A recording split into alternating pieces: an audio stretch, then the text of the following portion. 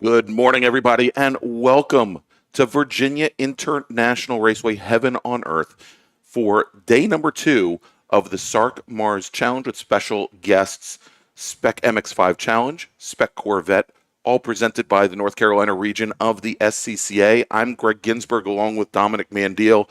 And Dominic, for day number 2, hashtag don't blame Greg. But for now, some beautiful weather here at VIR, and hopefully the weather will be the racing will be as beautiful as the weather is here. Absolutely, and talking to a number of the drivers last night at the conclusion of yesterday's events, they were very happy with how consistent the temperatures were. Even though the temperature did increase into the afternoon, they were happy to get dry running because a lot of the drivers, similar to some of the events that we've been able to follow, they've dealt with a lot of precipitation as well. So it was nice for once to have a clear and dry weekend. Yeah, yesterday, I mean, it was upper 60s, low 70s, practically no humidity, which for this time of year here, May, in Danville or Alton, Virginia, very, very odd, very strange. And we had a lot of really great races yesterday.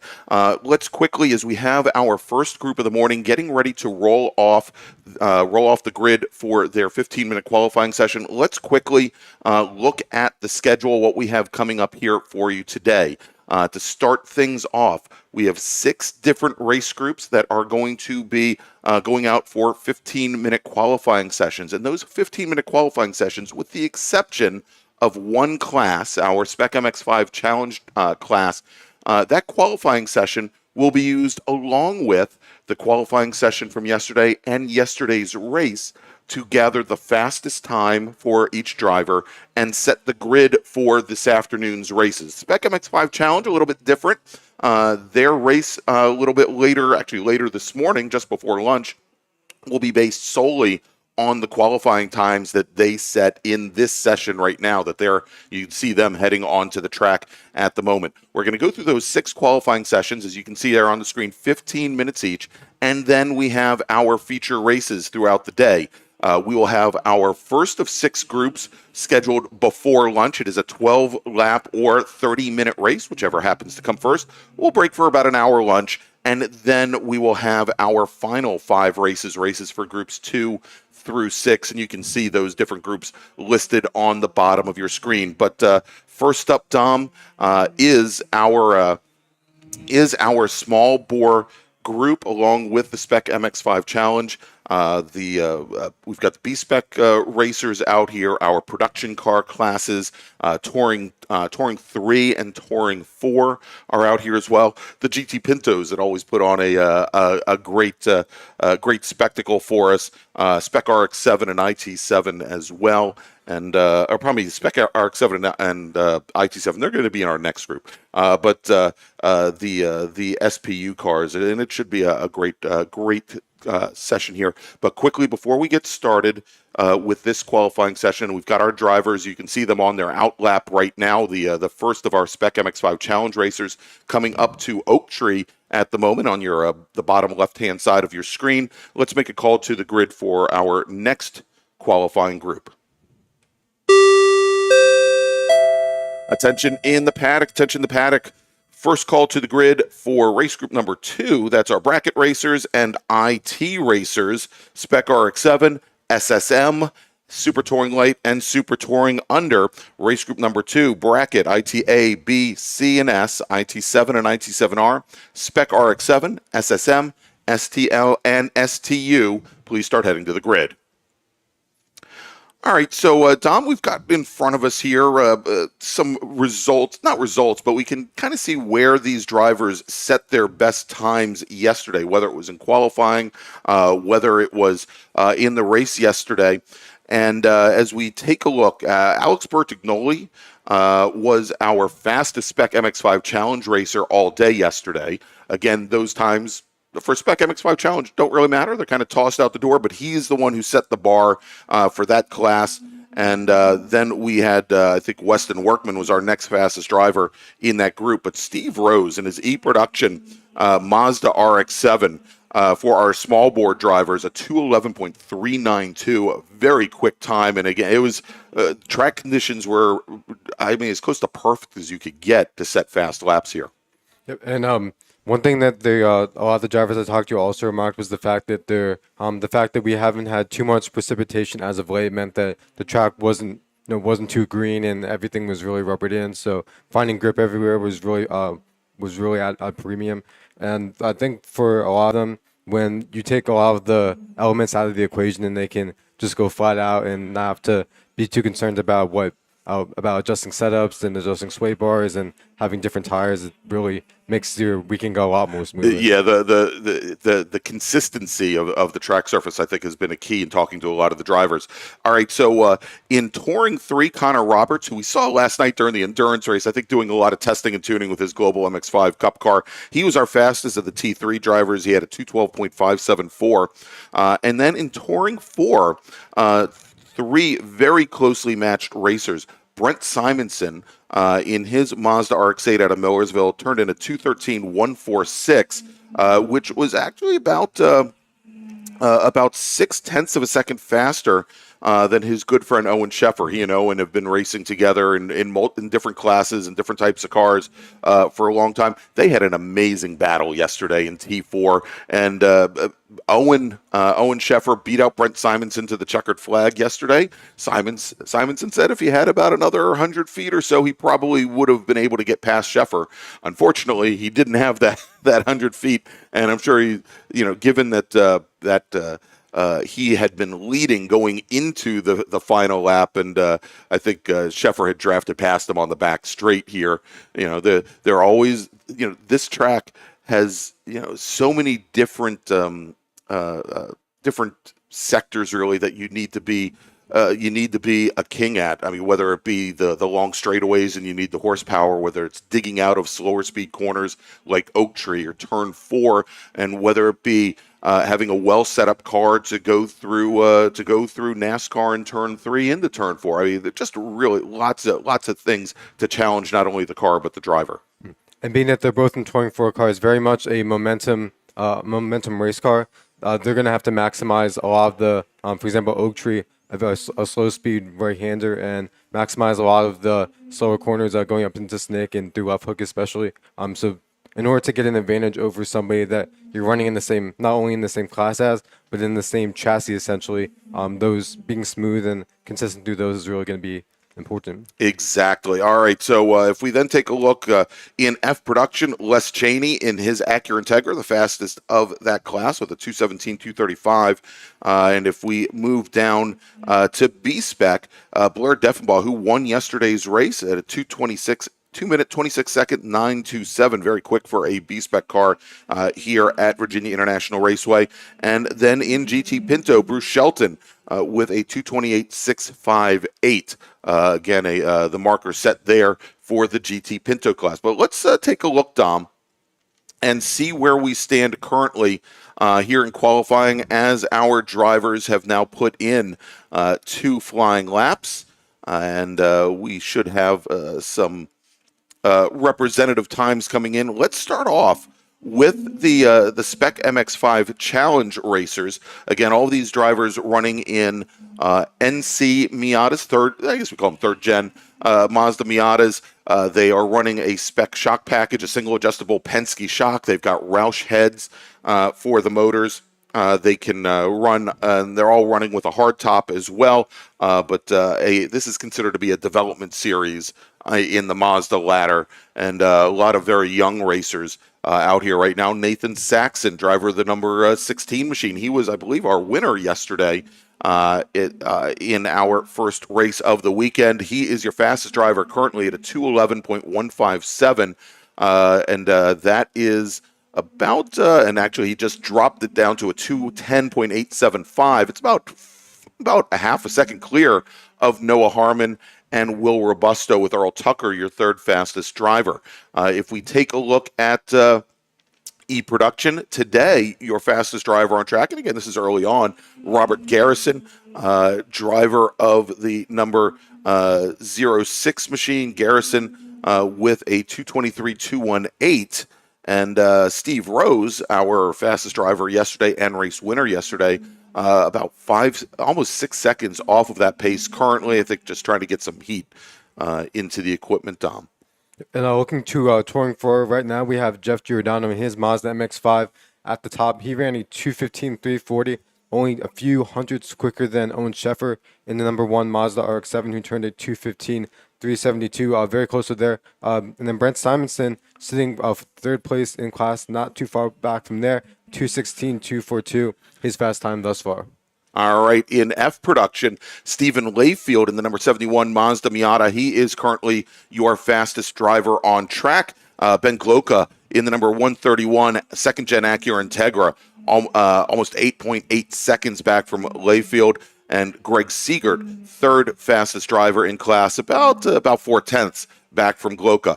If we look at GT Light, we have just a sole driver in the class. That is David Blaine. His time right now at 2:20.37. In GT Pinto, Bruce Shelton with a 3:20.88. That's 1.7 seconds clear of his only competitor, Drew Erie. In SPU, Sam Moore in his Volvo S40. Beautiful machine. I don't think Sam has put in a time yet. We'll have to see. I saw the car still in the paddock this morning. Don't know if he's put it on track. And in Touring 3, Connor Roberts with a 2:15.84 with Michael Brandt about 1.4 seconds off of that. Okay, guys, we're going through this qualifying, especially with our Spec MX-5 drivers. We can see big jump ups because someone might decide, two drivers might decide to work together for a lap to try to put in a flyer and move up the board. Alex Bergnoli is one of those drivers driving the number 4 car. He puts in a 2:11.403 this last lap to move up to third provisionally. All right, so let's take a look here. And actually, Dom, real quick, as we are now almost 11 minutes into this 15-minute qualifying session, let me make another call to the grid for our next group. Attention in the paddock. Attention in the paddock. Second call to the grid for race group number 2. That's our IT group with bracket racers, Spec RX-7, SSM, STL, and STU. ITA, ITB, ITC, ITS, IT7, and IT7R, bracket racers, Spec RX-7, SSM, STL, and STU. Race group number 2, please start heading up to the grid. Your qualifying session is next. Okay, while you were making that announcement, we did have a change-up for Touring 4. Brent Simonson goes to the front with a 2:14.984, puts about a tenth between himself and Owen Sheffer, moving Jeff Giordano back to third place. His fast time still sitting on a 2:15.3. All right, now remember since these lap times are also the qualifying for our race today for everything but Spec MX-5 Challenge based on fastest times from either of yesterday's sessions and also today's qualifying session. The bogey time in T4 is the time that Simonson set yesterday, that 2:13.106. So none of the T4 drivers have gotten to that point yet. So Simonson, he is the fastest driver on track currently, but he's got provisional pole at the moment here in T4. Based on that time from yesterday. And if we take a look at Touring 3, Connor Roberts in the Global MX-5 Cup car, the number 46 machine, yesterday, he ran a 2:12.574. He is well under that now, Dom, at a 2:11.293. Michael Brandt now 6 seconds off of Connor Roberts' times in the 53 car. And Brandt driving a BMW 330 Ci. If we go and take a look at GT Pinto, it is still Shelton and Erie. That has not changed. In F production, Stephen Layfield at a 2:24. Let's see if we can track down Layfield, who was our fastest driver yesterday in his Mazda Miata. Yesterday ran a 2:20.935, so not quite to where he was yesterday, actually about 5 seconds off. Our next F production driver yesterday was Greg Siegert, and Siegert ran a 2:24.275. And today he's at a 2:29, so he would be working based on his times from yesterday. Again, we'll see how this plays out. But I think this early, some of these drivers just not finding the times here, and it could be frankly, because it is a little bit early. A little bit early. It's a little cool, and I just roused these drivers out of bed with some rooster calls about a half hour ago. If we jump back over to Spec MX-5 Challenge, it is still Nathan Saxon, your fastest driver on track, with a 210.875. If the session were to end today, he would be your provisional pole sitter in Spec MX-5 Challenge. Noah Harmon would start on the outside of row number 1. Time of 2:11.348.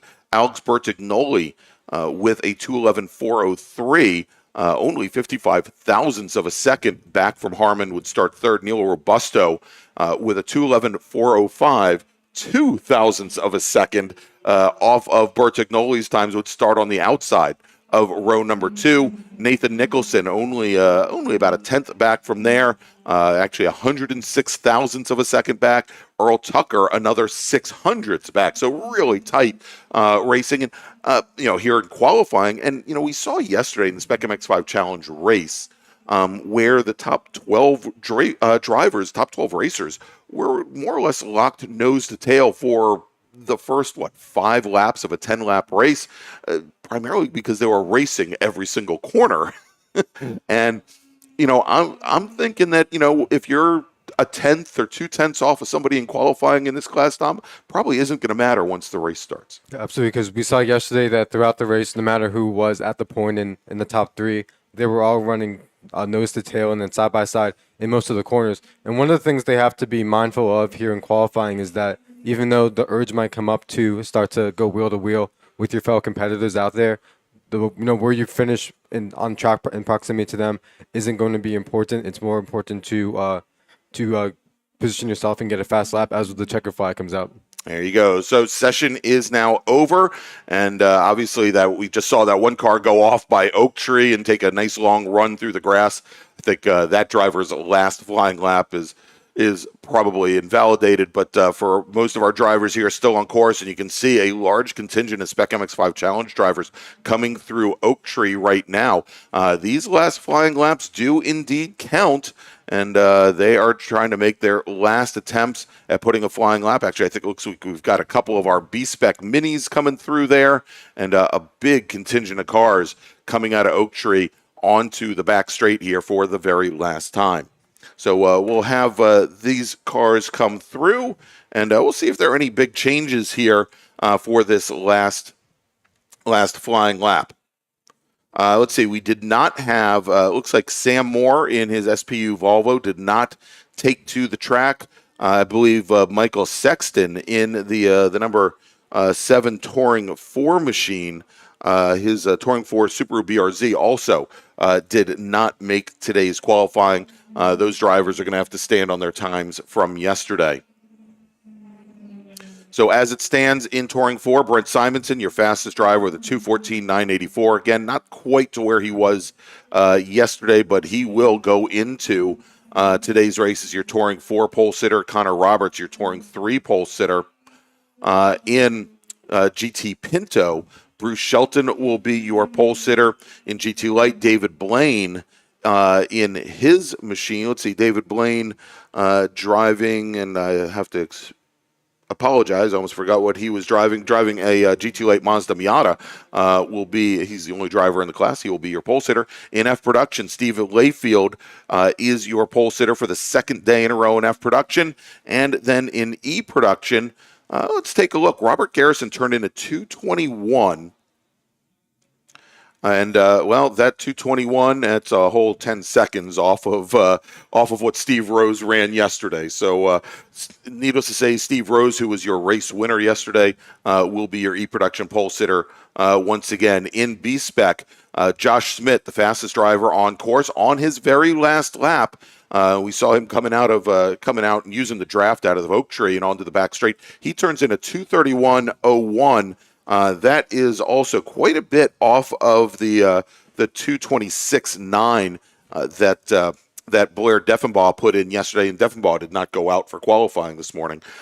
So Deffenbaugh should end up being your B-Spec pole sitter. And then finally in Spec MX-5 Challenge, Nathan Saxon finishes up with a 2:10.875 47 hundredths of a second clear of Noah Harmon. Alex Bertignoli, third fastest, 55 hundredths back from there. Then Will Robusto, 2,000ths back in fourth. Nathan Nicholson rounds out the top five with Earl Tucker, Don Squirick, Weston Workman, Jarrett Jones, Reed Sweeney, your top 10 drivers here in qualifying today. Yes, Tom. And Greg, on the last lap here, Connor Roberts did put in a 2:10.464 in his 23 Mazda MX-5 Cup car. So he's actually going to be, and because his time was better than about 2 seconds quicker than what he put down yesterday, he's actually going to lead this field to green once we have our races. And so he will start ahead of yesterday in that second group, in that small bore group. We had Owen Sheffer and we had the production racer Steve Rose on the front row. So that's going to move the T3 car up into the T3 Global MX-5 Cup car up to the front row for our second group, as we're going to have a split start again today with all the Spec MX-5 Challenge cars behind a pace car, and then our other racers behind a second pace car. But Dom, let's do this. We're going to take a quick little break. Our next qualifying session, let's make a call for them, actually. Final call to the grid for race group number 2, bracket racers, IT racers, super touring racers, IT7, IT7R, Spec RX7, and SSM. Please head to the grid. Race group number 2, this is your final car to the grid. Bracket racers, IT racers, Spec RX7, SSM, STL, and STU. Please head to the grid. So we're going to take a little break. We're going to get set up for that race, and we'll be back here in just a few moments with more action from Virginia International Raceway in the 2023 SARRC MARRS Challenge presented by the North Carolina region of the SCCA. We'll be right back. The official track photographer of the North Carolina region of the SCCA is Trad's Photos. Trad covers many of the biggest events here at VIR, at Road Atlanta, Carolina Motorsports Park, NCM, and at AMP. In addition to the SCCA, Trad covers racing for ALS, the Peach State Porsche Club, PCA Club Racing, J-Zilla Track Days, MVP Track Days, Carolina Mustang Club, and many more. To see Trad's work online, visit tradsphotos.com or on Instagram and Facebook at Trads And to have Trad shoot for you, text them at 980-395-1116. The North Carolina region of the SCCA is a strong supporter of our youth and their future, with the NCR Scholarship Program providing financial assistance to graduating high school seniors in the North Carolina and Virginia counties within NCR's territory. This year, the program will award scholarships to 5 lucky recipients, and your contribution will help us with our goal of telling high school students in the area about the SCCA and helping those students pay for their additional education after high school.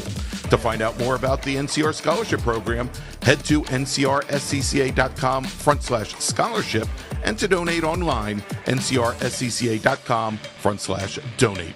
Or, if you prefer to pay by check, please make the check payable to NCR-SCCA SP and mail it to the address on screen.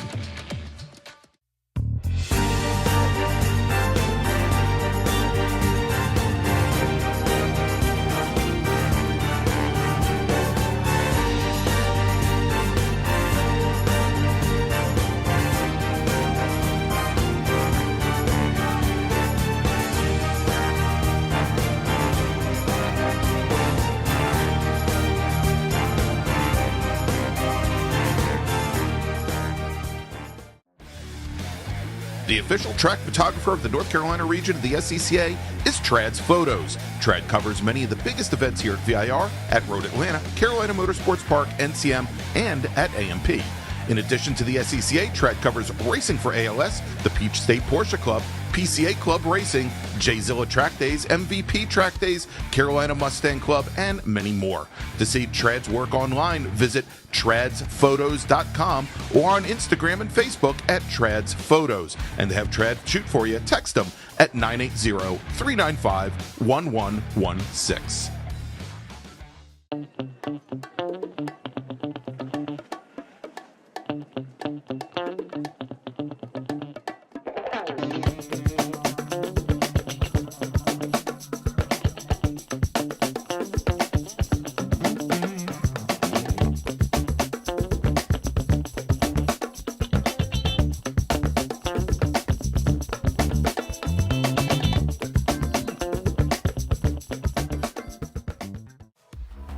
Racing for ALS utilizes high-performance driving events to build ALS awareness and to battle ALS head-on with a triple target funding model that supports focused pharma research, no placebo clinical trials, and providing assistance to individual ALS patients in need.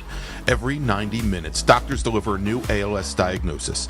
ALS is a progressive and fatal neurodegenerative disease that destroys motor neurons, eventuating muscle weakness, paralysis, and difficulty breathing and swallowing. Most ALS sufferers live just 2 to 5 years after diagnosis, and every 90 minutes, ALS claims another soul. Racing for ALS believes ALS is not an incurable disease, it's just an underfunded one. Our mission is to raise awareness and direct funds to speed a cure. To help find a cure, please go to racingforals.com/donate and make sure to join us at our next event.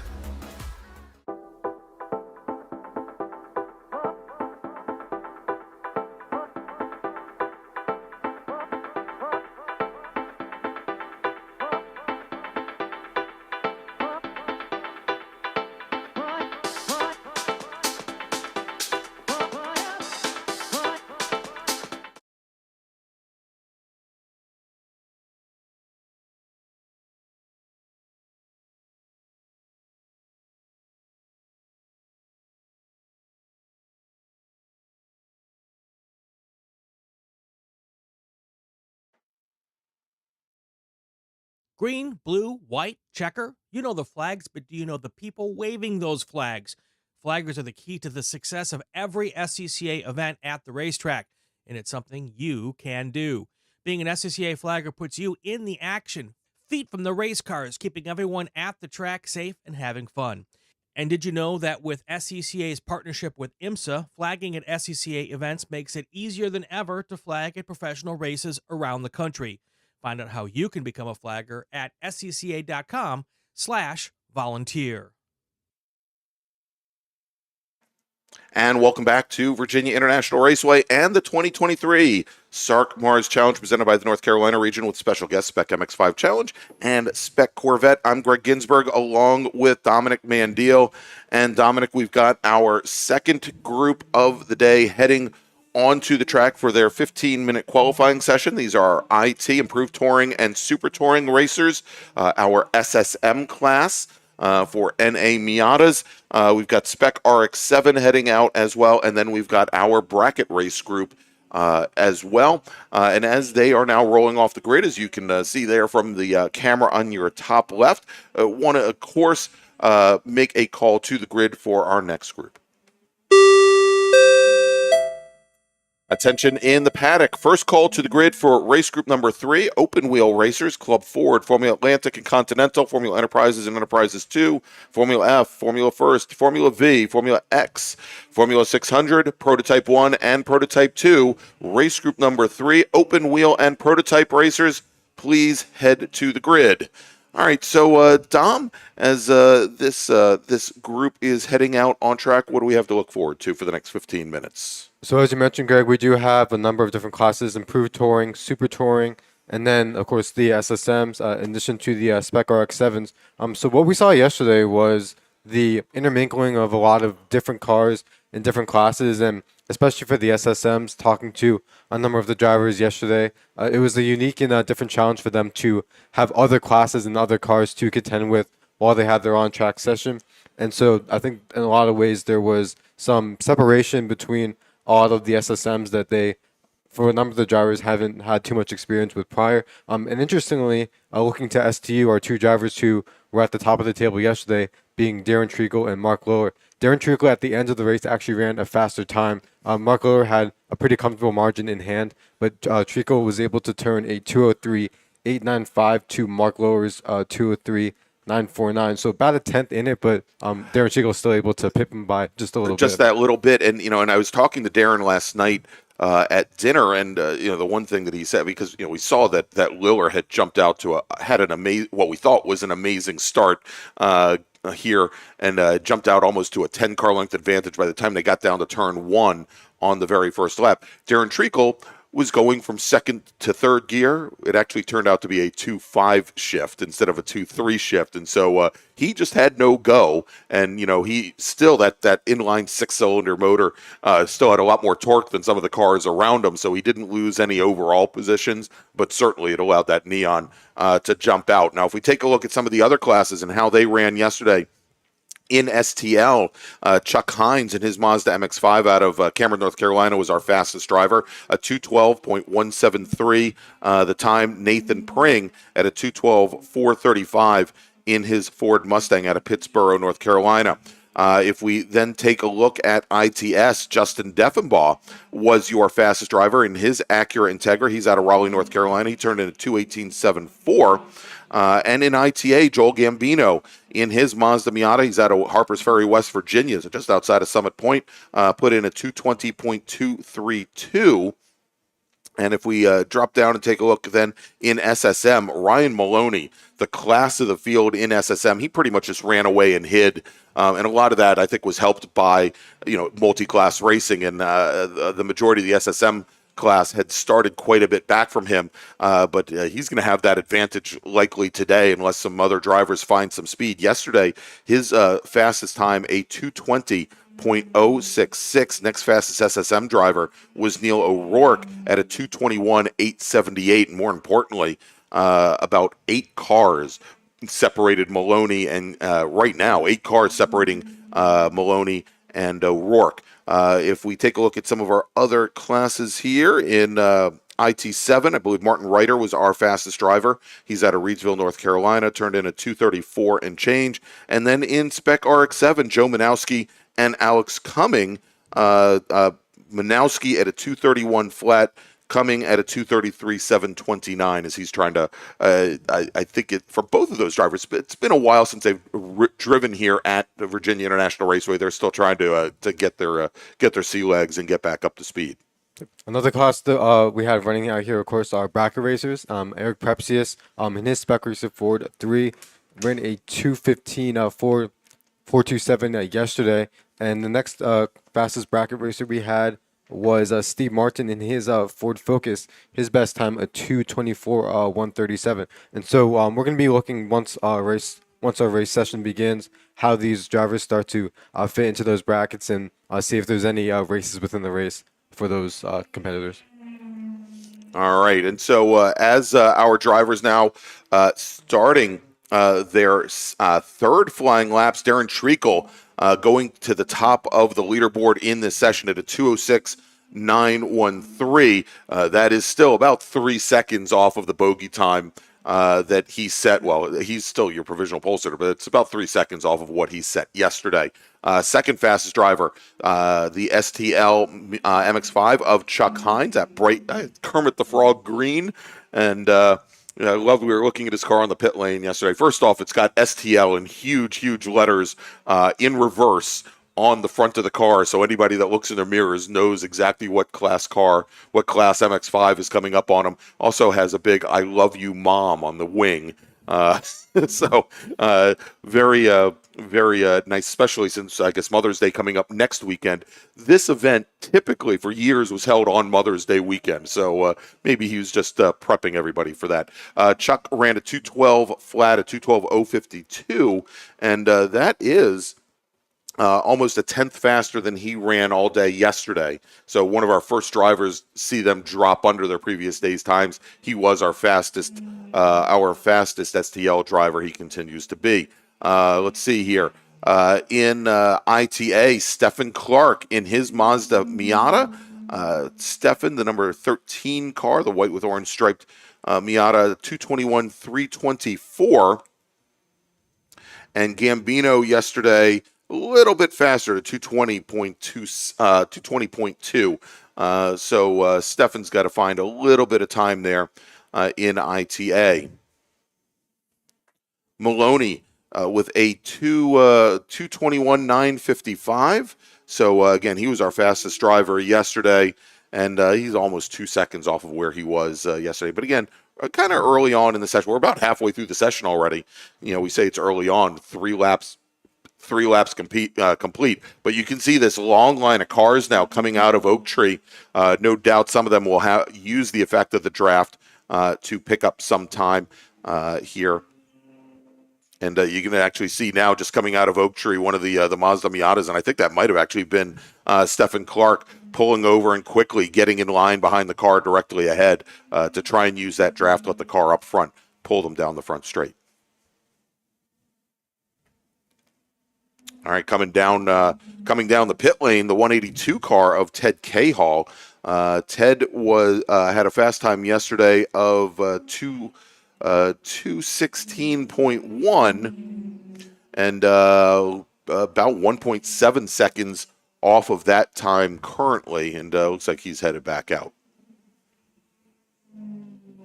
And as they came by our announce booth here, we had Ryan Maloney, our current fastest driver in SSM, working together with one of the Flat Out Motorsports Miatas, and that was the 90 of Zach Ehrlich. So Maloney using despite being an out-of-class car, some additional drafting help to help him get quicker. And likely a car that has more horsepower that can actually pull him along, and an advantage that these SSM racers don't have when they race at Summit Point Raceway and as part of the MARRS series, where they do have their own race group. So Maloney using the tools that are made available to him. Real quick, Dom, let's make another call to the grid for our next group. Attention in the paddock. First call to the grid for race group number 3, our open wheel and prototype group. Again, race group number 3, please start heading to the grid. All right, so we are about 9.5 minutes into this 15-minute qualifying session. Again, we're going to have qualifying sessions for our 6 race groups today. We are planning to have the very first feature race of the day before we break for lunch. So definitely stick around with us here, and we'll give you an update here time-wise on when the remainder of our races, our 5 remaining races, will take place this afternoon. Darren Treacle, looks like he's cooling the car down just a little bit here, Dom, as Treacle puts in a 2:04.843, still a full second off of where he was yesterday, but last lap definitely a bit off of the pace. He put in a 2:12. Looks like he was cooling down the equipment a little bit. Chuck Hines at a 2:11.962, the fastest of our STL drivers, and still about 0.8 of a second off of where he was yesterday. Great run from Rodney King. Rodney in the number 141 machine. He's out of Wake Forest, North Carolina, driving a BMW M3. Yesterday he turned in a 2:13.710, and I say a great run, but Rodney King might be Mr. Consistency here. Throws down a 2:13.669. So he is all of a couple hundredths of a second off of his time from yesterday. But to the good, that is, a little bit faster than he ran yesterday. In ITR, we've got Matthew Fritz out, and I don't remember Matthew running in ITR yesterday. Let's take a look through the order. No, I don't see Matthew Fritz. He is driving. Let's see what machine he's in. Actually, I don't have the machine. What machine he's in? But he ran a 2:20.137. Just a touch faster than our fastest ITA car. Still Stephen Clark at a 2:20.221. And that, for now, I believe, Dom, would put Stefan on pole for ITA. Joel Gambino yesterday ran a 2:20.232, so the 2:20.221 from Stephen Clark. That is your new provisional pole time for ITA.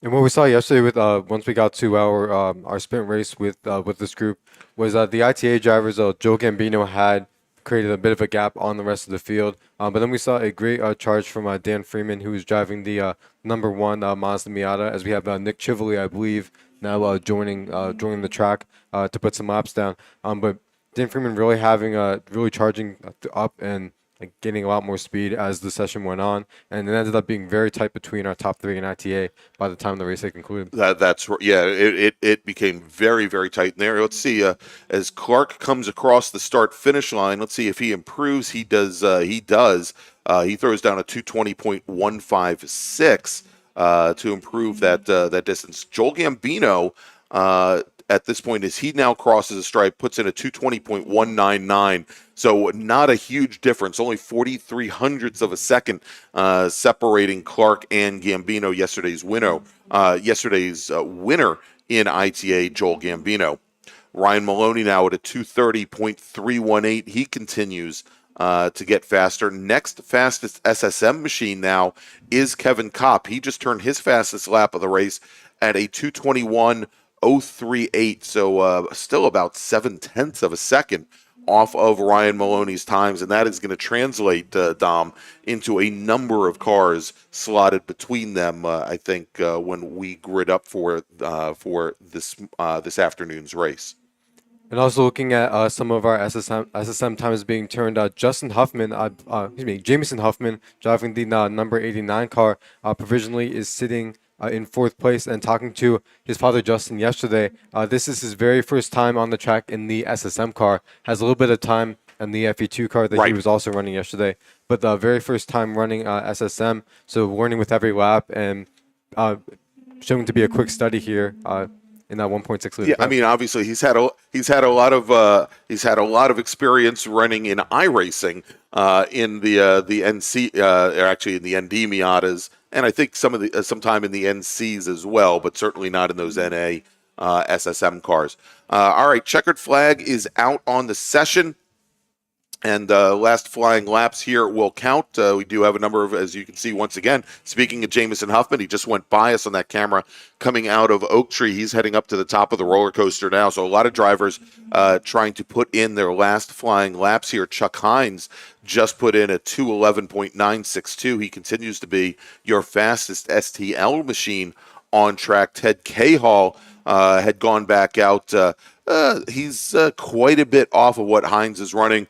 Ted Cahall, our third fastest STL car. He just turned in his fastest at a 217.7, but that is still behind not only Chuck Hines, but Neil Goldner as well. Goldner at a 216.876. If we take a look at ITA, it is still Stephen Clark. He drops his best time down to a 219.888.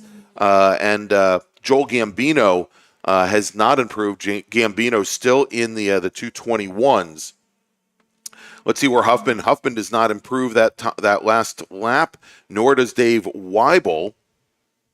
And looking to see if any of our SSM drivers have improved. Neil O'Rourke crosses stripe. He puts in a 229, so he does not improve on his 6th and final lap.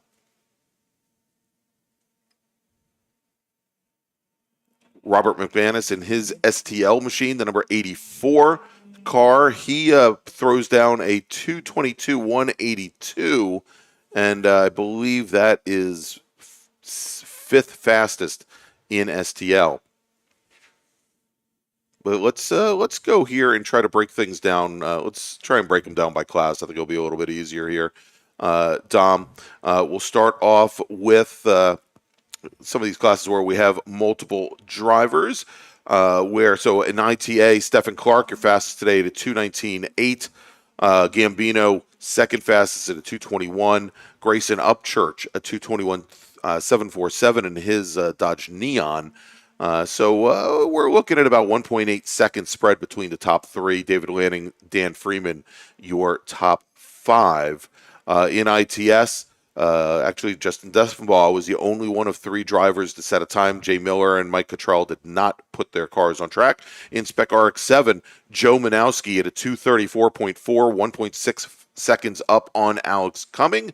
In SSM, As we said, Ryan Maloney for the second day in a row, your fastest driver on course at a 220.04. Kevin Kopp, a 221.0, with Neil O'Rourke third fastest at a 229 and change. And it looks like our timing and scoring folks have switched everything over for us now. So give me a second, and I will go back and pull up now our times another way.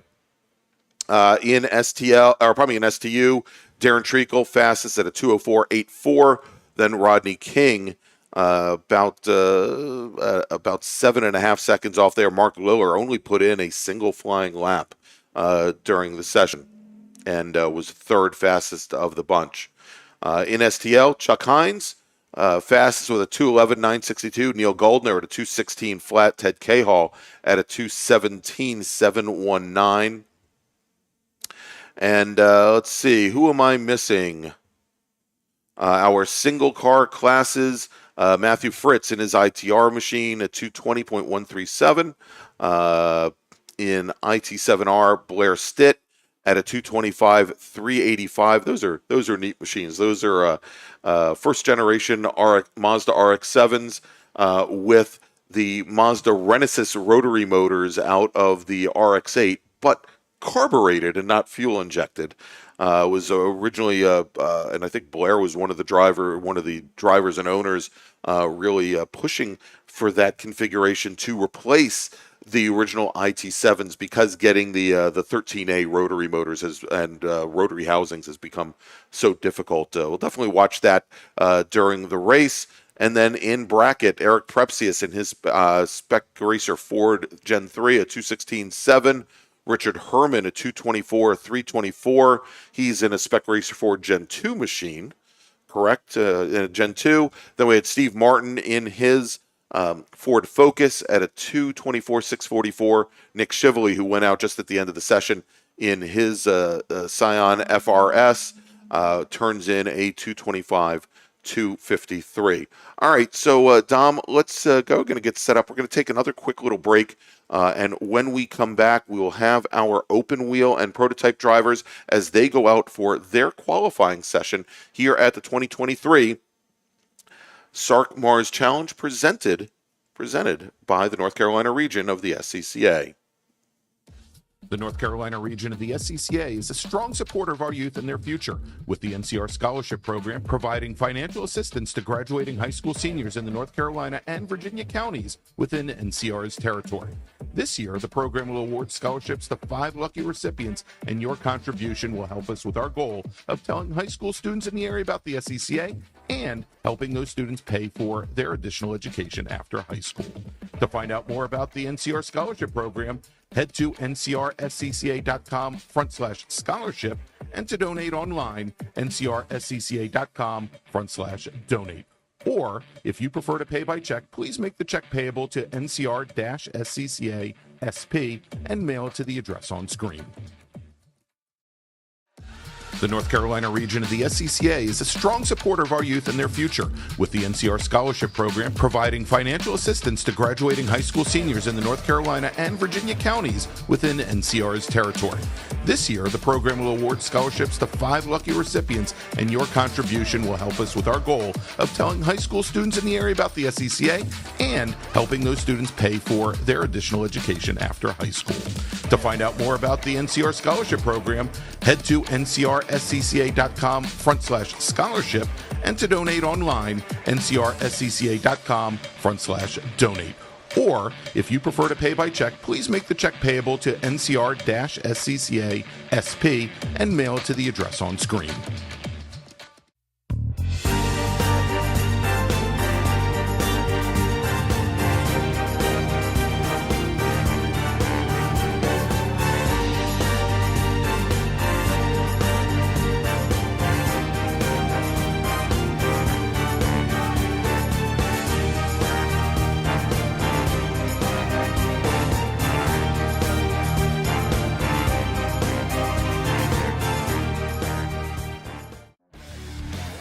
The official track photographer of the North Carolina region of the SCCA is Trad's Photos. Trad covers many of the biggest events here at VIR, at Road Atlanta, Carolina Motorsports Park, NCM, and at AMP.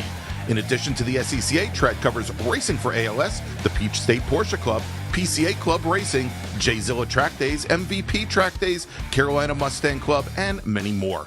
To see Trad's work online, visit tradsphotos.com or on Instagram and Facebook at Trad's Photos. And to have Trad shoot for you, text them at 980-395-1116.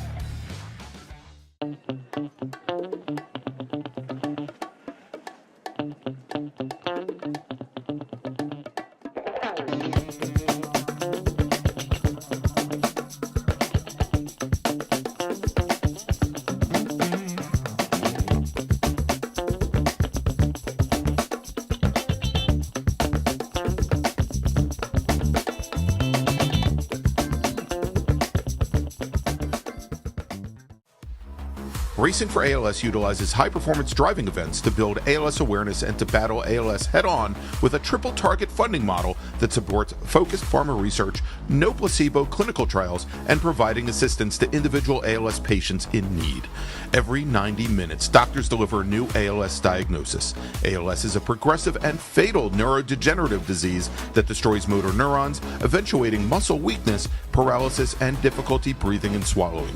Most ALS sufferers live just 2 to 5 years after diagnosis, and every 90 minutes, ALS claims another soul. Racing for ALS believes ALS is not an incurable disease, it's just an underfunded one. Our mission is to raise awareness and direct funds to speed a cure. To help find a cure, please go to racingforals.com/donate and make sure to join us at our next event.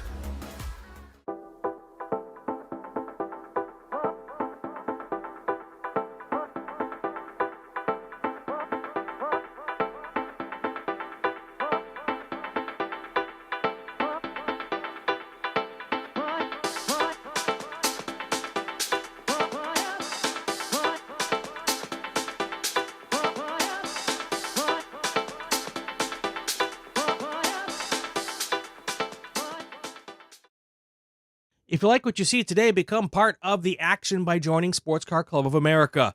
Whether you want to drive, flag, or just have fun with cars, SCCA membership opens the door to all kinds of motorsports to feed your obsession, along with 65,000 like-minded members ready to be friends. Ask someone trackside how to get involved or visit scca.com for more information.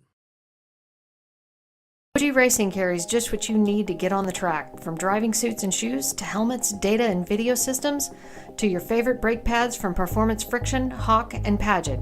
OG Racing has built its reputation during the last 22 years by providing the best customer service in the motorsports business, and their depth of inventory is second to none when it comes to safety equipment. That's why OG Racing has been the highest volume Sparco dealer for 17 years. Come visit their 12,000 square foot showroom and warehouse located in Sterling, Virginia. Call them at 1-800-934-9112 or order online at ogracing.com.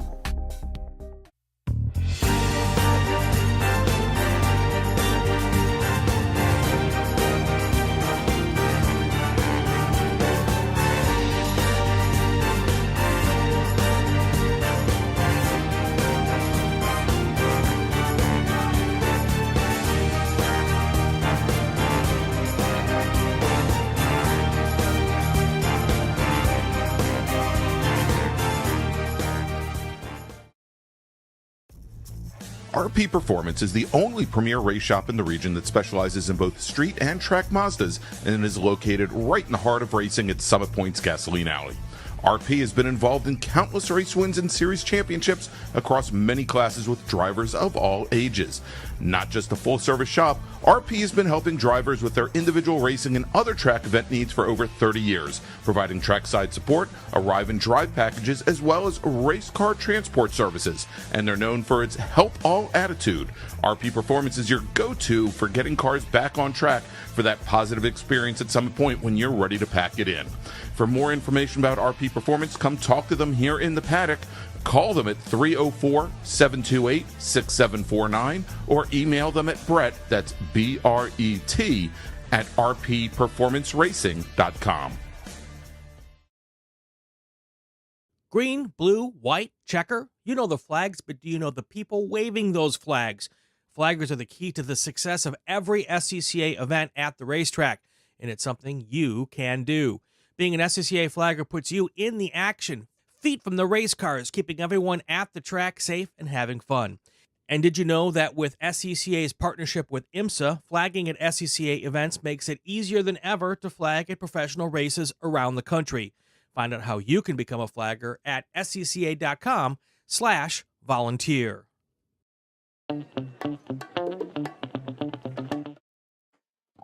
And welcome back to Virginia International Raceway for the 2023 edition of the SARRC MARRS Challenge presented by the North Carolina region of the SCCA. I'm Greg Ginsberg along with Dominic Mandiel.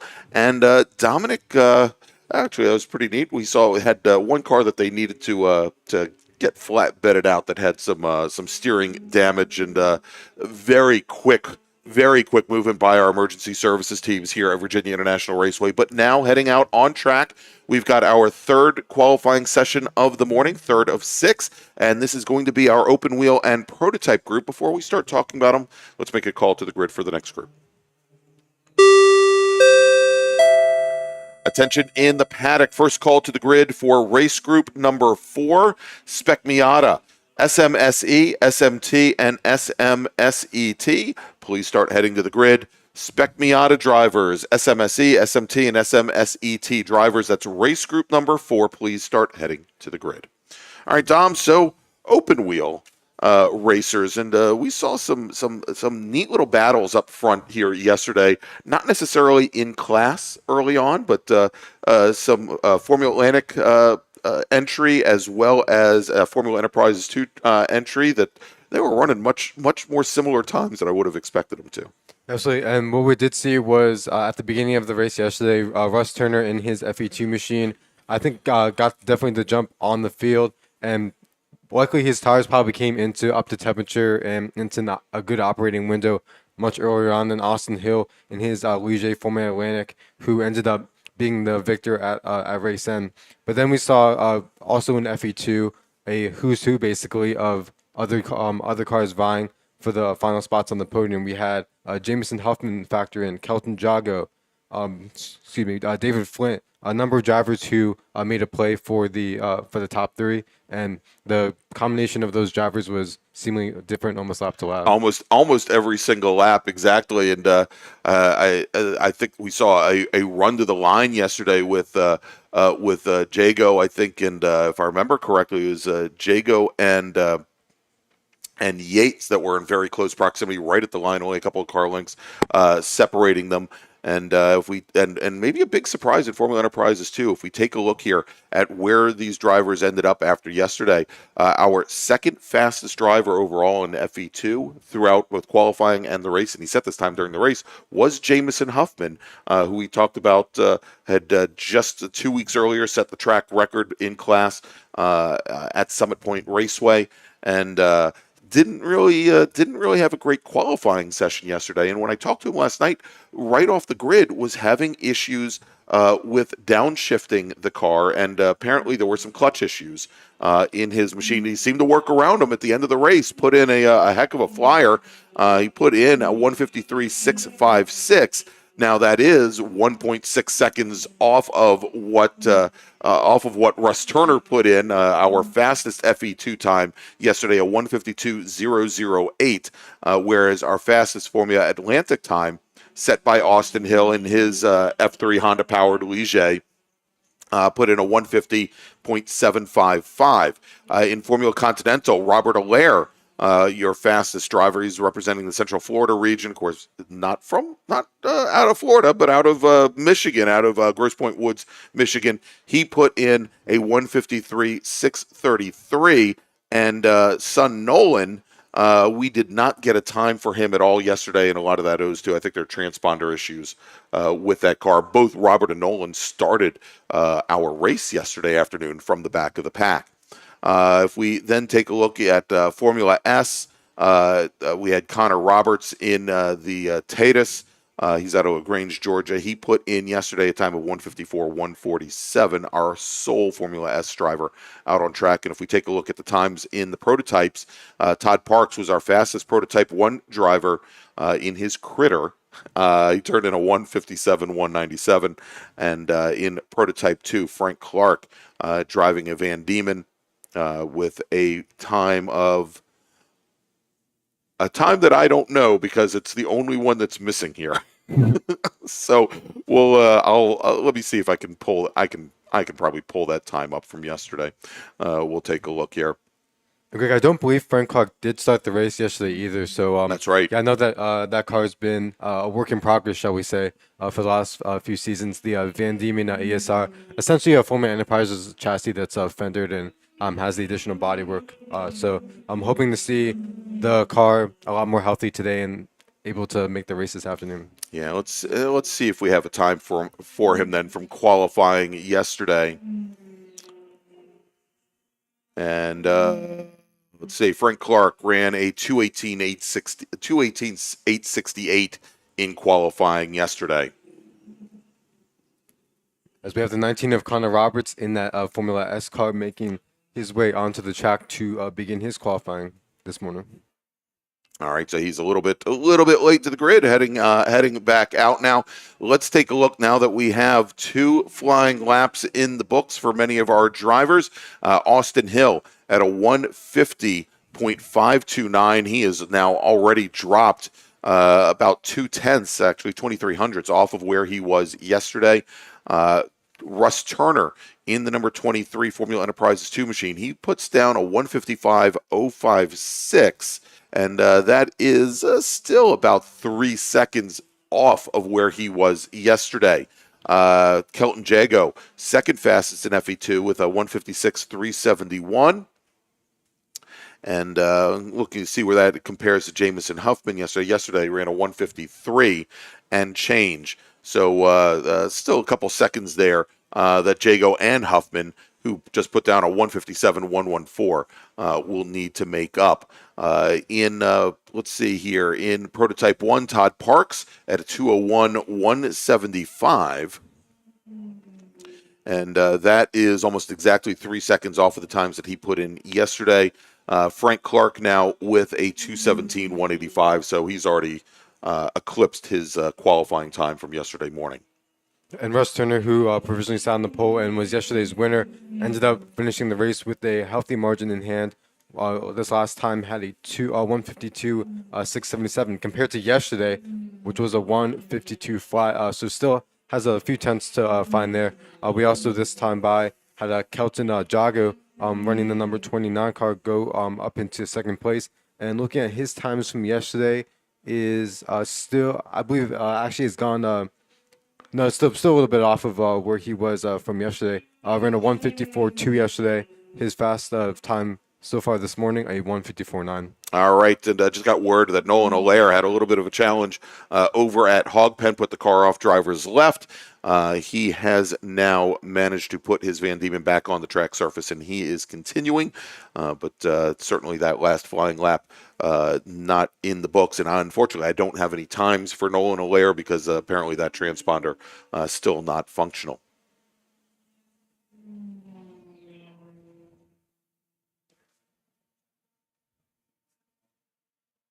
Okay, what we saw yesterday, and I think this holds true for the majority of our open wheel classes, and that's that these tires that they use, probably some of the purest slick tires that we're going to be seeing throughout the weekend, they really need to be in a specific operating window, and temperature influences that very much. So a lot of these drivers at the beginning of the session will be definitely trying to take it easy to allow those tires and also the brakes to come up to a temperature where they can push and try to put it in the flyer, because we've seen the consequences of drivers who try to put the throttle down and try to get in their hot laps really early and not having everything fully woken up yet.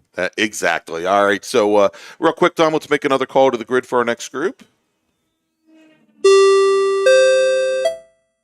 Attention in the paddock. Attention in the paddock. Second call to the grid for race group number 4. That's Spec Miata, SMSE, SMT, and SMSET. If you could please start heading to the grid Race group number 4, SM, SMSE, SMT, SMSET. You know, that all starts to roll off the tongue somehow.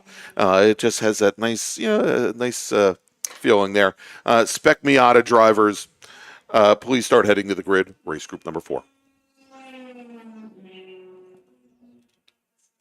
All right, Austin Hill just resets fastest time of the session at a 1:49.779, almost a full second faster than he ran yesterday. Connor Roberts improves in his Formula S. He puts down a 1:54.491. And again, based on his times from yesterday, Connor had run a 1:54.147. So still about 0.3 of a second off of his times from yesterday. Kelton Jago, our second fastest Formula Enterprise 2 driver behind Russ Turner. Russ Turner with a 1:52.99. We'll just call it a 1:53. So he's Turner about a full second off of where he was yesterday. Jago with a 1:55.443.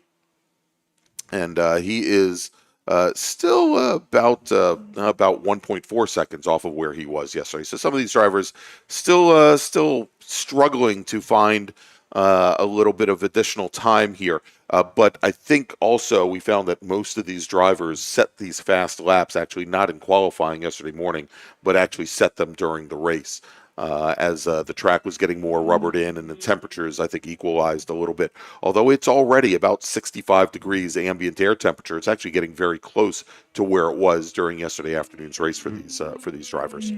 I think, Greg, what you also find is that even though your incentive during the race is to be battling the cars that you're close to on track, sometimes just from pushing your car and trying to get alongside and make a battle with the drivers that you're racing, you end up with, unconsciously, subconsciously sometimes running a fastest lap. Sometimes I know that sometimes my fastest laps of the weekend have been during the race session, and that's because I have rabbits to chase, I have people I want to stay in front of, and so you turn up the wick just a little bit when you have people that you're racing with. Exactly, especially if as we see some of these Formula cars there, and you can see them now as they're coming out of Oak Tree, for example, or going up through the S's where they are all by themselves. They don't have, the next car ahead of them is 500 feet to 1,200 feet up the road.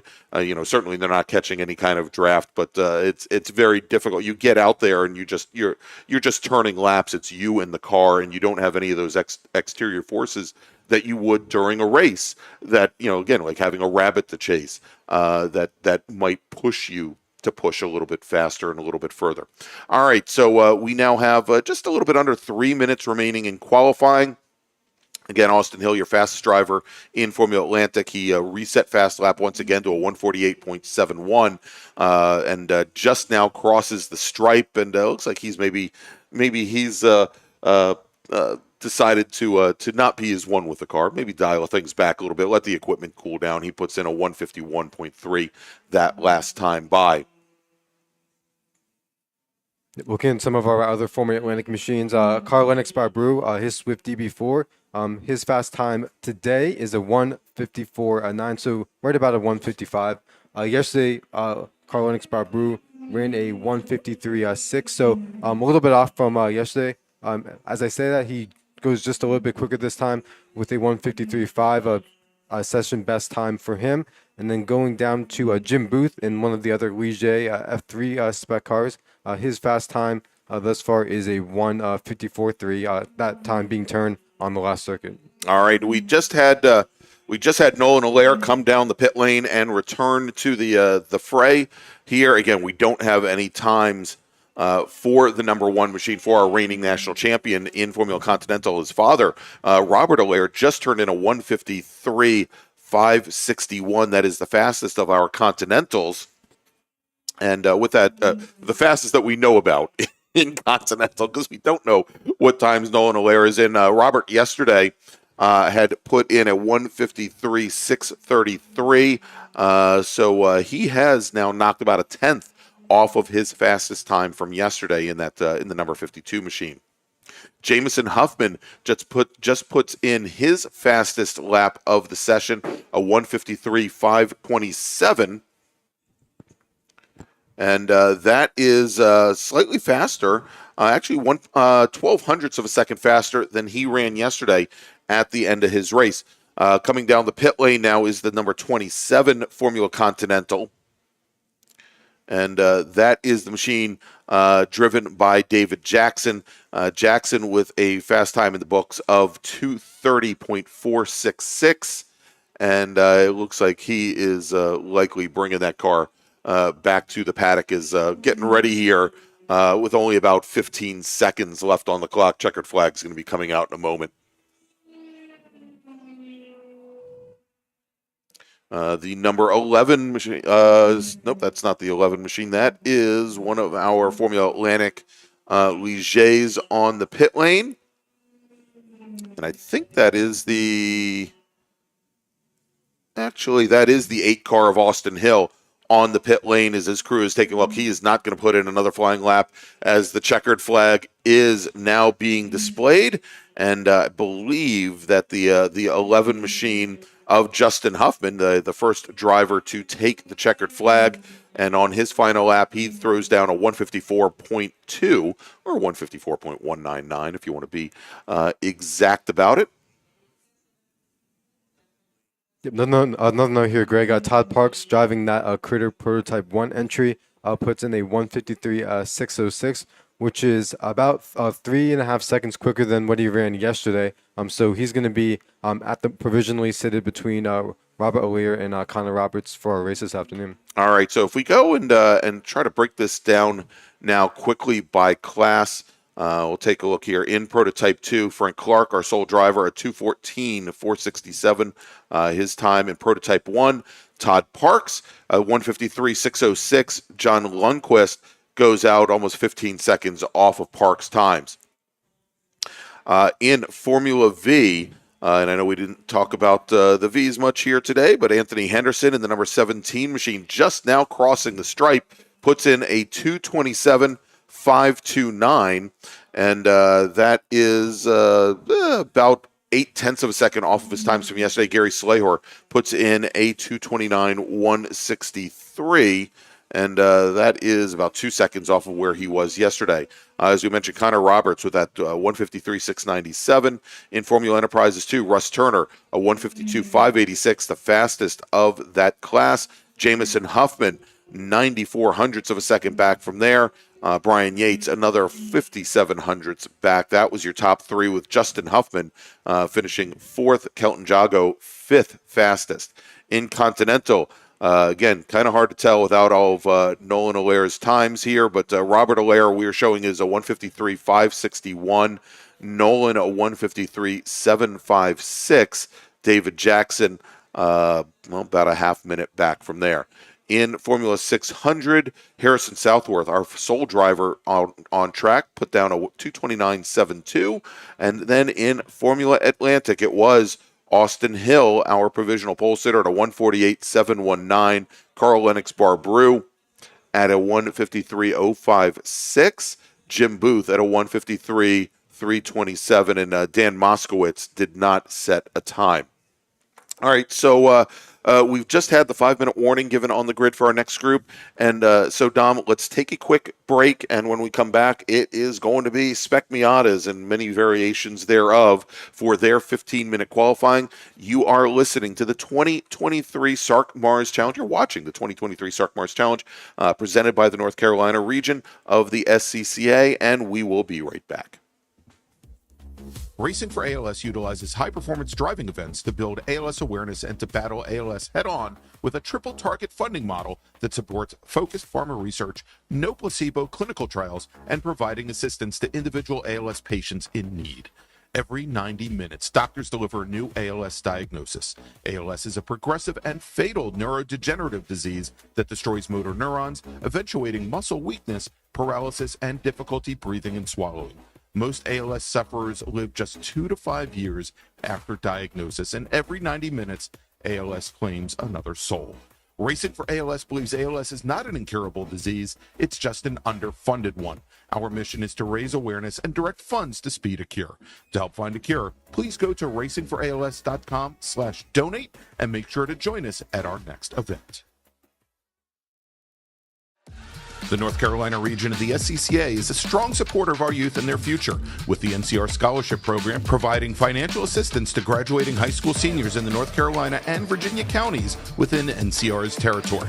This year, the program will award scholarships to 5 lucky recipients, and your contribution will help us with our goal of telling high school students in the area about the SCCA and helping those students pay for their additional education after high school. To find out more about the NCR Scholarship Program, head to ncrscca.com/scholarship, and to donate online, ncrscca.com/donate. Or, if you prefer to pay by check, please make the check payable to NCR-SCCA SP and mail it to the address on screen.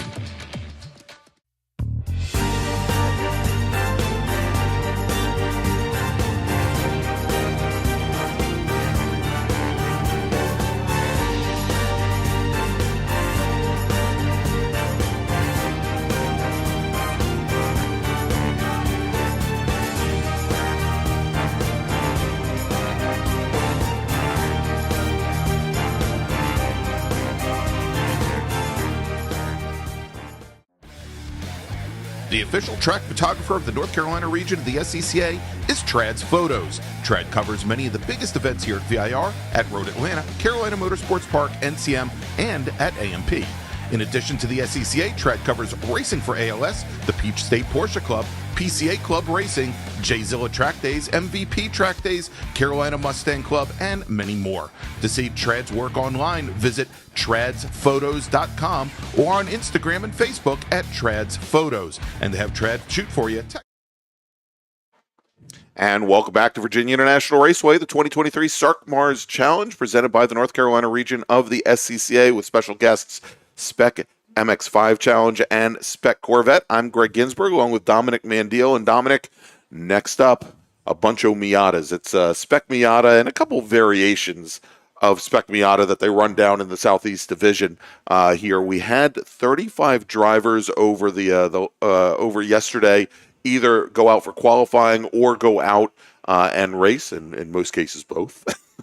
And they're rolling off the grid right now. You can see them there in that top left corner of your screen for their 15-minute qualifying session. Before we start talking about Spec Miata, though, let's make a call to the grid for our next group. Attention, in the paddock, first call to the grid for race group number 5. That's Spec Racer Ford Gen 3. If you can please start heading to the grid. Spec Racer Ford Gen 3 drivers, please start heading to the grid. Your qualifying session is next. All right, so Dom, let's take a look and see how we finished up the day in Spec Miata. So yesterday, what we had was Junior Brock, who ended up being yesterday's winner. His fast time yesterday was at 2:16.9, and that was about a tenth quicker than Rob Hines in the 4 car, who had a 2:17 flat. Back from there, his teammate at East Street Racing, Nick Bruni, driving car number 1 as the reigning national champion.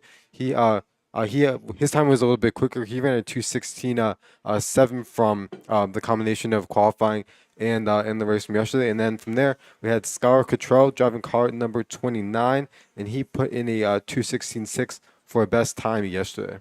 That's right. And just outside of the top 5, Eric Gerchak putting in a 2:17.117. Now, Gerchak had a very good early part of this race, fell off and fell back, I think, to 11th or 12th place to finish out the battle. But very, very quick here at Virginia International Raceway. Now, if we talk a little bit about that race, it was a great 3-car battle for all 10 laps. Skip Brock Jr., Robbie Hines, and then also Nick Bruni swapping positions many times up at the top of the roller coaster. And in the case of the very last lap, I think Hines was actually leading the group coming up to turn 14. And as they started to roll down the hill, Skip Brock Jr. was able to get ahead, actually not on the roller coaster, but was able to draft by here on the front straight for the very last time. And again, a great fight to watch, a very clean, close racing. With 2 national champions, or one a current national champion, one a former national champion, and then Skip Brock, who had just come off some great finishes on the Super Tour earlier this season. And one of the other things I think to keep in mind here, Greg, is looking at our top 4 here. We have Skip Brock Jr. and Skylar Cho, as they're listed here on our sheet, both representing OPM Autosports out of the Southeast, and then with Rob Hines and Nick Bruni representing East Street Racing. So we have 4 drivers and 2 different teams they're representing. We'll see if any sort of team strategy is executed on either end, if all those 4 cars can stay in contention and stay close as they were yesterday.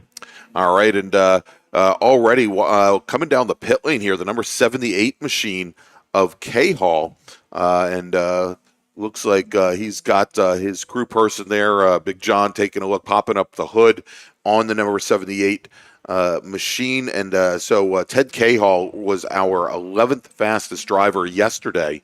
And currently he is, it looks like he's got some issues going on under the hood here. We'll see if he can make it out and set a time.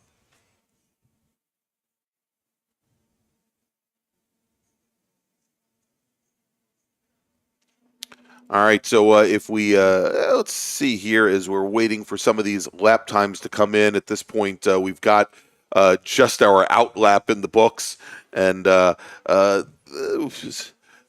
out lap champion, Mark Sr., driving his SM SET, sitting up at the top of the order. Mark actually one of the officials here with the North Carolina region of the SCCA, many times works as race chair for their events. Good to see him out on course and racing this weekend. I see him many times at North Carolina region time trials events. But again, good to see him out on track running in SMSET, although I believe he was the sole SMSET driver out here this weekend. Let me double check that. Yeah, I believe he is the only one. As looks like we did have a car go off over at turn 11. That is the turn preceding Oak Tree, and it was the 19 car that had gone off. And I'm trying to get the 19. Which car is number 19, Dom? I don't see a 19. I have a 29. I have an 18. Well, I'm on the scavenger hunt myself. Yeah, so. I don't see a 19. We'll try and pick out who that may be.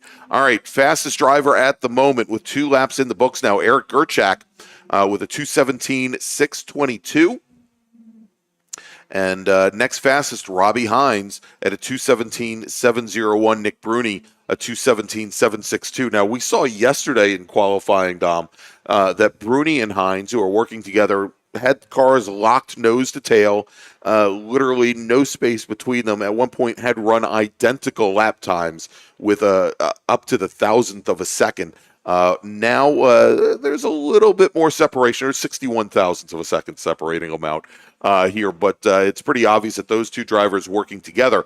The last time by, though, Gerchak, he may have had the whiffs of a draft, but he's not locked in with another driver, much like Hines and Bruni are. Skylar Cottrell, 4th fastest, and he is only 0.08 of a second off of Nick Bruni's times. Skip Brock Jr., 5th fastest. But, I mean, that's great to see where they are in relation to one another. What we really need to do is see where they are in relation to times from yesterday and see how they stand. Right now, all of those racers are off of Gerchak right now with his fast time of 2:17.6. Would only be good for 5th position right now. So we'll wait a couple laps as those drivers try to get some more heat into those SM 7.5 Hoosiers and hopefully pick up a little bit of time. And Greg, you spoke about Eric Gerchak in yesterday's race falling a little bit off the pace, losing touch with that lead pack. And having been on the track racing in Spec Miata myself, I know that once you do lose that draft, it's very, very challenging to find someone to find the pace and find the form to catch back up. It's not an insurmountable challenge, but you really have to keep pushing and make sure that you're not making any mistakes while you're trying to find that additional raw pace. Exactly. All right. So as we are now just about halfway through this qualifying session, and we can see once again, Bruni and Hines locked nose to tail, and they now go to the top of the leaderboard in the session, 71 thousandths apart, with Bruni turning into 2:16.493, and that is now good for pole. That is just about a half a second faster than Skip Brock Jr. ran yesterday. Hines, 71 thousandths of a second off at a 2:16.564. Gerchak now at a 2:16.763. That would not be enough for Gerchak to leapfrog Skip Brock's times from yesterday. However, so we'll keep looking at that. So right now, Gerchak fourth and Skylar Cottrell here on track. But now that we're about halfway through the session, let me make another call to the grid for our next group.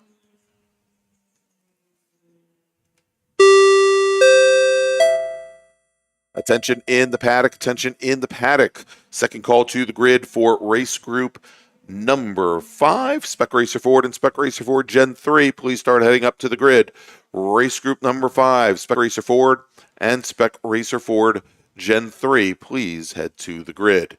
And Dom, it looks like we've got the Zach Ehrlich fan club back out again today on YouTube as they are watching after their favorite driver, and Russ Lundberg, who is definitely I thought Meathead Mike Collins was an early riser, but Russ Lundberg is out in Washington State. He's cheering on OPM Autosports from afar, and I think Russ, correct me if I'm wrong, used to flag and work Atlanta way in that general part of the country. You can chime in on the chat if you wish. Okay, we just had the 78 of Ted Kale come down the pit lane once again. I think this time I might just take it back to the paddock. So perhaps having some gremlins early on with that car. As another notable here, Antonio Abram, who turned in the 6th fastest time yesterday. That was a 2:18.5. Goes about a second quicker. Still holds on to that 6th position with a 2:17.4. As we have our top 4 in the standings right now, making their way across the line. Nick Bruni goes purple once again. Has turns in a 2:16.431. Rob Hines at the moment is sitting back only 1/1000th of a second at a 2:16.432. So not quite identical like yesterday, but about as virtually as close as you can without being tied. And then Eric Gerchik in the 21 car jumps both Skylar Cottrell and Junior Brock and puts in a 2:16.5 to sit about a 10th back from our top 2.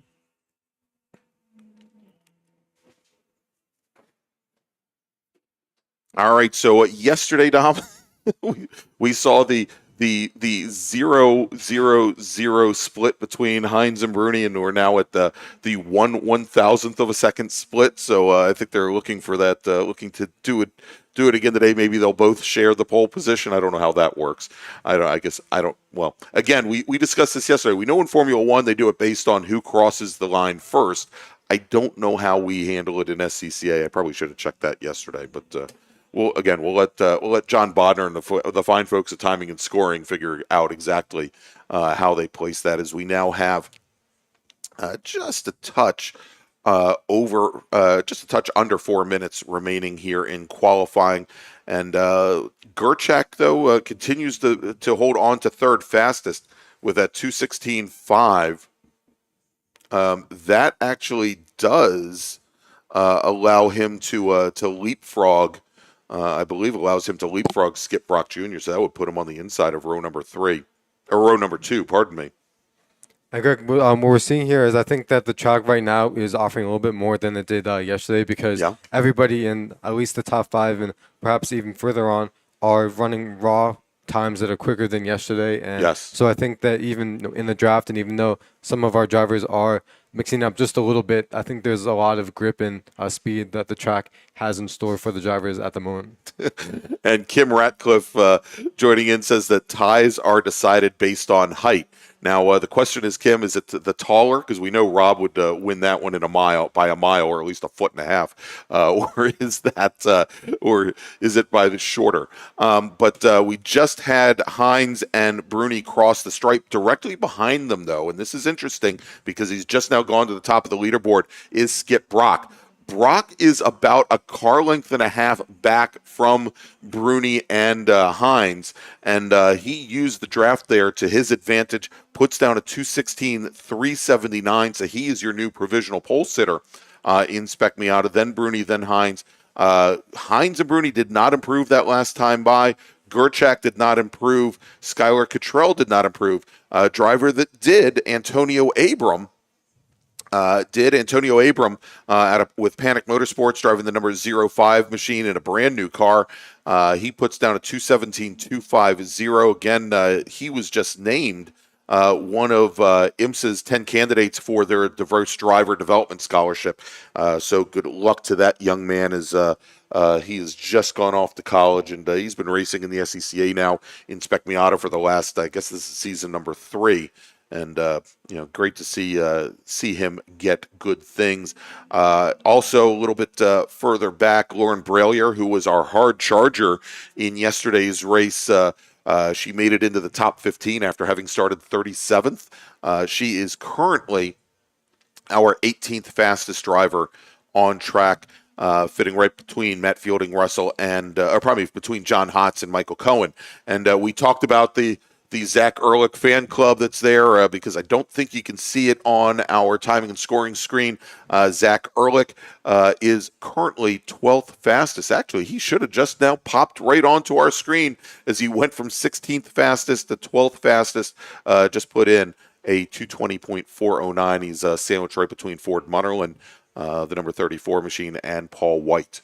Okay, we have the 0 car of Mark Sr., who interestingly is listed on our timing twice. So sometimes these drivers are multi-talented. Maybe can drive 2 cars at the same time. That's right. And let me see where he was yesterday. Actually, we didn't have him on the timesheets from yesterday. We know he ran in the Enduro last night in the Tarheel Cup race. I don't think he ran in the sprint races. The checkered flag is now out on the session, and we're waiting for our top 5 or so drivers to cross the line. They do not improve, but Bobby Gossett, Zach Ehrlich, Lauren Bralier, John Hotz, all running nose to tail and cross the line. Gossett now moves up in the 7th fastest at a 2:18.599. Zach Ehrlich, 8th fastest, 2:18.638. Lauren Bralier, 2/10 back from there at a 2:18.8. John Hotz, a 2:18.8. 27 thousandths off of Bralier. That will make up your top 10 in today's session for Spec Miata. All right, so let's go, and Dom, we're going to make a final call to the grid now for our next race group. Attention in the paddock. Final call to the grid for race group number 3. That's Spec Racer Ford and Spec Racer Ford Gen 3. Please make your way to the grid. Race group, did I say race group 3? Race group number 5, Spec Racer Ford and Spec Racer Ford Gen 3. Race group 5, please head to the grid. And so we are going to take a quick break once again. And when we come back, we're going to bring you our 5th of 6 qualifying session today. Reminder to everybody that we will be running not only these qualifying sessions, but our very first feature race of the day before lunch. We'll then take about an hour's break. And then when we come back, we'll have our final 5 races. And so that 5-minute warning has just been given. We'll be back here in just a few with more action from Virginia International Raceway and the 2023 SARRC MARRS Challenge presented by the North Carolina region of the SCCA. OG Racing carries just what you need to get on the track, from driving suits and shoes to helmets, data and video systems, to your favorite brake pads from Performance Friction, Hawk, and Paget. OG Racing has built its reputation during the last 22 years by providing the best customer service in the motorsports business, and their depth of inventory is second to none when it comes to safety equipment. That's why OG Racing has been the highest volume Sparco dealer for 17 years. Come visit their 12,000 square foot showroom and warehouse located in Sterling, Virginia. Call them at 1-800-934-9112 or order online at ogracing.com. The North Carolina region of the SCCA is a strong supporter of our youth and their future, with the NCR Scholarship Program providing financial assistance to graduating high school seniors in the North Carolina and Virginia counties within NCR's territory. This year, the program will award scholarships to 5 lucky recipients, and your contribution will help us with our goal of telling high school students in the area about the SCCA and helping those students pay for their additional education after high school.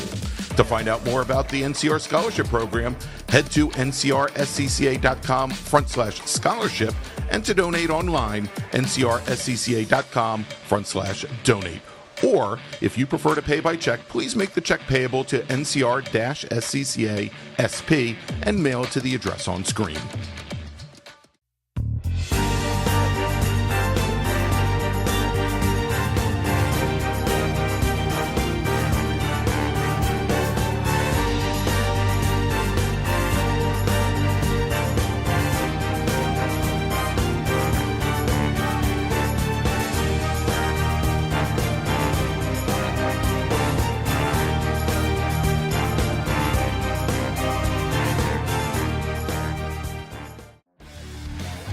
The official track photographer of the North Carolina region of the SCCA is Trad's Photos. Trad covers many of the biggest events here at VIR, at Road Atlanta, Carolina Motorsports Park, NCM, and at AMP. In addition to the SCCA, Trad covers racing for ALS, the Peach State Porsche Club, PCA Club Racing, J-Zilla Track Days, MVP Track Days, Carolina Mustang Club, and many more. To see Trad's work online, visit tradsPhotos.com or on Instagram and Facebook at Trad's Photos. And to have Trad shoot for you, text them at 980-395-1116.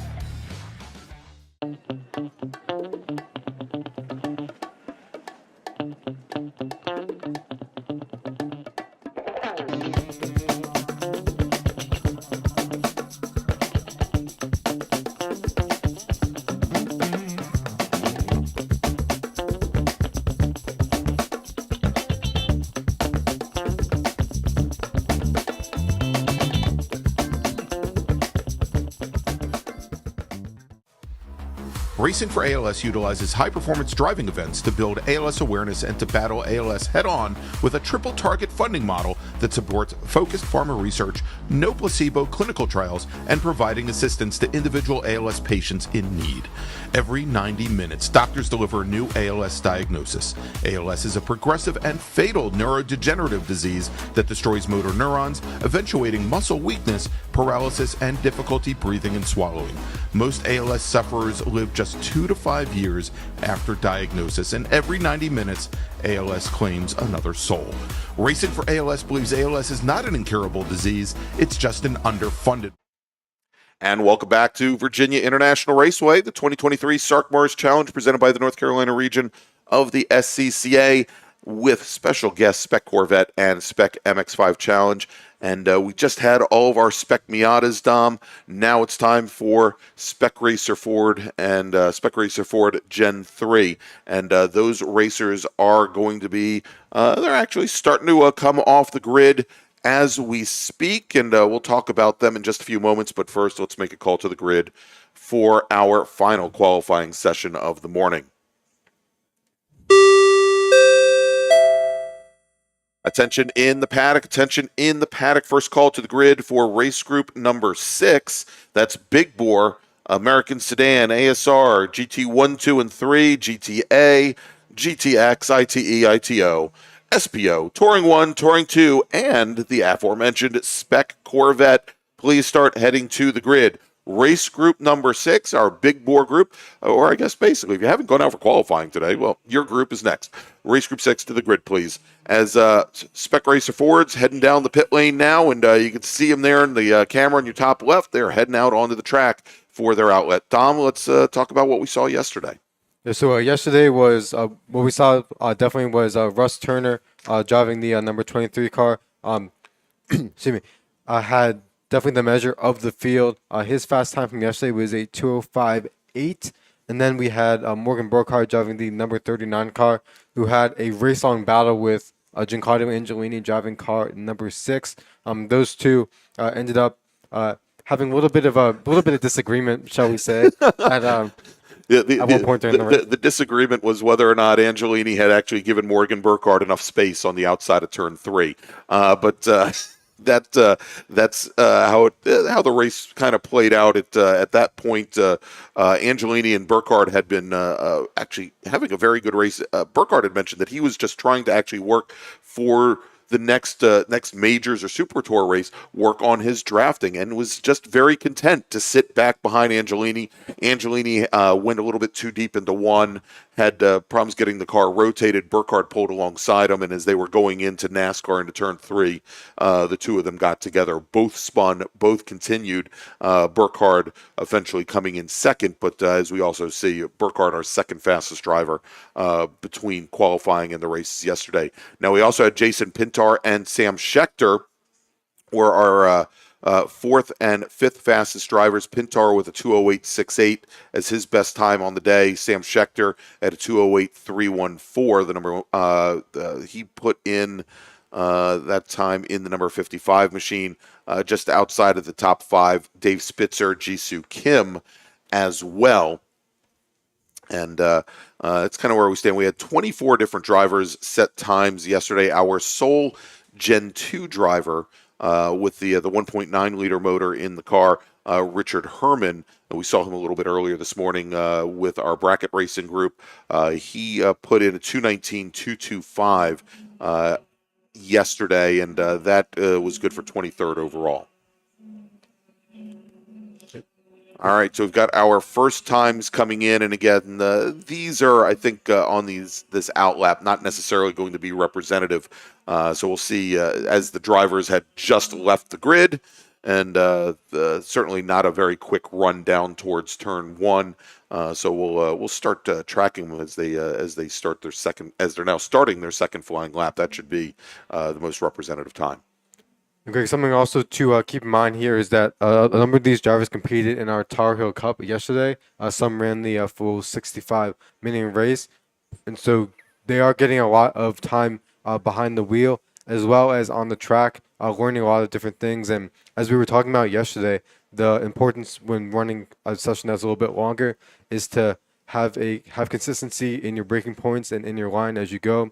And I'm sure that a number of the drivers who are racing Spec Racer Fords who participated in that are going to be logging and using some of the information that they used from yesterday. And we also saw Herman Ratchford Jr. and Giancarlo Angelini yesterday in that race have a race-long battle. I believe Herman Ratchford, the victor on that particular occasion yesterday, but should see much more of the same today with the Spec Racer Fords. And I want to remind everybody, if you like what you see here this weekend, please go ahead and smash that like button. And if you haven't already done so, subscribe to the DC region or the North Carolina region's YouTube channels and click on that notification bell so you can find out all the times we go live. It helps us. It helps you. It'll bring SCCA racing more to the masses. Certainly helps out with YouTube's algorithms and puts us in front of more eyeballs. So if you could please go ahead and do that, we definitely appreciate it. As we've got our drivers now working their way down the roller coaster, we're going to have the front cars that rolled off the grid. Russ Turner, Morgan Burkhardt, and Claudio Angelini coming onto the front straight right now. And as Russ Turner crosses the stripe for the very first time, he turns in a 2:06.560. So just about 0.8 of a second off of yesterday's best time for him. Morgan Burkhardt, a 2:07.474. Also about, let's see here, for him, about a 1.2 seconds off of where he was yesterday. Giancarlo Angelini, we'll see if Angelini's out here because I did not see him cross the stripe. Actually, I believe Angelini is still out and on track. He just has not crossed the stripe to complete his first flying lap. We'll get that in just a moment. Dave Spitzer turns in a 2:08.214, and compared to his best time from yesterday of a 2:08.538, he is slightly to the good there by about 0.3. Spitzer was our sixth fastest driver yesterday after one lap. One flying lap is our third fastest driver, with Sam Schechter fourth fastest. And Greg, an item to note, Giancarlo Angelini is out there. Came onto the track after all the cars had made their way out, so I'm not sure if that was something that was done by choice or maybe a little bit tardy to the grid this morning for qualifying. But he right now is out there with no one to work with, basically working as a one-man band here for qualifying. Yeah, so we'll see. Yeah, no draft there. Of course, Morgan Burkhardt, I think, was trying to get into the draft of Russ Turner. Not as we'll see where he is. And there's Angelini right now, just now crossing the stripe to complete his second flying lap, and all by himself without the draft, a 209.364. And again, compared to yesterday, that is, I mean, it's 3.1 seconds off of his best time from yesterday. But based on where he is on track, I would be very surprised if he got any kind of draft today. But we'll see here as our leaders, and maybe his plan is to wait for Russ Turner and wait for Morgan Burkhardt to come by, because they are just now coming across the start-finish line. Russ Turner, a 2:05.715, so he now knocks about 1600ths of a second off of his times from yesterday. Burkhardt now down to 2:06.541, still about 0.3 off of where he ran yesterday. Spitzer does not improve. He's still at a 2:08.214. Sam Schechter, though, a 2:08.794. And that is about 0.4 off of where he was yesterday. Jisoo Kim, though, turns at 2:09 flat. His best time yesterday at 2:09.201. So Kim getting a little bit faster. And now, Greg, what we alluded to yesterday was at our April MARRS event, Sam Schechter and Jisoo Kim running very comparable lap times, and therefore were very close during the race as well.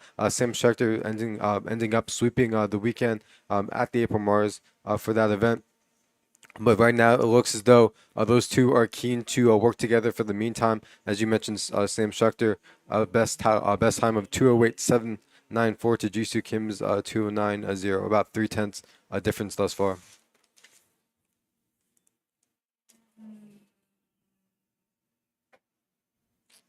All right, we've now watched, just coming out of Oak Tree down Madison Avenue, our two lead cars, our two fastest cars, both the 23 of Russ Turner and the number 39 of Morgan Burkhardt. And there's Angelini once again.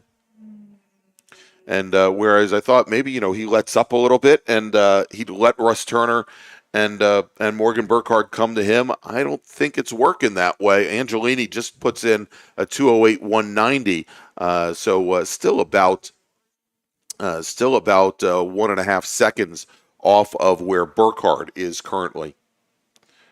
And here comes Russ Turner down the front straight. We'll see if he can improve upon that 2:05.715. He does, puts in a 2:05.496. Burkhardt at a 2:06.142. So he now drops about 0.05 of a second underneath his best times from yesterday. Greg, I think something that makes drivers at the grassroots level really vary is how they approach qualifying. Some drivers I know like to be right in the middle of a pack and have people right around them that they have the opportunity and the availability to work with, while others prefer to go out by themselves and try to focus on hitting their marks without any other distractions or any other variables on track to potentially filter into that. So as we mentioned, Claudio Angelini for this particular session, running by himself right now. Actually, Dave Spitzer in the 127 goes a little bit quicker at a 2:08 flat. But sometimes by choice, you want to just be able to mind your own P's and Q's and basically be able to concentrate on what you're doing without everybody else around you. Well, and it's funny. So, we were talking during the open wheel qualifying session where the field was very spread out around the course, and in many cases couldn't see the next car up ahead of them, and how that might have impacted to the negative side their qualifying, because they didn't have a rabbit to chase after. They didn't have, maybe, some of those cars might draft well, some of them might not, but they didn't have anybody to work with. Whereas in the Spec Racer Fords, much like Spec Miata, the way you make time around a course like this, especially with these very long straightaways, is to utilize the draft when you can. And we can see a number of drivers that are doing that right now coming out of Oak Tree onto the long back straight here, as opposed to, just getting in your own mind space and not having to worry about other, spurious inputs, but, other cars around you, what they're going to do, when are they braking, things like that. So, again, different choices for different individuals, how they work better in qualifying. I always look better even in qualifying, knowing that there was somebody ahead of me, that if I could just get that feel that I was making up 5 feet or 6 feet a lap, it made me feel as though I was advancing better than, and more so than looking at a timer or a guide of what my lap times are or sector times are on a dashboard. All right, so we are now about 11 minutes into this session. Let me make another call to the grid for our next group. Attention in the paddock. Attention in the paddock. Second call to the grid for race group number 6. That's Big Bore with American Sedan, ASR, GT1, 2, and 3, GTA, GTX, ITE, ITO, SPO, Touring 1, Touring 2, and Spec Corvette. Please head to the grid. Your qualifying session is next. Race group number 6. Please head to the grid.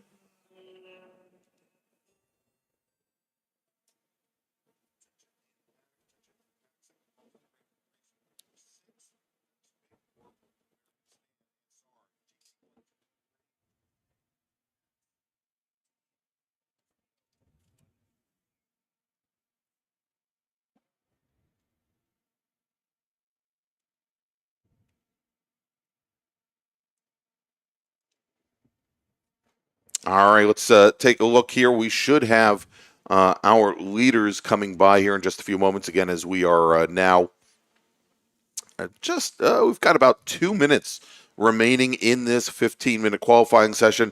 Russ Turner in the number 23 machine out of Montpelier, Virginia, continues his stranglehold on the class. Gianclaudio Angelini comes down the front straight. He retakes third fastest lap of the session from Dave Spitzer, a 2:07.293. And still, though, almost a full second off of his best times from yesterday. And, we'll see how things, again, work out during the race when he grids up at the front.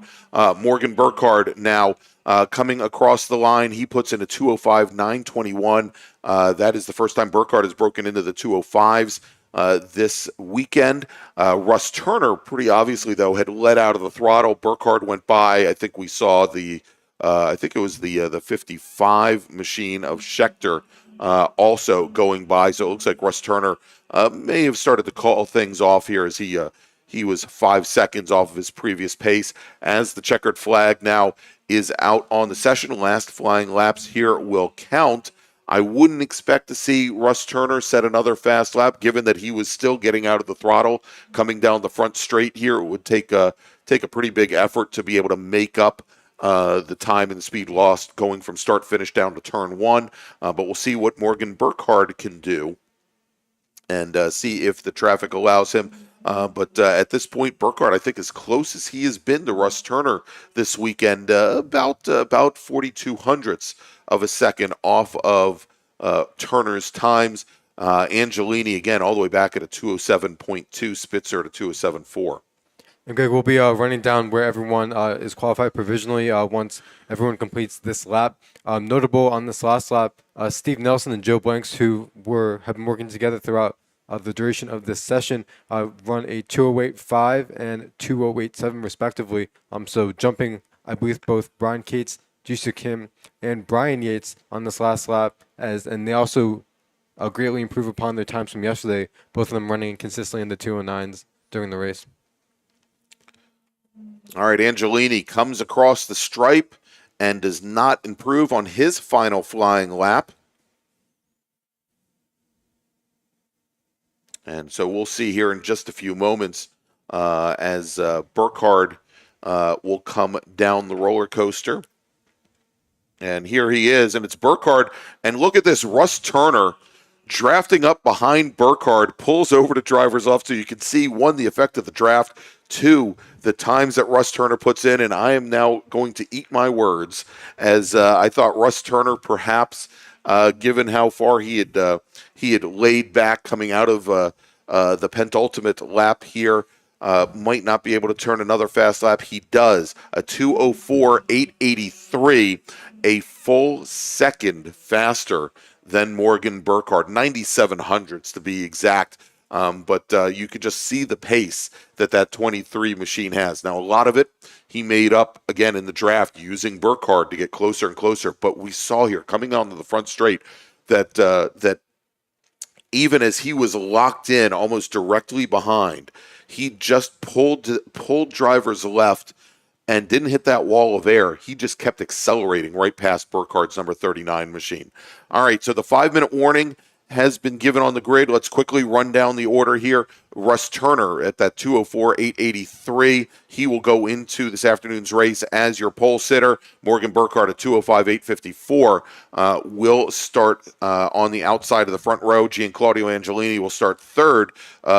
Dave Spitzer with his 209.979 is not quick enough to pip Jason Pintar, who will start fourth, nor Sam Schechter, who will start fifth. Spitzer will once again start in sixth. Jisoo Kim, let's see, then Steve Nelson, William Shields, Joe Blanks, Brian Cates, and Brian Yates. All right, so Dom, let's take another little break here as we have our very last qualifying session of the day coming up, and then we will go racing as we'll have our first race of the day, and then we will break for lunch. But you are watching the 2023 SARRC MARRS Challenge presented by the North Carolina region of the SCCA, and we will be right back.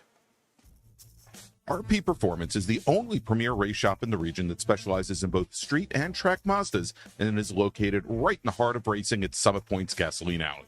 RP has been involved in countless race wins and series championships across many classes with drivers of all ages.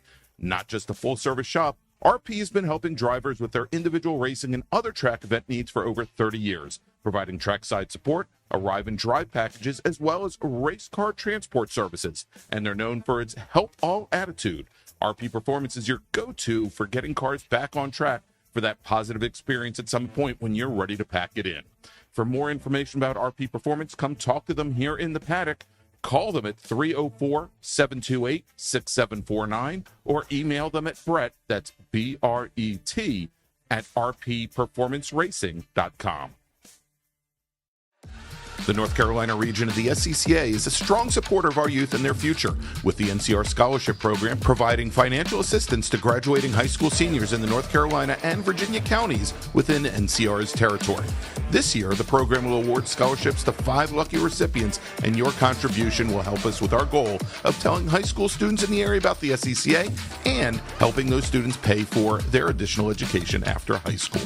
To find out more about the NCR Scholarship Program, head to ncrscca.com/scholarship, and to donate online, ncrscca.com/donate.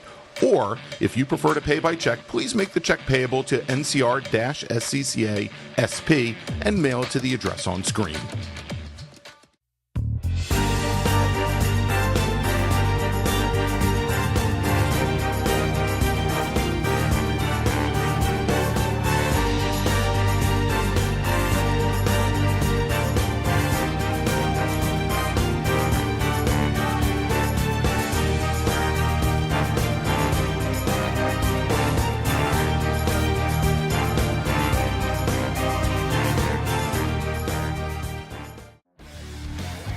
The official track photographer of the North Carolina region of the SCCA is Trad's Photos. Trad covers many of the biggest events here at VIR, at Road Atlanta, Carolina Motorsports Park, NCM, and at AMP. In addition to the SCCA, Trad covers racing for ALS, the Peach State Porsche Club, PCA Club Racing, J-Zilla Track Days, MVP Track Days, Carolina Mustang Club, and many more. To see Trad's work online, visit tradsphotos.com or on Instagram and Facebook at Trad's Photos. And to have Trad shoot for you, text them at 980-395-1116.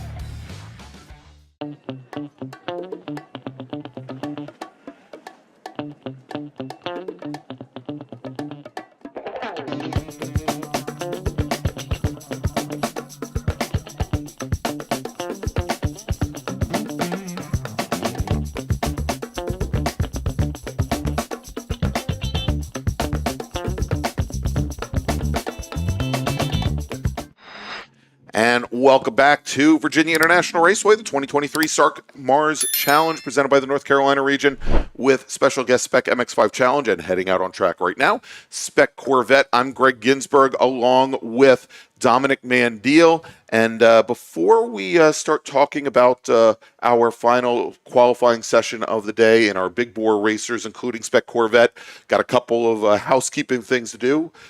First thing we're going to do is we're going to make an announcement, a call to the grid for our first race group.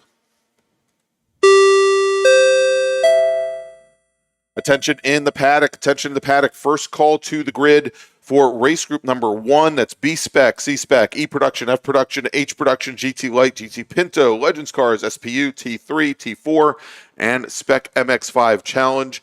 Race group number 1, small bore, Spec MX-5 Challenge, Touring 3, Touring 4, and a couple of other things like B-Spec. Please start heading up to the grid.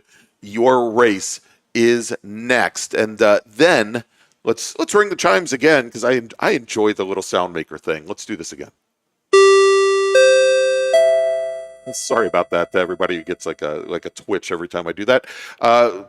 If we could have Spec Racer Ford driver Bill Watts, driver of the number 66 car. Bill Watts, driver of the number 66 Spec Racer Ford Gen 3. If you could please see the SOM on the second floor of the tower. Bill Watts, Spec Racer Ford Gen 3 driver. You are probably just gone back to your paddock spot. Please see the SOM on the second floor of the tower. All right, Dom, with all of that out of the way, let's talk big bore. Yeah, so what we saw yesterday was we had a number of classes on the track. We had Jim Booth running the Radical, the only A-Sports racer out there. We also had a few GTA drivers, Jack Stanford and John Longacre, both running Chevrolet products. And then the GTX of Jonathan Wiseman in that Porsche GT4 Club Sport. But the race for that we were mainly focused on was the Spec Corvette battle. And yesterday it ended up being a two-way fight between Dave Sanders in the 73 car and then Charlie Abel driving the 39 car. And Abel actually got the jump at the start, moved ahead of Sanders, and dictated the pace of from the Spec Corvettes from the very beginning and held that for a few laps. Dave Sanders ended up overtaking Abel partway through the session and ended up being our winner yesterday. And Sanders' best time from yesterday was a 2:04.1, a 2:04.6 for Charlie Abel. But those two drivers still very close. They also raced 2 weeks ago at Summit Point at our April MARRS event. So they've had a lot of time this season already, and also last season racing one another in these Z06 C5 Corvettes. All right, sounds like John Longacre in his GTA Chevy Monte Carlo. He is off in the grass over by turn 1. Went a little bit deep into the braking zone, still trying to work his way back up the hill. And looks like that driver, Mr. Longacre, has now continued on his way, managed to scrape and grab enough traction to get those big tires up the grass hill and back onto the track surface. So we do have our drivers now working their first flying lap. They've had their out lap, and I guess with the exception of with Longacre, we'll start to see some fast times come in. And so yesterday, fastest driver on course was Jim Booth in his Radical SR10 with a 153.6. Then Jack Stanford in his Chevy SS, as you mentioned, out of the Atlanta region, with a 159.595. In SPO, we had just a single driver. That was Robert Gomer. Or pardon me, we had two drivers. It was Gomer and also James Smith. Gomer in the number 98 machine, another Monte Carlo, turned in a 209.53, while Smith actually did not set a time. Smith, in that red, white, and blue number 8 car, had some mechanical issues yesterday, and I don't think put in a time in qualifying, and he did not make the race. If we take a look, ITE, Earl Tucker, our sole ITE driver, driving a Mazda MX-5 out of the New England region, down from Branford, Connecticut, and he turned in a 213.148. And then Andrew Valente, our sole Touring 2 driver in a Chevy Camaro out of Colts Neck, New Jersey. Andrew with a 217.757. And then probably the neatest car here, John Barlow in his GT3 Datsun 280Z, a 226.104. And Greg, something we were talking yesterday when we were talking about the Spec Corvettes is the fact that there is the idea behind this class, similar to what we saw with Spec MX-5 as far as having equal platform, is that these drivers, the idea is to keep the cost of the class down as much as possible to give the incentive for these drivers who have C5 vets, and I believe the ranges between 1997 to 2004, if I'm not mistaken. And so just to be able to keep the cost of buying new parts down, and so everybody has as equal equipment as possible. And the idea is to, of course, build the fields and get a lot of more drivers out here. And if we look at the hometowns represented by the drivers, they're basically from all over the East Coast, and some even from the Midwest joining us here. So some drivers getting the chance to race with people they might not have necessarily had prior experience racing against, and I think it's something that's going to be embraced by a lot of the drivers participating in our Spec Corvette series. Yeah, exactly. And trying to give me 1 second here, and I'll pull up their schedule for the rest of their season. They're going to be at a number of the events that we go to. When I say we, I mean you, me, Brian Donati, the Washington, D.C. region's announced team. We saw them at Summit Point Raceway 2 weeks ago. Of course, we've got them here this weekend. They are going to next be on track May 20th and 21st. And that is, 2 weeks from now. They will be at Pocono as part of the U.S. Majors Tour. And then we will see them just a week after that. Talk about a compressed schedule. They will be with us for the regional at New Jersey Motorsports Park Lightning. And then a little bit later in the season, we're going to see them again at Thunderbolt and rounding out the year at Lightning. So a couple of different New Jersey tracks. They're going to have some events at Watkins Glen International and also Pit Race sprinkled in there as well. But really, really compressed schedule early on here. All right, so let's take a look and see where we stand now timing-wise, and we'll try to break things down. Jim Booth in his ASR A Sports Racer Radical 153.833, so just a little bit off his best times from yesterday. Then Jack Stanford in his GTA Chevy SS, a 157.337, so he's already 1.2 seconds faster than he ran yesterday. Jonathan Weitzman in the GTX Porsche Cayman, the Porsche GT4 Club Sport machine. Yesterday he ran a 202.4. He is now down to a 201.4, so he has picked up a full second. And then in Spec Corvette, I'm showing Joseph Griffin now. And 2 laps in a row, his fastest time, a 2:07.636. He was about 0.04 of a second off that his next time by on his third flying lap. But that 2:07.636, the fastest of the Spec Corvettes out on track. However, David Sanders, his best time from yesterday, a 2:04 and change. As we've got the 15 machine coming down the pit lane right now. And that number 15 car belonging to Jack Stanford. And did Stanford go back out on track? I'm looking to see at our cameras. I believe he did head back out into the fray after having his team take a look at that machine. We got another note. We did have the 39 of Charlie Abel go back to the paddock. So either having something a little bit amiss with the car or just not happy with the pace from this morning. And another note. Another car that I don't believe we've touched on yet, Anthony Valente running the late model Chevy Camaro, the number 90 car. His time right now will put him, I believe, around 9th or 10th place. But more notably, his lap time this morning of a 2:10.671 is, if I look at my other timing here, is about 7 seconds quicker than he was able to muster for a lap yesterday. So finding a lot more pace with that V8 Camaro here this morning. All right. Real quick, Dom, as we're just now about halfway through the session, let's make another call to the grid for our next group. The North Carolina region of the SCCA is a strong supporter of our youth and their future, with the NCR Scholarship Program providing... Actually, why don't I go and actually press the right buttons before I do that, Dom? Let's try it again. There we go. And if I were you, I wouldn't hit that like button. All right, second call to the grid for race group number 1. That's B-Spec, E Production, F Production, H Production, GT Light. Legends Cars, SPU, GT Pinto, Touring 3, Touring 4, and Spec MX-5 Challenge. If you could please start heading to the grid.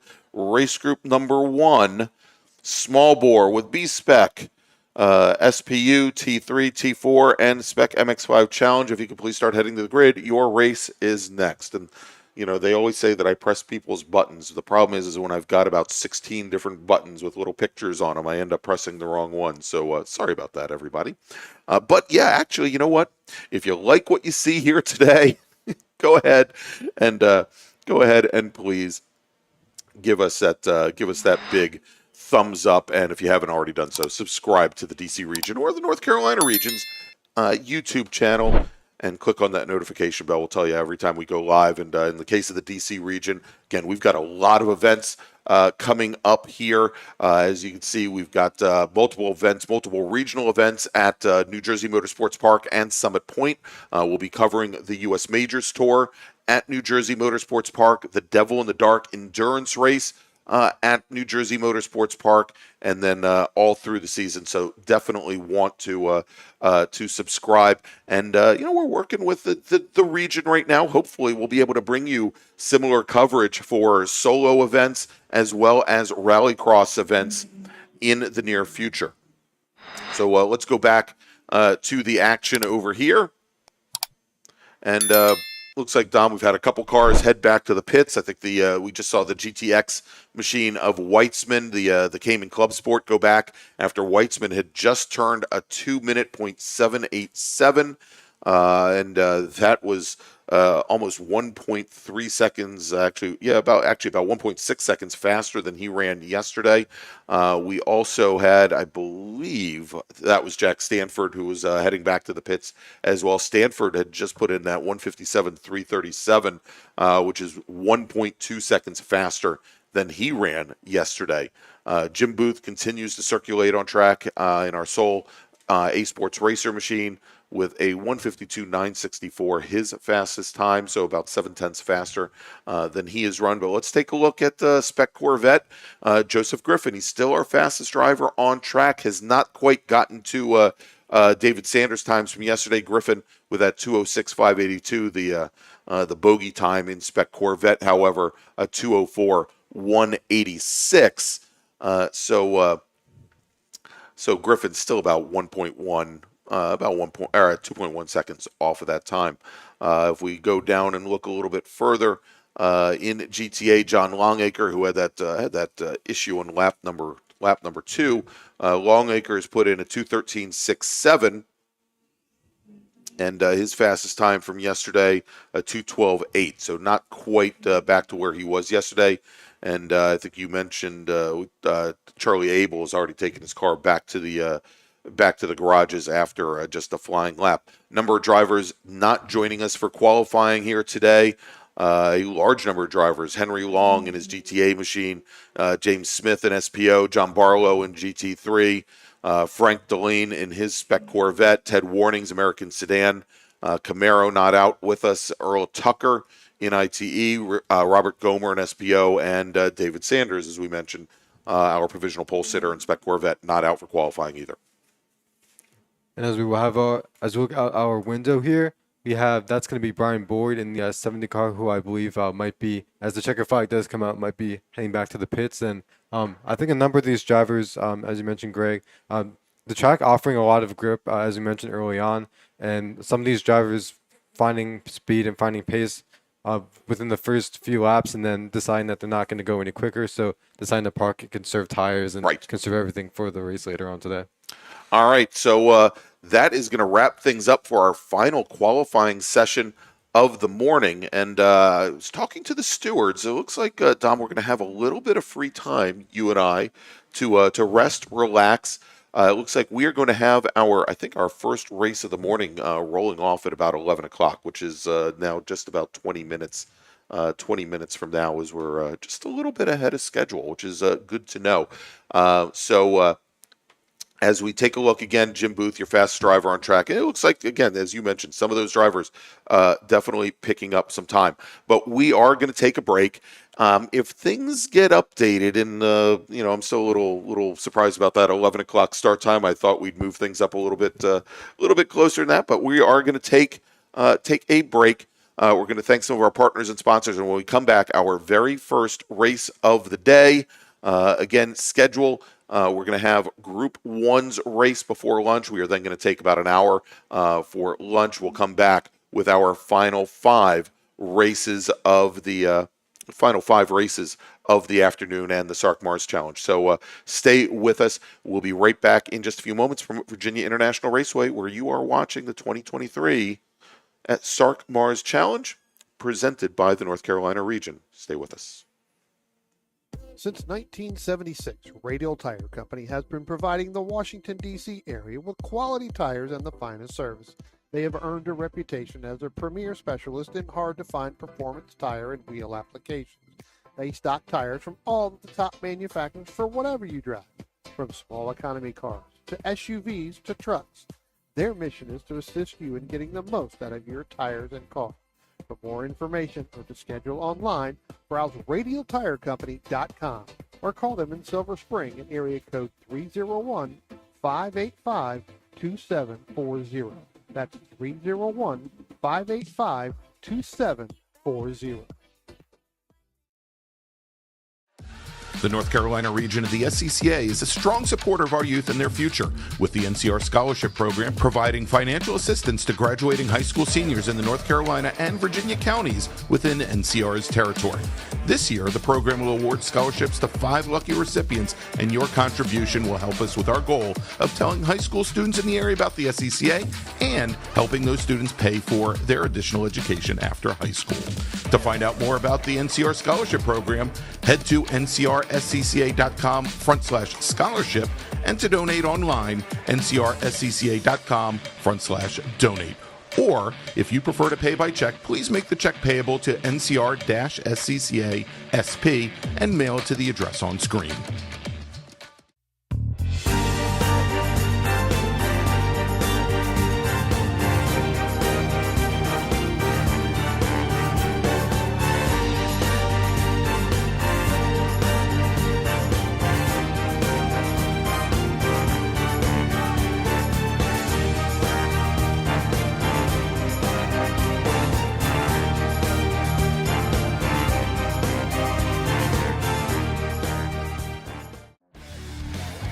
The official track photographer of the North Carolina region of the SCCA is Trad's Photos. Trad covers many of the biggest events here at VIR, at Road Atlanta, Carolina Motorsports Park, NCM, and at AMP.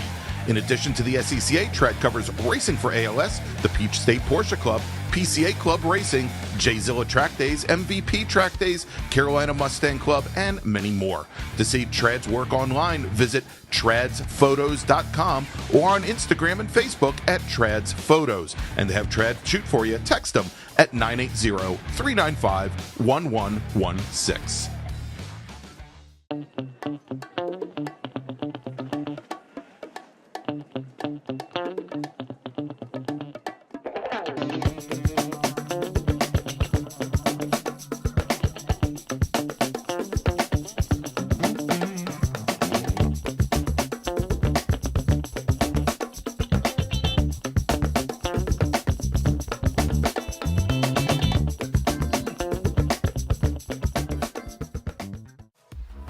Racing for ALS utilizes high-performance driving events to build ALS awareness and to battle ALS head-on with a triple-target funding model that supports focused pharma research, no placebo clinical trials, and providing assistance to individual ALS patients in need. Every 90 minutes, doctors deliver a new ALS diagnosis. ALS is a progressive and fatal neurodegenerative disease that destroys motor neurons, eventuating muscle weakness, paralysis, and difficulty breathing and swallowing. Most ALS sufferers live just 2 to 5 years after diagnosis, and every 90 minutes, ALS claims another soul. Racing for ALS believes ALS is not an incurable disease, it's just an underfunded one. Our mission is to raise awareness and direct funds to speed a cure. To help find a cure, please go to racingforals.com/donate and make sure to join us at our next event.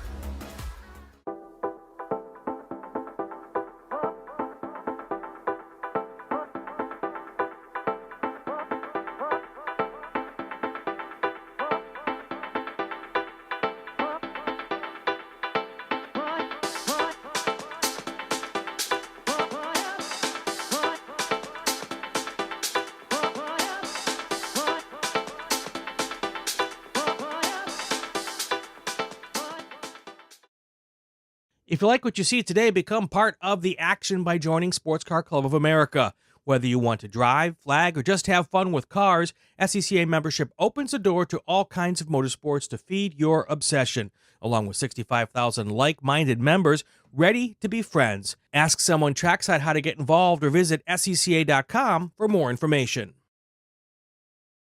OG Racing carries just what you need to get on the track, from driving suits and shoes to helmets, data and video systems, to your favorite brake pads from Performance Friction, Hawk, and Paget. OG Racing has built its reputation during the last 22 years by providing the best customer service in the motorsports business, and their depth of inventory is second to none when it comes to safety equipment. That's why OG Racing has been the highest volume Sparco dealer for 17 years. Come visit their 12,000 square foot showroom and warehouse located in Sterling, Virginia.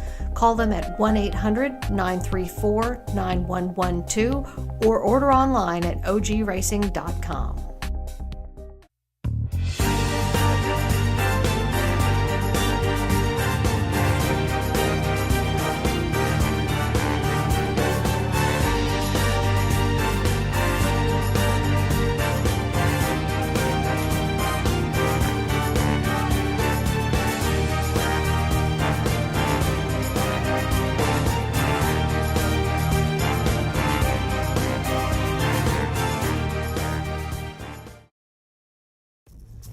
RP Performance is the only premier race shop in the region that specializes in both street and track Mazdas and is located right in the heart of racing at Summit Point's Gasoline Alley. RP has been involved in countless race wins and series championships across many classes with drivers of all ages. Not just a full-service shop, RP has been helping drivers with their individual racing and other track event needs for over 30 years, providing trackside support, arrive and drive packages, as well as race car transport services. And they're known for its help all attitude. RP Performance is your go-to for getting cars back on track for that positive experience at Summit Point when you're ready to pack it in. For more information about RP Performance, come talk to them here in the paddock. Call them at 304-728-6749 or email them at Brett, that's B-R-E-T, at rpperformanceracing.com. Green, blue, white, checker. You know the flags, but do you know the people waving those flags? Flaggers are the key to the success of every SCCA event at the racetrack, and it's something you can do. Being an SCCA flagger puts you in the action, feet from the race cars, keeping everyone at the track safe and having fun. And did you know that with SCCA's partnership with IMSA, flagging at SCCA events makes it easier than ever to flag at professional races around the country? Find out how you can become a flagger at scca.com/volunteer.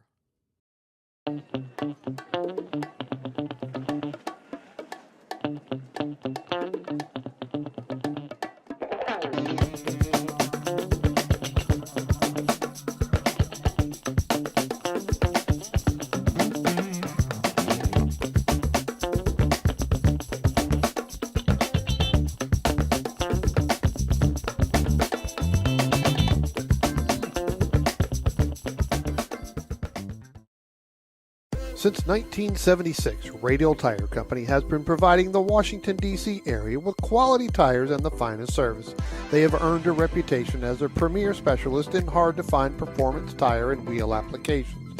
They stock tires from all of the top manufacturers for whatever you drive, from small economy cars to SUVs to trucks. Their mission is to assist you in getting the most out of your tires and car. For more information or to schedule online, browse radialtirecompany.com or call them in Silver Spring at area code 301-585-2740. That's 301-585-2740.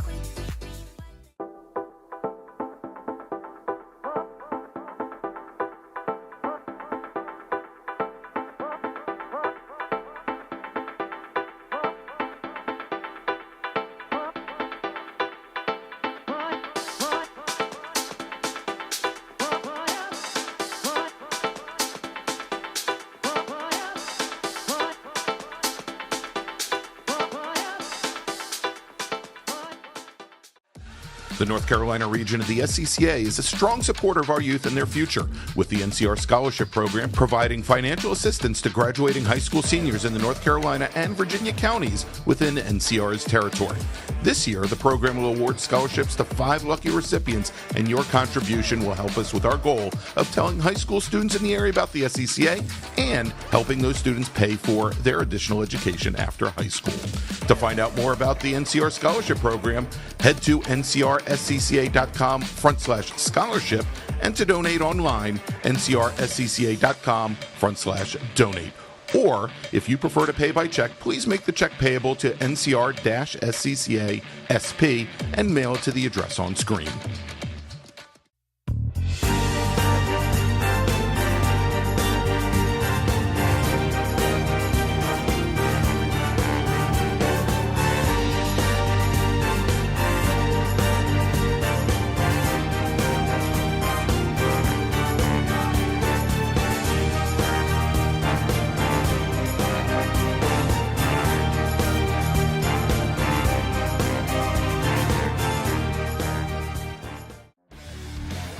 The official track photographer of the North Carolina region of the SCCA is Trad's Photos. Trad covers many of the biggest events here at VIR, at Road Atlanta, Carolina Motorsports Park, NCM, and at AMP.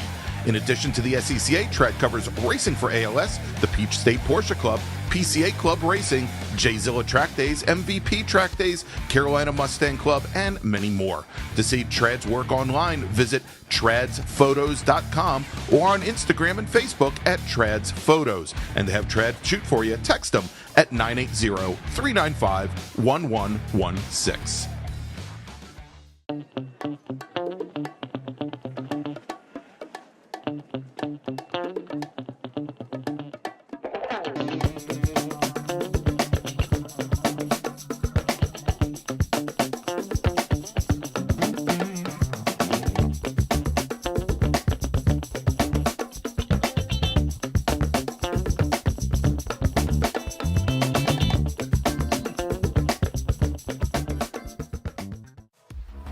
Racing for ALS utilizes high-performance driving events to build ALS awareness and to battle ALS head-on with a triple-target funding model that supports focused pharma research, no placebo clinical trials, and providing assistance to individual ALS patients in need.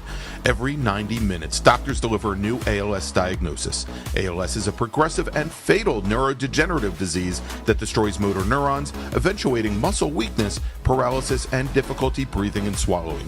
Most ALS sufferers live just 2 to 5 years after diagnosis, and every 90 minutes, ALS claims another soul.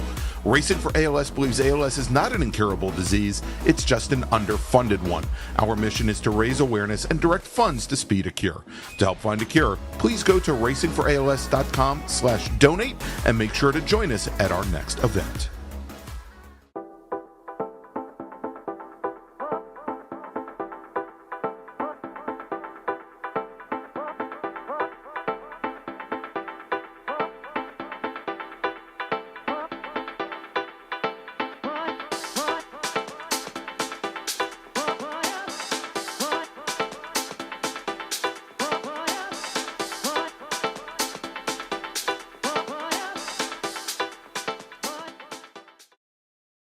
If you like what you see today, become part of the action by joining Sports Car Club of America. Whether you want to drive, flag, or just have fun with cars, SCCA membership opens the door to all kinds of motorsports to feed your obsession, along with 65,000 like-minded members ready to be friends. Ask someone trackside how to get involved or visit scca.com for more information.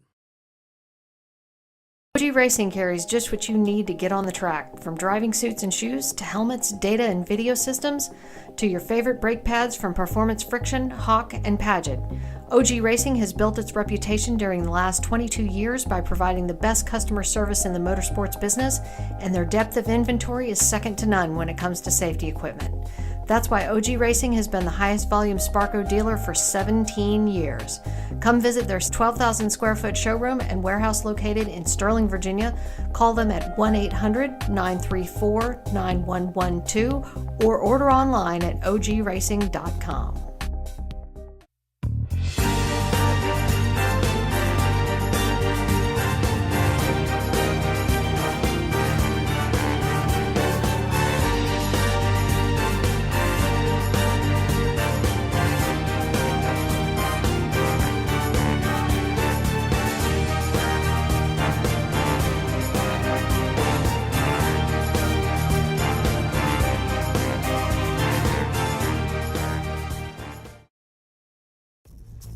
RP Performance is the only premier race shop in the region that specializes in both street and track Mazdas and is located right in the heart of racing at Summit Point's Gasoline Alley.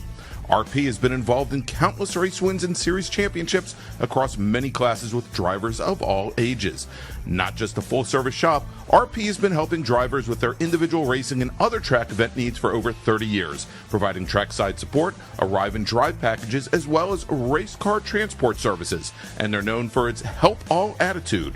RP Performance is your go-to for getting cars back on track for that positive experience at Summit Point when you're ready to pack it in. For more information about RP Performance, come talk to them here in the paddock.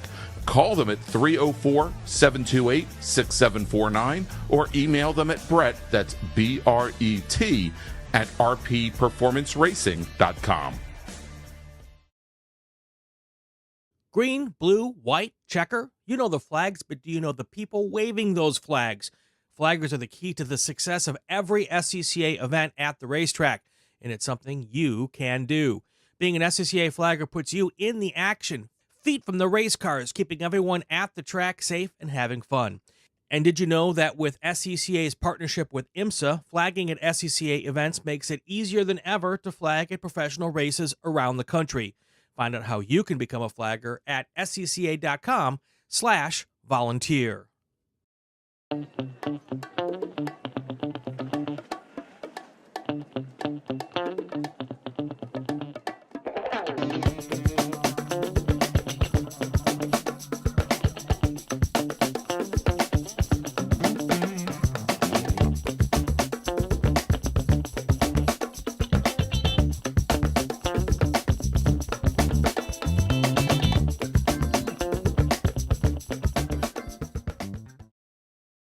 Since 1976, Radial Tire Company has been providing the Washington, D.C. area with quality tires and the finest service.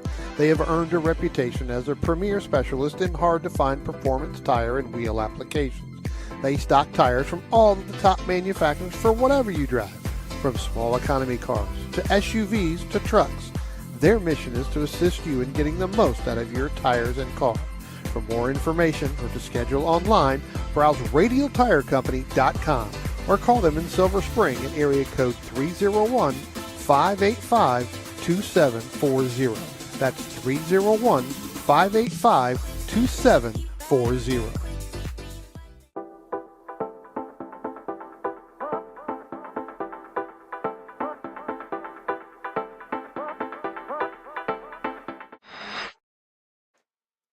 And welcome back to Virginia International Raceway for the 2023 SARRC MARRS Challenge presented by the North Carolina region of the SCCA with special guests Spec Corvette and in this race group Spec MX-5 Challenge. And we've got our first race of the day, Dom, about ready to go out on track.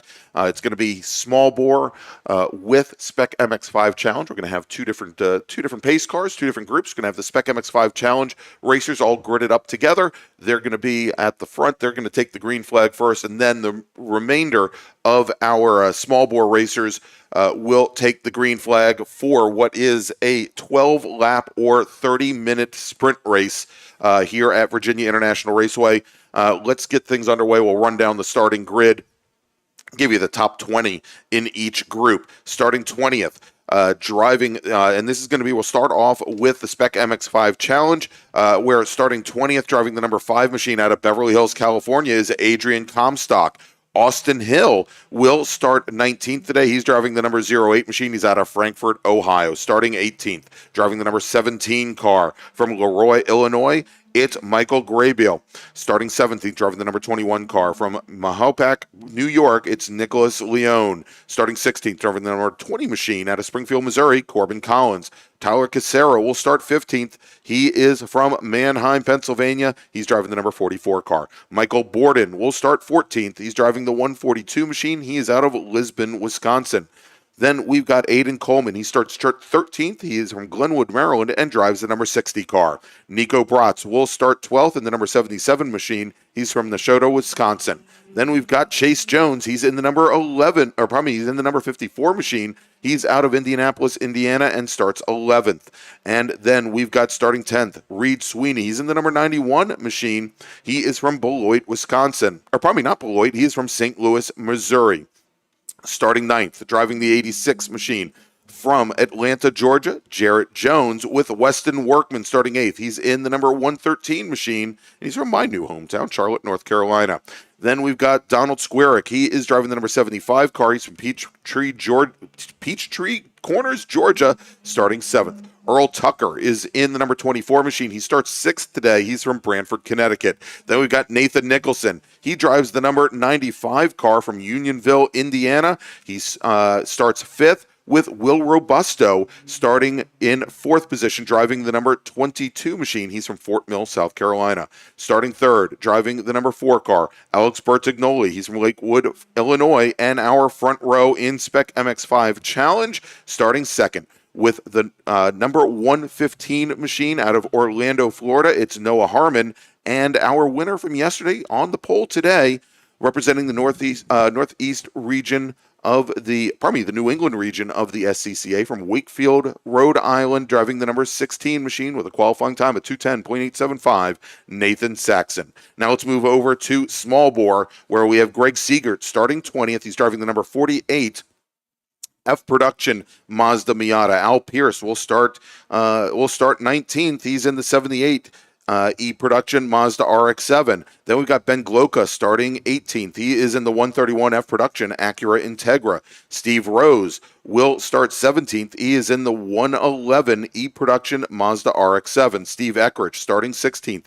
The 118 E Production Mazda RX-8, with Robert Garrison starting 15th in the 06 machine. That's an E Production Mazda Miata. Then we've got starting 13th, driving the number 8 T4 Mazda Miata, John Turris and David Blaine in our Soul GT Light machine. That is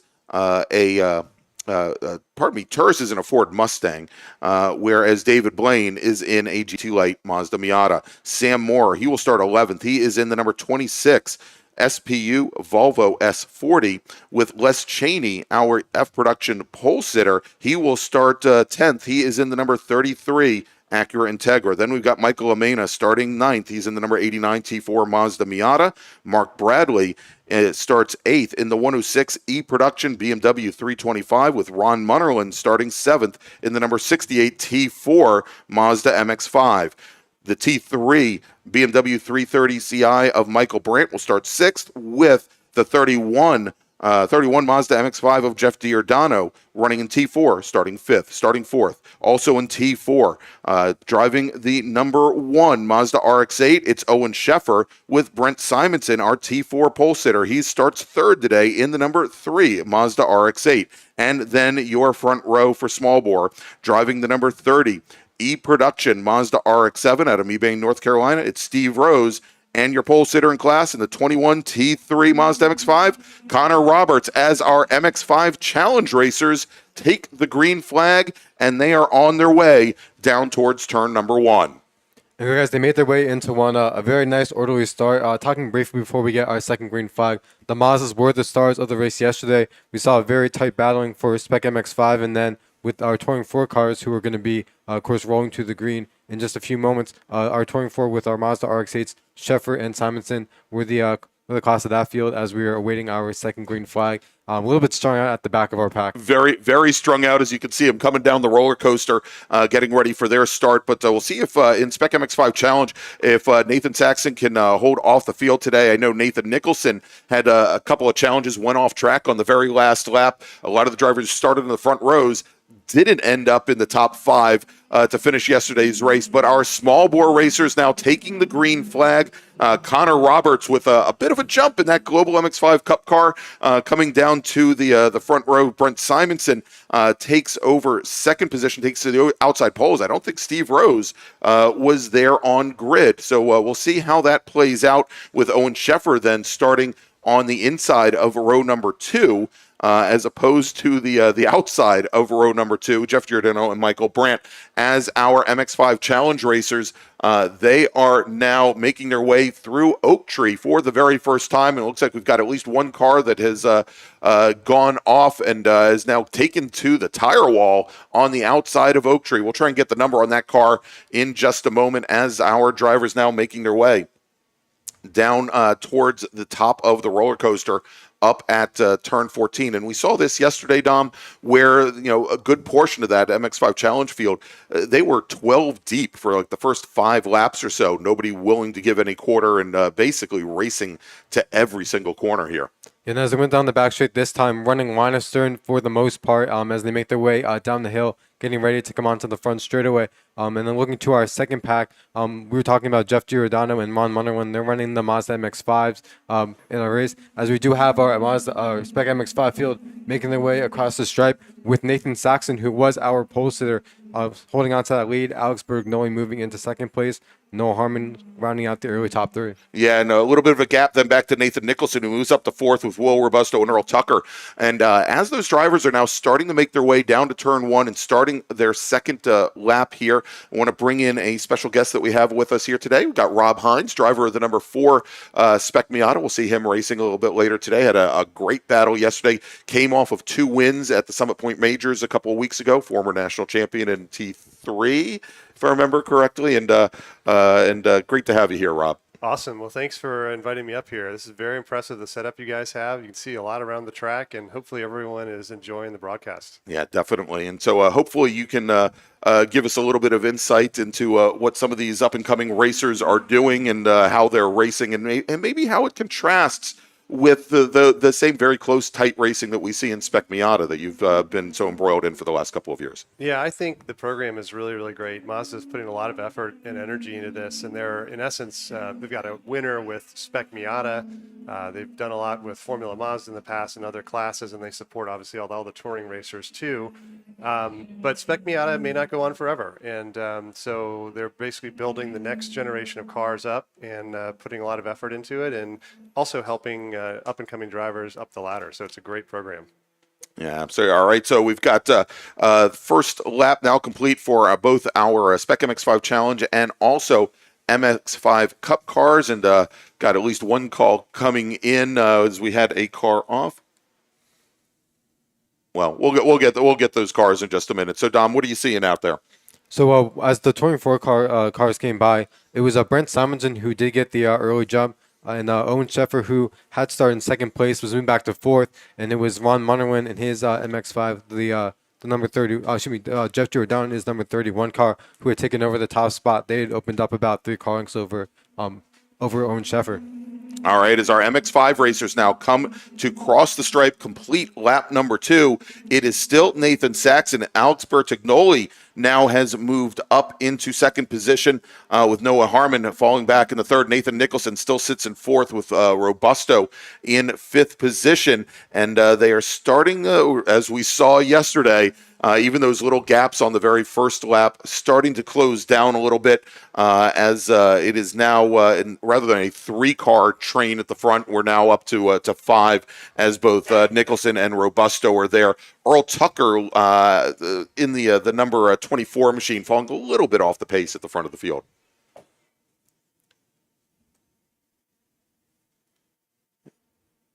And we'll track here as we're watching there in our bottom left some of our B-Spec field, looking to see if Blair Deffenbaugh can repeat as a B-Spec winner here today. Took his first Super Tour win a couple weeks ago here at Virginia International Raceway. After lap 1, he was leading, but luckily for him, he had a couple of GT Pintos between he and the second place B-Spec car, Josh Smith, who was sitting down in second place about 3 seconds in arrears of Deffenbaugh. And so some of this mixed class racing, certainly isn't advantageous, especially as you grid up and in a car like a B-Spec where it is very difficult. You need to rely on the draft. You're not going to be able to just motor past a Pinto coming out of a corner, for example. It definitely very helpful there, and we see Deffenbaugh now, I think, has had one of those GT Pintos get by as he still leads that field. But I know in most cases when you've raced Spec Miata in the last couple of years, usually Spec Miata, they've got their own run group. They don't have to worry about the mixed class racing. We saw yesterday with Spec MX-5 Challenge, it didn't take too long for these cars, that are running in the 210 range to start coming up on cars that are about 20 seconds a lap off that pace. What kind of mindset do you take in? Let's say you're a 3rd or 4th car in a train. when you know you're coming up on traffic? How do you determine, when to pounce, when not to pounce? Do you just try to make your way clear of that traffic before, really starting the fight? Yeah, I mean, you have to think about it. That's part of mixed class racing. It's an opportunity, but it's also a challenge for everybody. And so I don't know that there's a one rule that you would necessarily use for it. It's really situationally dependent. And if you're coming up to somebody in a tight corner, you might back off a little bit and back the people up behind you so that you can get an advantageous shot. Whereas if you stuff it in there and you try to drive through, the people behind you, they may slow down a little bit and get the slingshot off the corner and be able to go by you. So it's something that you really have to consider. It can be frustrating as a driver sometimes, but it's all part of the game. Right. Yeah, exactly. I guess you have to take every situation as it comes to you. So, Dom, what are we seeing? Yeah, so as we mentioned, no change for our top three so far in Spec MX-5. Nathan Saxon still at the top of the standings with Alex Bergnoli and Noah Harmon in tow. And then looking for our Touring 4 battle, looks as though the MX-5 of that's going to be Jeff Giordano, the 31 car, has moved into the lead. And then that's actually pushed Brent Simonson now back to, I believe it's third place. Owen Sheffer taking over the second spot. But leading our second pack of small bore cars is that 46 of Converbs. And Rob, I know that having run a Touring 3 Nissan, you've had a lot of interaction with other Touring 3 cars, some of the Mazda MX-5 Cup cars. What has your personal experience been with racing some of the Mazdas on track around VIR and other tracks? Yeah, every car has its pluses and minuses in the touring class, and the Mazdas, they are amazing handling cars. They stop really well, they turn really well.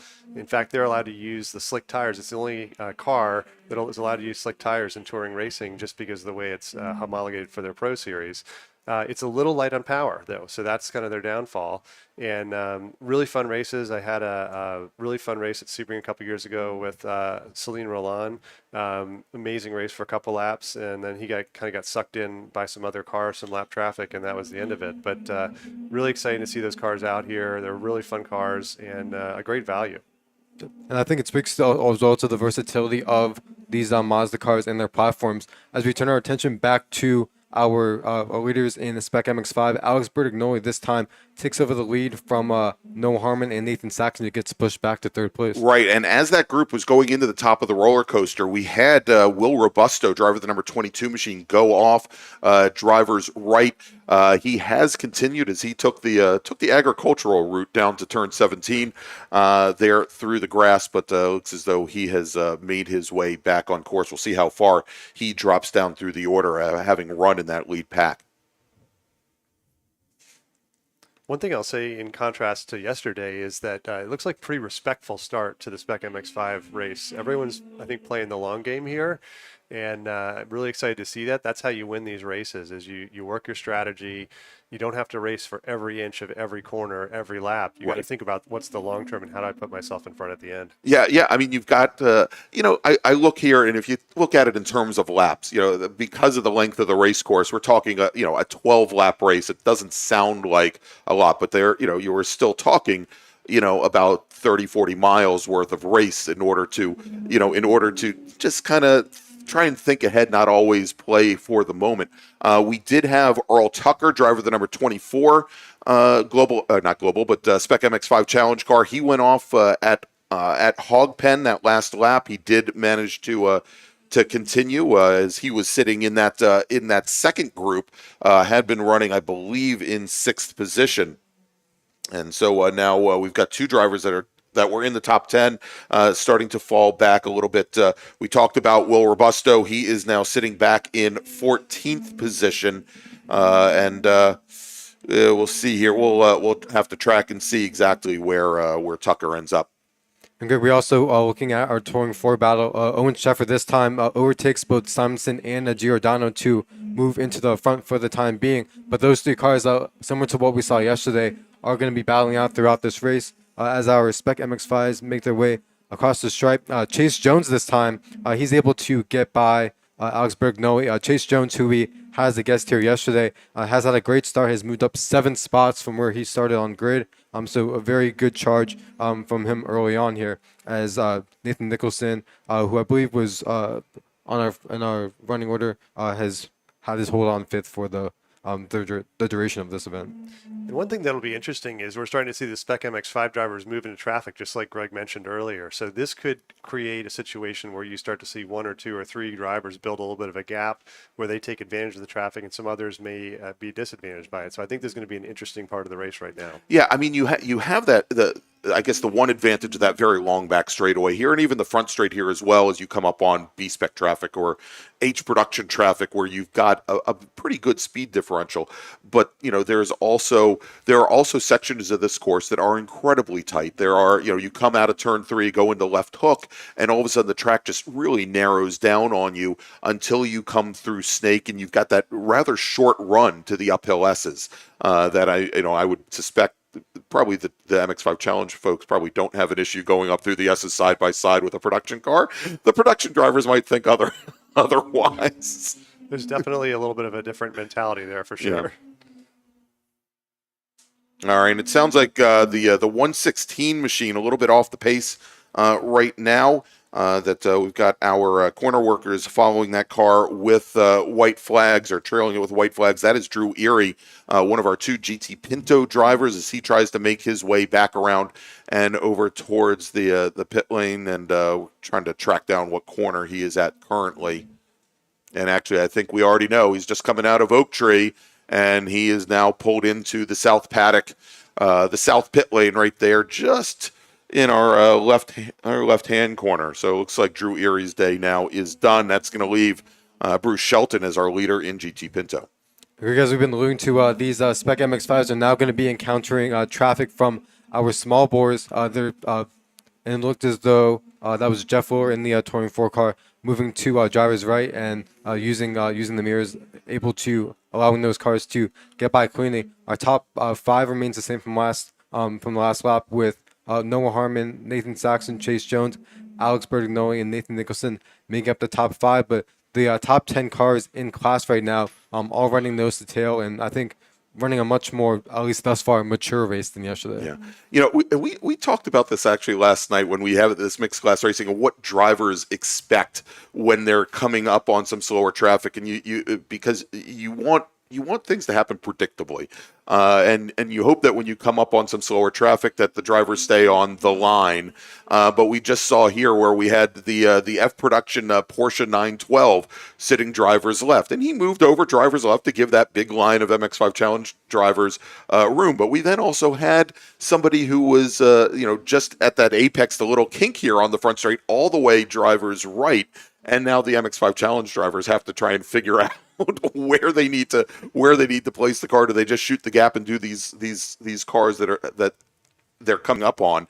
Do they recognize that there's a Porsche all the way drivers left that might be impacting where all of these other cars go? Yeah, it's always a question, and sometimes, obviously what you want cars that you're passing to have situational awareness. You want them to know that you're there. That's the first thing. If they can recognize that, you're in a pretty good situation. But the thing that'll happen sometimes is maybe one car will get by and push the car offline, and then, what do? You stay out there, you're predictable, you stay offline, and then a couple others can shoot through. And especially in Spec Miata racing, especially in this type of racing with the Spec MX-5, you've got to assume if you're being passed, it's not just one car that's there, it may be 2 or 3. 2 or 3 or 11, like we saw yesterday.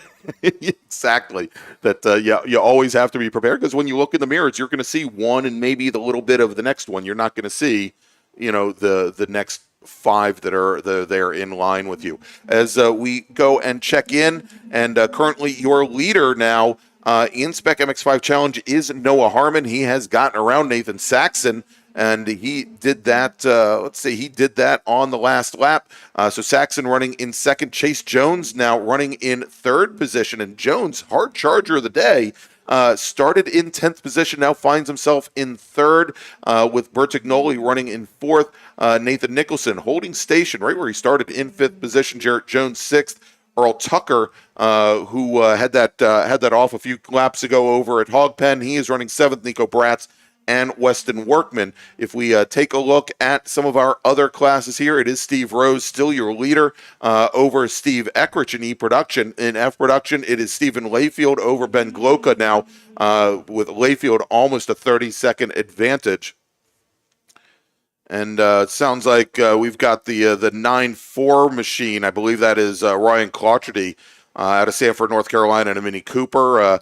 Appears to be having some motor issues. We're trying to track down where on course he may be, but it looks like that car has expired. In let's see here, and they are over, I think, over by turn 8, but we'll get that. In Touring 3, it is Connor Roberts over Michael Roberts, and then in T4, Owen Sheffer, Jeff Giordano has gotten around Brent Simonson, and then Ron Munnerlin, and it looks like we've got one of our E-production drivers, that is the 78 machine of Al Pierce, who had been running 4th. He comes down the pit lane, and he was 2 laps down. Looks like his day is now done. Greg, the complexity of this Spec MX-5 battle has changed a little bit the last few laps. Noah Harmon and Nathan Saxon, despite Harmon making the move to overtake Saxon, those two have distanced themselves a little bit from our third-place driver, Chase Jones. And so about 3rd through 10th are running line astern.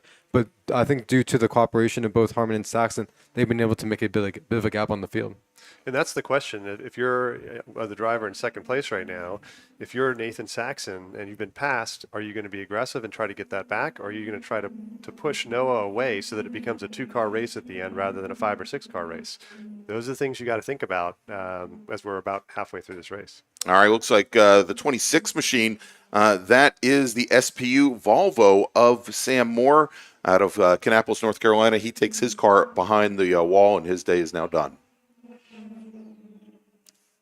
Okay, looking to as we're going through our different classes, Touring 4, Owen Sheffer for the past 2 laps has been leading both Jeff Giordano and Brent Simonson. Brent was actually about 3 car lengths back from Giordano's machine. Owen Sheffer and Giordano definitely using the draft to begin to pull away from both Simonson and then the 68 of Ron Munnerlin, who sits 4th in class. All right, and as we mentioned, Ryan Clotcherty, he is over by turn 9, right by the corner station there, so right up at the top of the S's before you get to South Bend, and driver is out of the car. As Deffenbaugh continues to lead that class, Josh Schmidt just turned his fastest lap of the race. He just crossed the start-finish line here just a few moments ago. But Deffenbaugh, again, with mixed class racing, had the advantage of about 5 cars between he and Schmidt to start this race. And Schmidt is right now almost 7 seconds in arrears from Deffenbaugh. That would be a very, with traffic or otherwise, be very difficult to make up here. Yeah, I think Deffenbaugh's got to be in cruise mode at this point, just conserving the car and making sure he keeps his nose clean. Yeah, exactly here. As we see all that traffic coming down the back straight, we'll try and catch up with our MX-5 Challenge drivers here in just a moment. And I think they are actually mixed right in with that gaggle of production cars. We should see our leaders in MX-5 Challenge come down out of Hog Pen and onto the front straight here in just a moment. We'll see if it is still Harmon in the lead or whether or not he has given up that advantage to Nathan Saxon as they have been dealing with all of that traffic.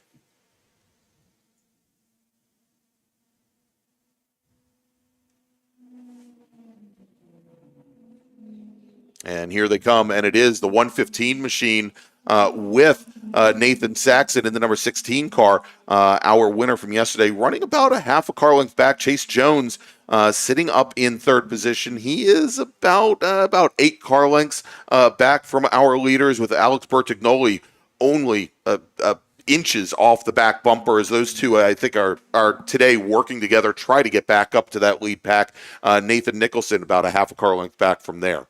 And you can see that second pack starting to get a little antsy. It's only 2 seconds, but the reality is that there gets to be a point where you think, okay, it's getting close to the end of the race. I may not be able to get to first. Now we're going to have a knockdown, drag-out battle in the second pack. And so it's getting to be that time where we're going to start to see that second pack really, really moving around and putting some moves on each other. Yeah, look, it's still 9+ miles, 9.5 miles till the end of this race. But at some point, and we saw with some of their tendencies towards some of these drivers' tendencies towards not thinking ahead. Let's put it that way. That they may this early go and decide that it is time to start fighting, and I guess a lot of that is going to depend on whether or not they're coming up on a lot of traffic as well. As we've got probably around 8 minutes or so also left in this race. So not a lot of time for them to make that decision, and certainly they're getting to the point where they're far enough back, I think, from our lead pair that maybe it is time for them to start working on who's going to end up on the last step of the podium.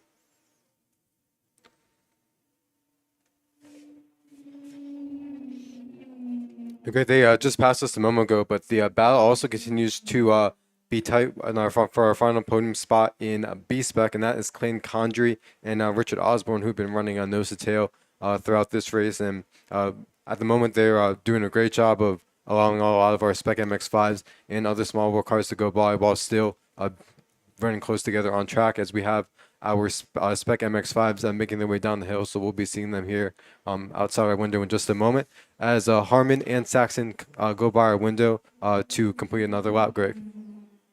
All right, some news here out of Spec MX-5 Challenge. I'm trying to get if these are the correct cars. We've got a large group of them going down under the start-finish bridge with 2 laps to go, but it sounds like the 22 machine. The 22 machine, that's Will Robusto, is in the tire wall over by turn number 4 as he got together with the 54 machine of Chase Jones. Chase falls back now to 13th position in Spec MX-5 Challenge. So maybe that decision to try and battle out rather than moving up through the field, at least at that part of the pack, and that was a little bit further back than our battle for third. Maybe they didn't exactly take it to heart. Yeah, I think so. It's that time where, like I was saying, it's time to go, and the race now it'll be interesting. There's a race for first, and there's a race for third. And as we saw coming down the front straightaway, I couldn't even see all the cars. No, there were 5 or 6 cars, and they were 3-4 wide. Yeah, exactly. It basically looked like a giant ball of like 2x2 by 3 in the middle, and it was like a diamond formation. And I think they were all MX-5 Challenge racers. I think there may have actually been an E-Prod car mixed right in the middle of it. So we'll certainly see here as the next time our leader in we assume our leader in Spec MX-5 Challenge, either Noah Harmon or Nathan Saxon, comes under the starter stand. They'll get that 1 to go board. And again, if we take a look here and break it down by class, it is currently Harmon, your leader in Spec MX-5 Challenge. Steve Eckrich has gotten around Steve Rose in E-Production, so move that Mazda RX-8 up to the lead in E-Production. Stephen Layfield leading in F-Production. B-Spec still Blair Deffenbaugh in T3. Connor Roberts, your leader. Owen Sheffer continues to lead Jeff Giordano, but very, very close that last time by, as our leaders are coming out of Hog Pen now onto the front straight. And once again, that 2-car breakaway at the front of Spec MX-5.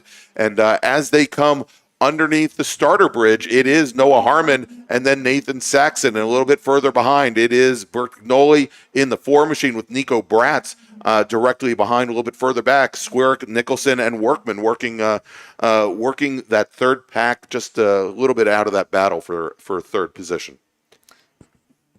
Looks like we got the cars with some overlap, not quite side by side, coming out of 1 and through 2 into NASCAR for the lead there of Spec MX-5. I think the move is probably at the end of the back straight, though. Set yourself up there, get in the draft, and then pop out and outbreak them in the 14, and then hope that you're not on the outside and going down through the grass.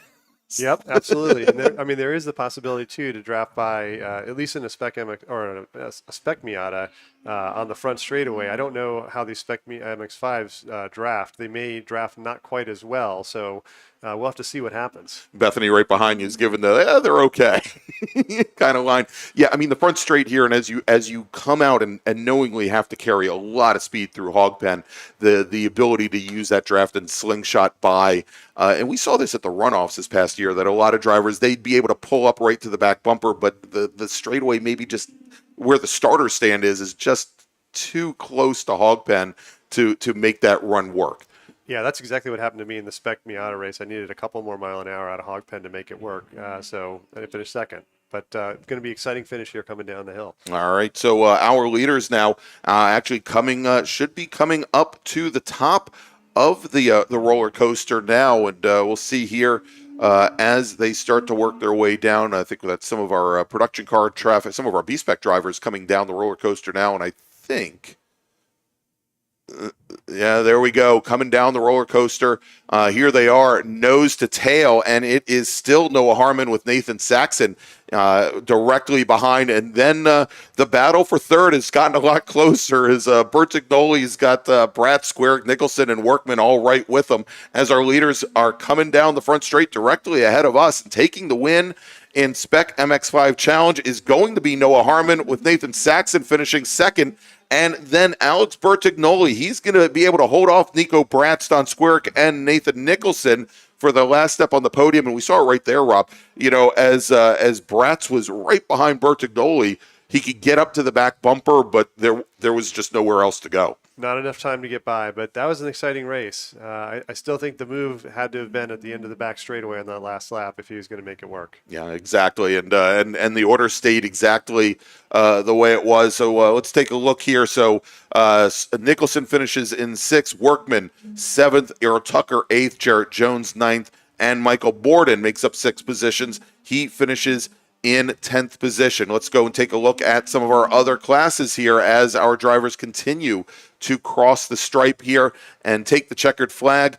Taking the win in the production, Steve Eckrich turns his fastest lap of the race on the last lap. Good for Steve there in his Mazda RX-7. Steve Rose, yesterday's winner in the Mazda RX-7, will finish second. Robert Garrison will finish in third, and Al Pierce finishes 7 laps down. In F production, Stephen Layfield is your winner in the number 71 machine. Ben Gloca and his Acura Integra will finish in second, a distant 38 seconds back. Greg Siegert now coming to the line. Siegert will finish in third position with Greg Crandall finishing fourth. Bill Foster finishing in fifth. In GT Lights, our sole racer there and his Mazda MX-5, David Blaine, takes the win. In GT Pinto, Bruce Shelton, our winner after Drew Early retired 6 laps early. In SPU, Sam Moore only completed, I think he completed 6 laps out of the 12, went just halfway and retired the car. In Touring 3, Connor Roberts takes the win with Michael Brandt finishing second.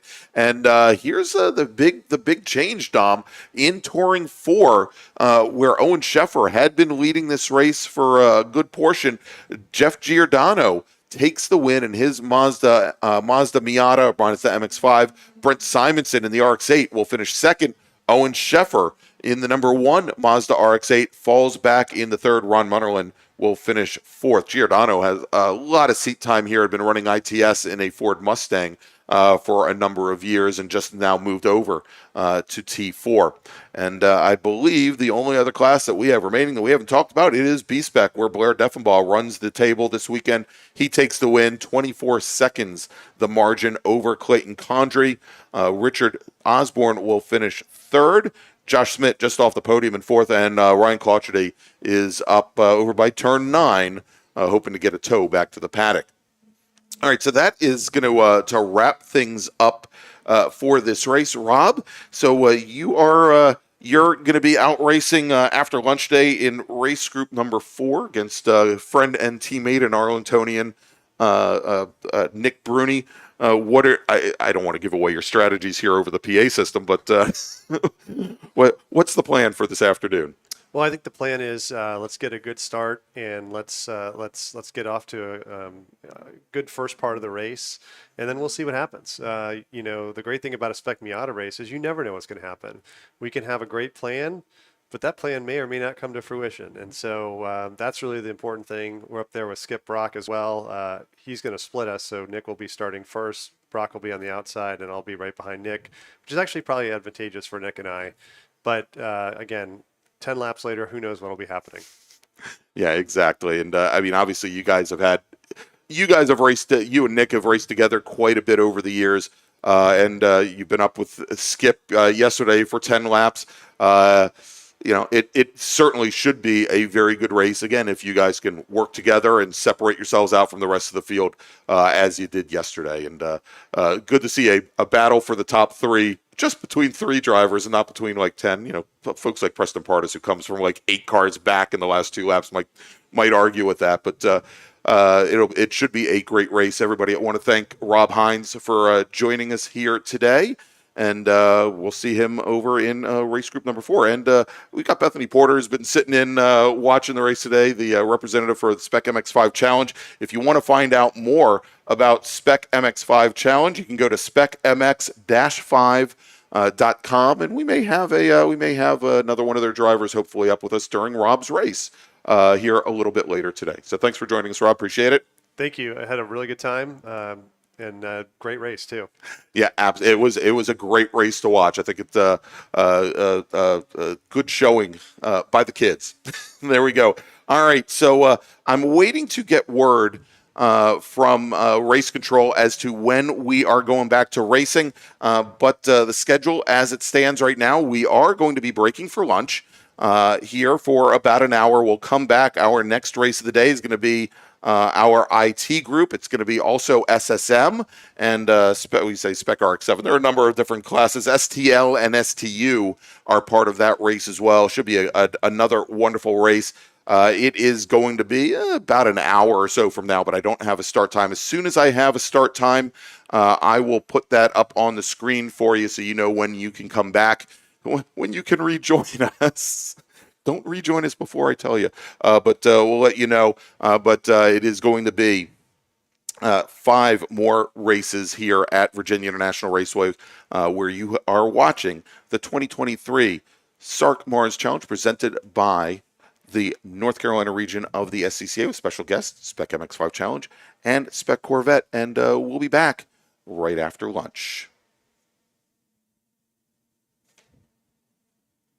If you like what you see today, become part of the action by joining Sports Car Club of America.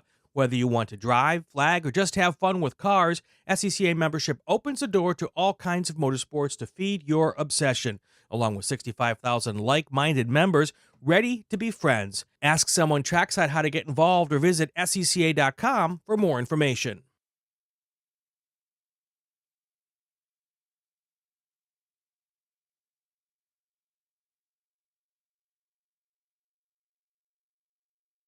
Green, blue, white, checker. You know the flags, but do you know the people waving those flags? Flaggers are the key to the success of every SCCA event at the racetrack, and it's something you can do.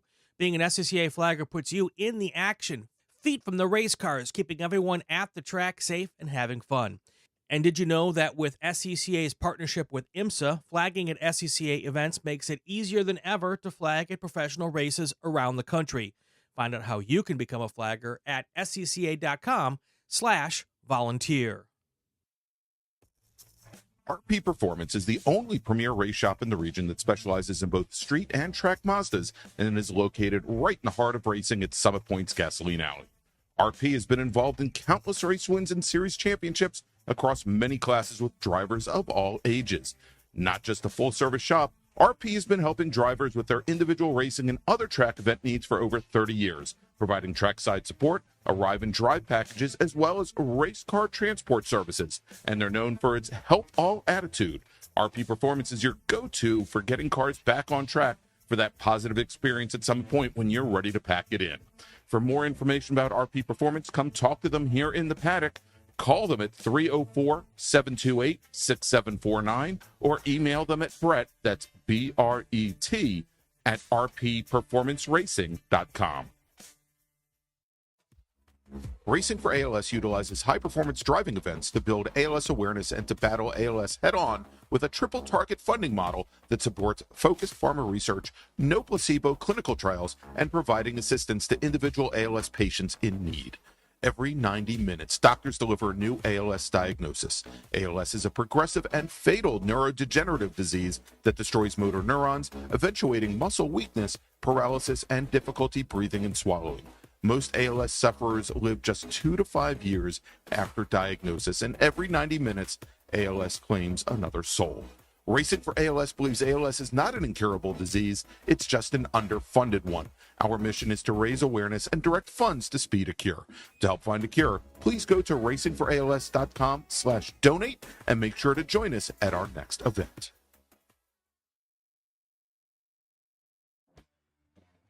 The official track photographer of the North Carolina region of the SCCA is Trad's Photos. Trad covers many of the biggest events here at VIR, at Road Atlanta, Carolina Motorsports Park, NCM, and at AMP. In addition to the SCCA, Trad covers racing for ALS, the Peach State Porsche Club, PCA Club Racing, J-Zilla Track Days, MVP Track Days, Carolina Mustang Club, and many more. To see Trad's work online, visit tradsphotos.com or on Instagram and Facebook at Trads Photos. And to have Trad shoot for you, text them at 980-395-1116.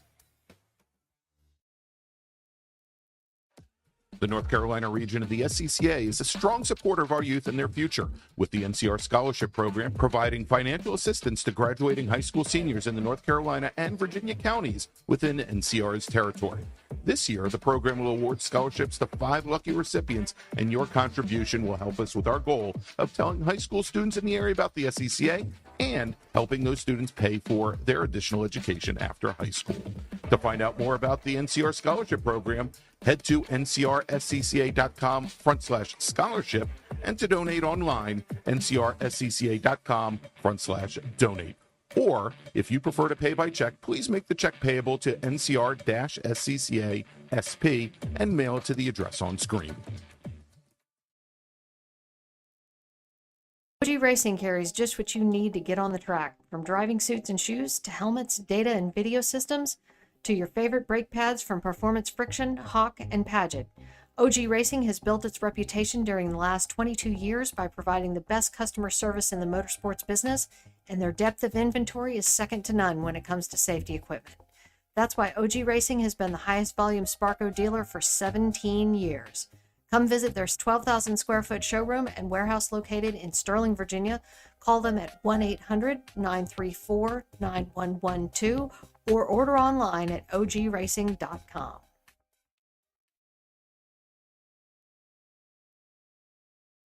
Since 1976, Radial Tire Company has been providing the Washington, D.C. area with quality tires and the finest service. They have earned a reputation as a premier specialist in hard-to-find performance tire and wheel applications. They stock tires from all of the top manufacturers for whatever you drive, from small economy cars to SUVs to trucks. Their mission is to assist you in getting the most out of your tires and cars. For more information or to schedule online, browse radialtirecompany.com or call them in Silver Spring at area code 301-585-2740. That's 301-585-2740. The North Carolina region of the SCCA is a strong supporter of our youth and their future, with the NCR Scholarship Program providing financial assistance to graduating high school seniors in the North Carolina and Virginia counties within NCR's territory.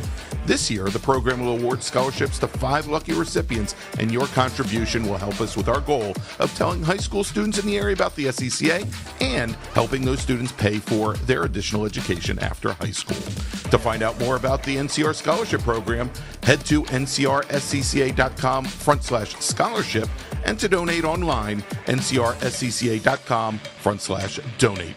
Or, if you prefer to pay by check, please make the check payable to NCR-SCCA SP and mail it to the address on screen.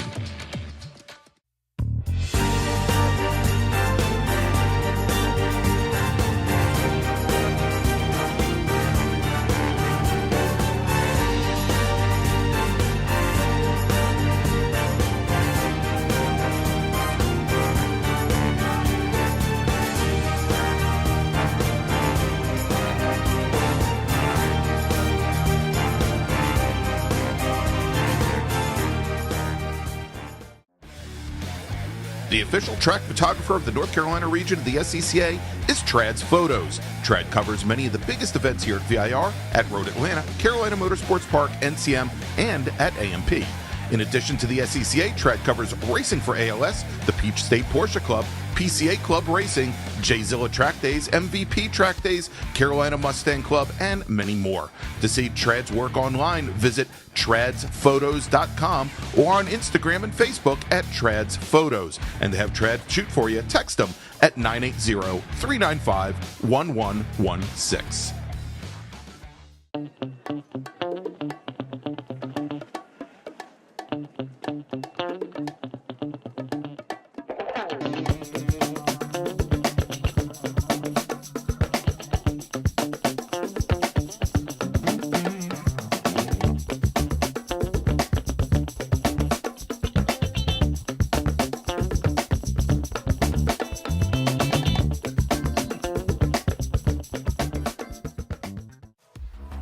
Racing for ALS utilizes high-performance driving events to build ALS awareness and to battle ALS head-on with a triple-target funding model that supports focused pharma research, no placebo clinical trials, and providing assistance to individual ALS patients in need.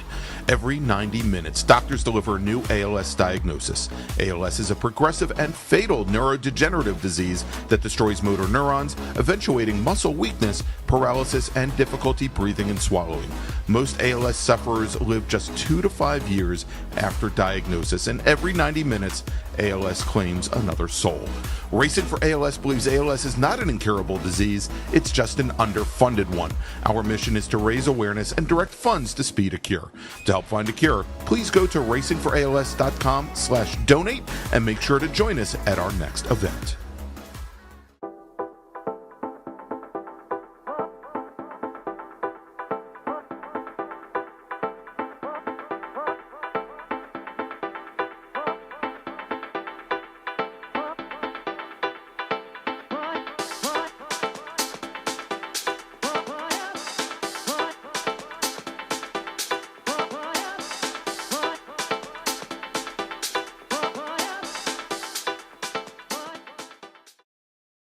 If you like what you see today, become part of the action by joining Sports Car Club of America. Whether you want to drive, flag, or just have fun with cars, SCCA membership opens the door to all kinds of motorsports to feed your obsession, along with 65,000 like-minded members ready to be friends. Ask someone trackside how to get involved or visit SCCA.com for more information.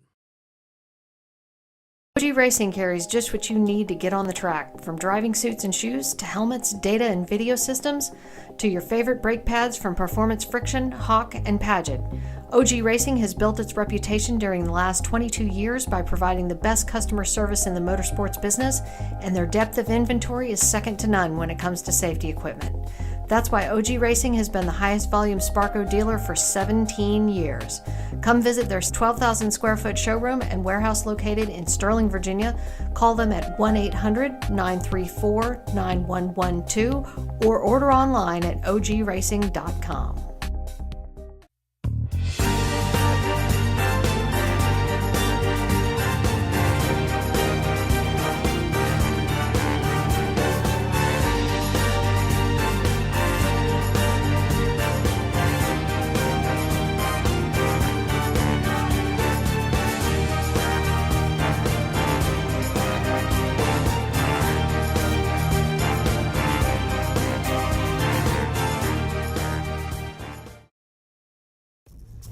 RP Performance is the only premier race shop in the region that specializes in both street and track Mazdas and is located right in the heart of racing at Summit Point's Gasoline Alley.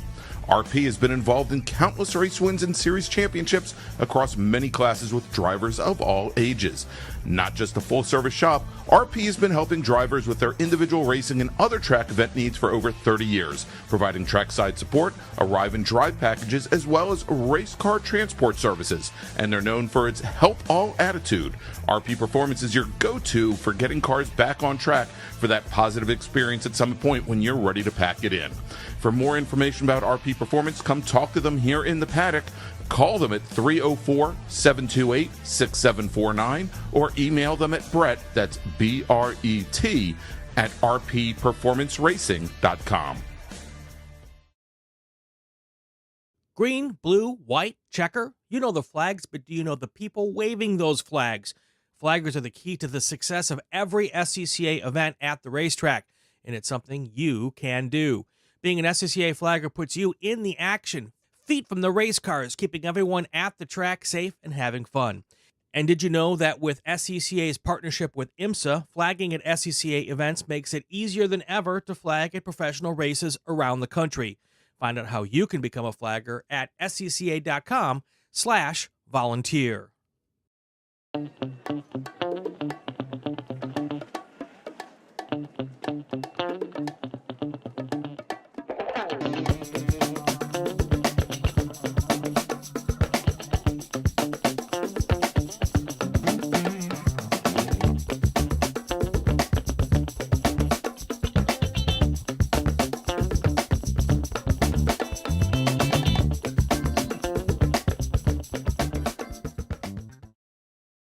Since 1976, Radial Tire Company has been providing the Washington, D.C. area with quality tires and the finest service.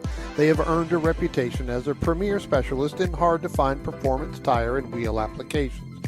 They stock tires from all of the top manufacturers for whatever you drive, from small economy cars to SUVs to trucks. Their mission is to assist you in getting the most out of your tires and car. For more information or to schedule online, browse radialtirecompany.com or call them in Silver Spring at area code 301-585-2740. That's 301-585-2740.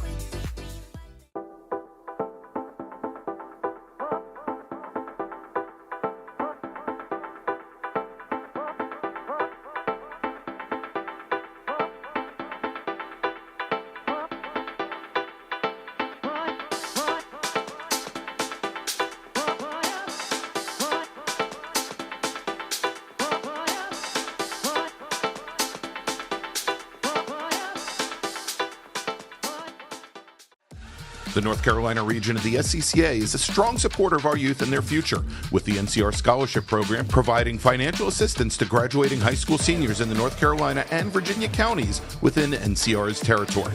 This year, the program will award scholarships to 5 lucky recipients, and your contribution will help us with our goal of telling high school students in the area about the SCCA and helping those students pay for their additional education after high school.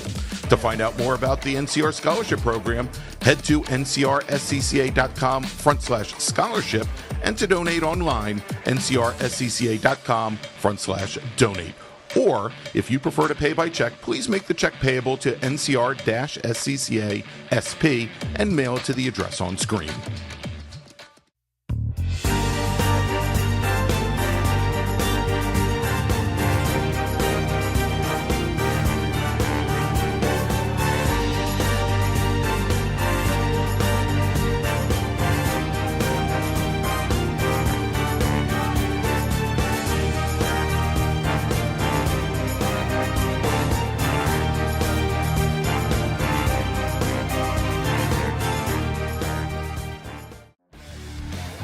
The official track photographer of the North Carolina region of the SCCA is Trad's Photos. Trad covers many of the biggest events here at VIR, at Road Atlanta, Carolina Motorsports Park, NCM, and at AMP.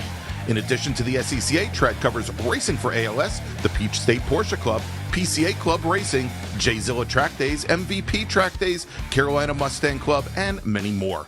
To see Trad's work online, visit tradsphotos.com or on Instagram and Facebook at Trad's Photos. And to have Trad shoot for you, text them at 980-395-1116.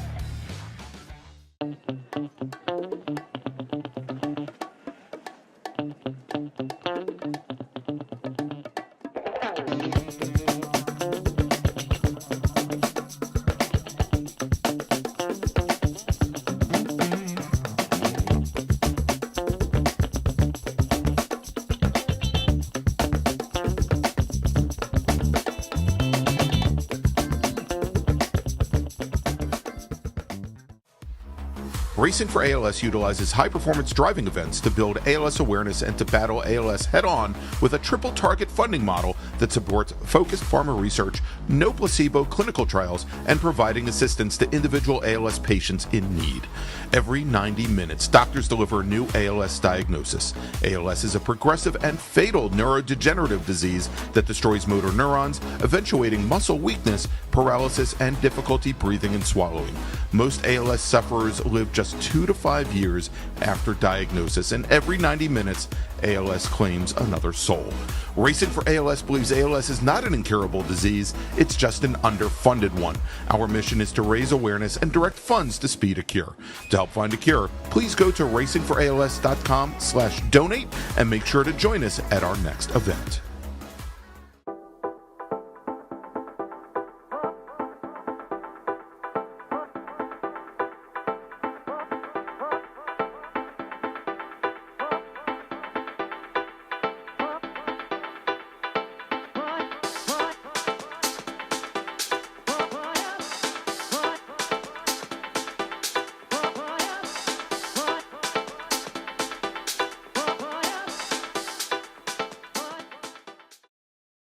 If you like what you see today, become part of the action by joining Sports Car Club of America. Whether you want to drive, flag, or just have fun with cars, SCCA membership opens the door to all kinds of motorsports to feed your obsession, along with 65,000 like-minded members ready to be friends. Ask someone trackside how to get involved or visit scca.com for more information.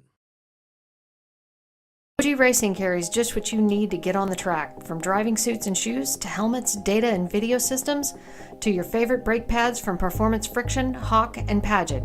OG Racing has built its reputation during the last 22 years by providing the best customer service in the motorsports business, and their depth of inventory is second to none when it comes to safety equipment.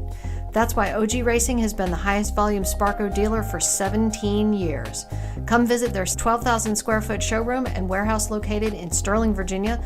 Call them at 1-800-934-9112 or order online at ogracing.com.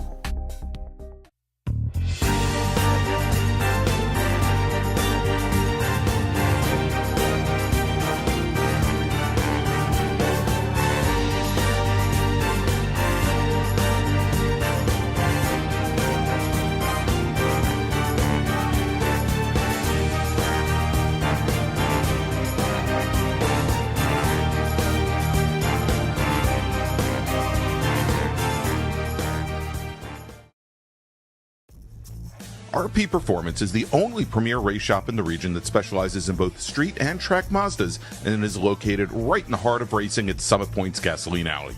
RP has been involved in countless championships of all ages. Not just a full-service shop, RP has been helping drivers with their individual racing and other track event needs for over 30 years, providing trackside support, arrive and drive packages, as well as race car transport services. And they're known for its help all attitude. RP Performance is your go-to for getting cars back on track for that positive experience at Summit Point when you're ready to pack it in. For more information about RP Performance, come talk to them here in the paddock. Call them at 304-728-6749 or email them at Brett, that's B-R-E-T, at rpperformanceracing.com. Green, blue, white, checker. You know the flags, but do you know the people waving those flags? Flaggers are the key to the success of every SCCA event at the racetrack, and it's something you can do. Being an SCCA flagger puts you in the action, feet from the race cars, keeping everyone at the track safe and having fun. And did you know that with SCCA's partnership with IMSA, flagging at SCCA events makes it easier than ever to flag at professional races around the country? Find out how you can become a flagger at scca.com/volunteer.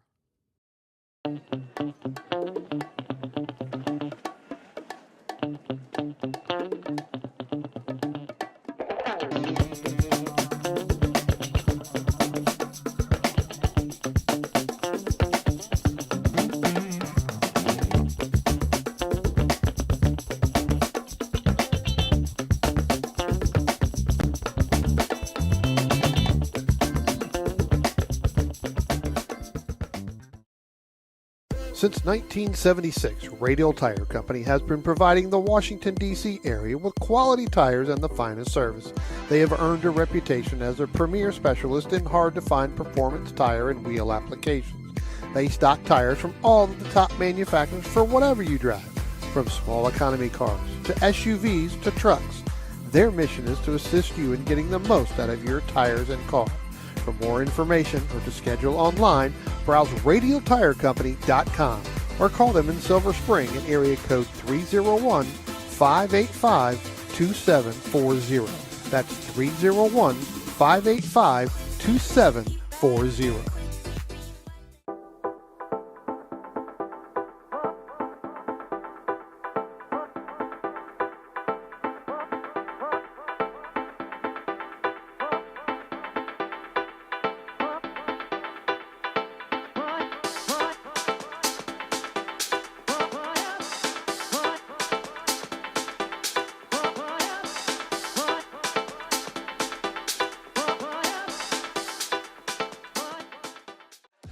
The North Carolina region of the SCCA is a strong supporter of our youth and their future, with the NCR Scholarship Program providing financial assistance to graduating high school seniors in the North Carolina and Virginia counties within NCR's territory.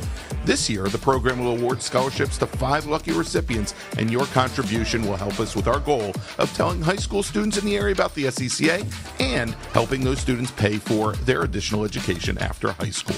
To find out more about the NCR Scholarship Program, head to ncrscca.com/scholarship, and to donate online, ncrscca.com/donate.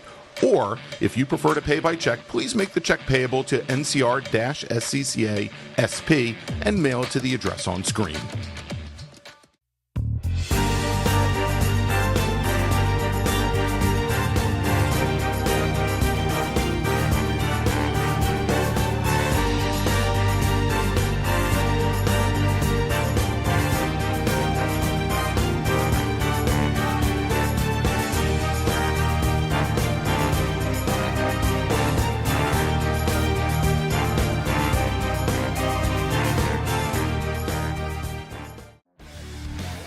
The official track photographer of the North Carolina region of the SCCA is Trad's Photos. Trad covers many of the biggest events here at VIR, at Road Atlanta, Carolina Motorsports Park, NCM, and at AMP. In addition to the SCCA, Trad covers racing for ALS, the Peach State Porsche Club, PCA Club Racing, J-Zilla Track Days, MVP Track Days, Carolina Mustang Club, and many more. To see Trad's work online, visit tradsphotos.com or on Instagram and Facebook at Trads Photos. And to have Trad shoot for you, text them at 980-395-1116.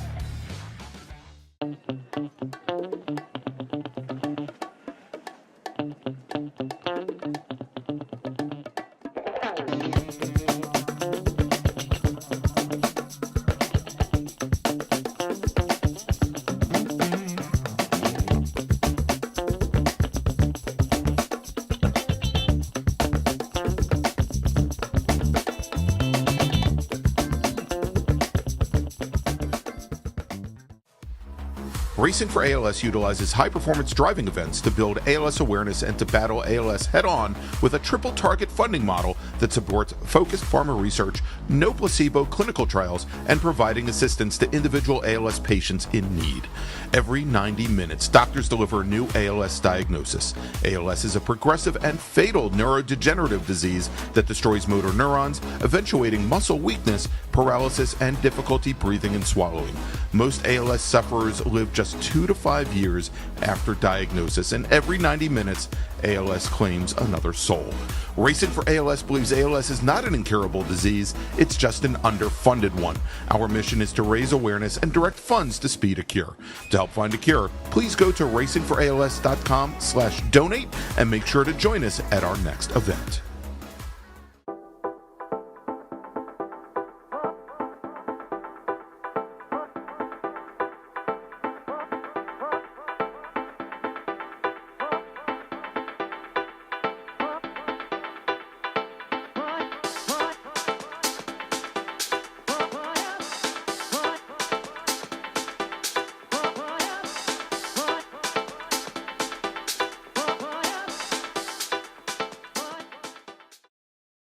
If you like what you see today, become part of the action by joining Sports Car Club of America.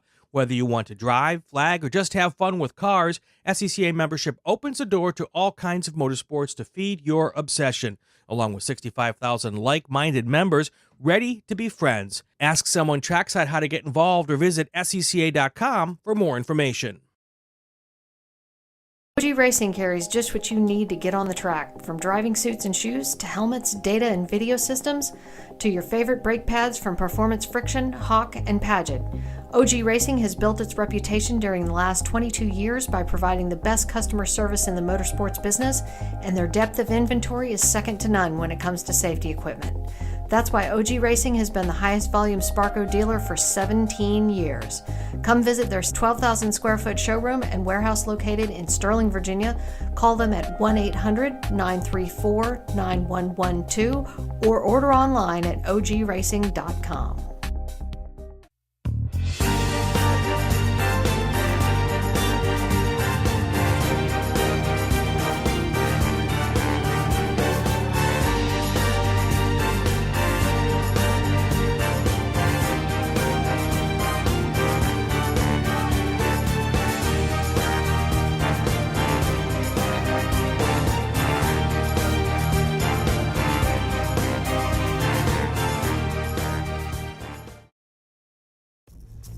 RP Performance is the only premier race shop in the region that specializes in both street and track Mazdas and is located right in the heart of racing at Summit Point's Gasoline Alley. RP has been involved in countless race wins and series championships across many classes with drivers of all ages. Not just a full-service shop, RP has been helping drivers with their individual racing and other track event needs for over 30 years, providing trackside support, arrive and drive packages, as well as race car transport services. And they're known for its help all attitude. RP Performance is your go-to for getting cars back on track for that positive experience at Summit Point when you're ready to pack it in. For more information about RP Performance, come talk to them here in the paddock. Call them at 304-728-6749 or email them at Brett, that's B-R-E-T, at rpperformanceracing.com. Green, blue, white, checker. You know the flags, but do you know the people waving those flags? Flaggers are the key to the success of every SCCA event at the racetrack, and it's something you can do. Being an SCCA flagger puts you in the action, feet from the race cars, keeping everyone at the track safe and having fun. And did you know that with SCCA's partnership with IMSA, flagging at SCCA events makes it easier than ever to flag at professional races around the country? Find out how you can become a flagger at scca.com/volunteer.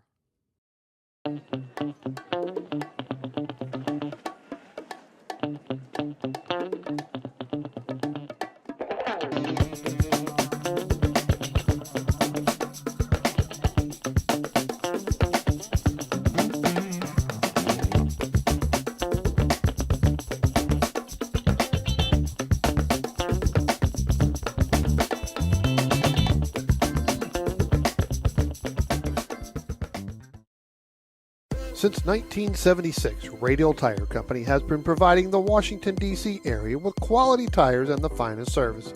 They have earned a reputation as a premier specialist in hard-to-find performance tire and wheel applications.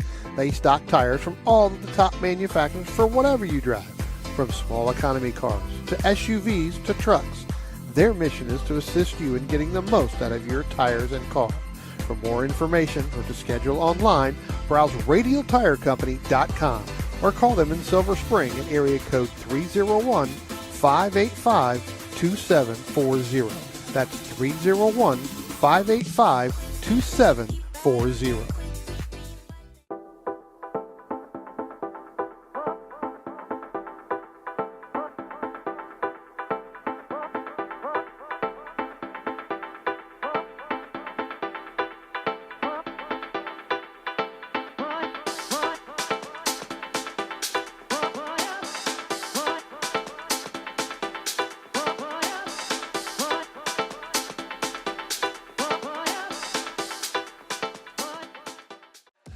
The North Carolina region of the SCCA is a strong supporter of our youth and their future, with the NCR Scholarship Program providing financial assistance to graduating high school seniors in the North Carolina and Virginia counties within NCR's territory. This year, the program will award scholarships to 5 lucky recipients, and your contribution will help us with our goal of telling high school students in the area about the SCCA and helping those students pay for their additional education after high school. To find out more about the NCR Scholarship Program, head to ncrscca.com/scholarship and to donate online, ncrscca.com/donate. Or, if you prefer to pay by check, please make the check payable to NCR-SCCA SP and mail it to the address on screen.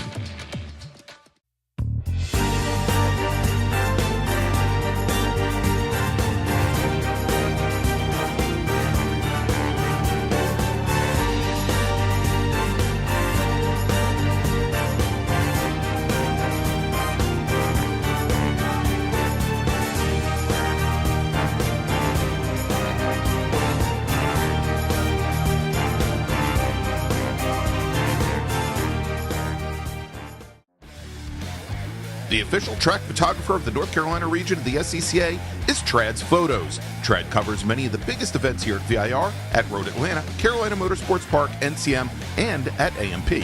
In addition to the SCCA, Trad covers racing for ALS, the Peach State Porsche Club, PCA Club Racing, J-Zilla Track Days, MVP Track Days, Carolina Mustang Club, and many more. To see Trad's work online, visit tradsphotos.com or on Instagram and Facebook at Trads Photos. And to have Trad shoot for you, text them at 980-395-1116.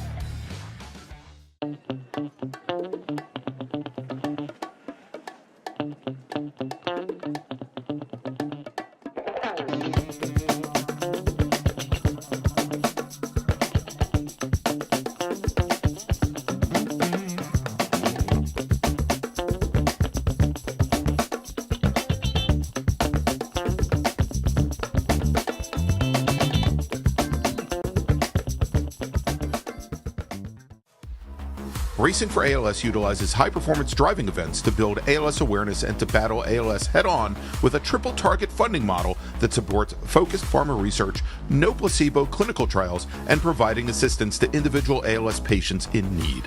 Every 90 minutes, doctors deliver a new ALS diagnosis. ALS is a progressive and fatal neurodegenerative disease that destroys motor neurons, eventuating muscle weakness, paralysis, and difficulty breathing and swallowing. Most ALS sufferers live just 2 to 5 years after diagnosis, and every 90 minutes, ALS claims another soul. Racing for ALS believes ALS is not an incurable disease, it's just an underfunded one. Our mission is to raise awareness and direct funds to speed a cure. To help find a cure, please go to racingforals.com/donate and make sure to join us at our next event.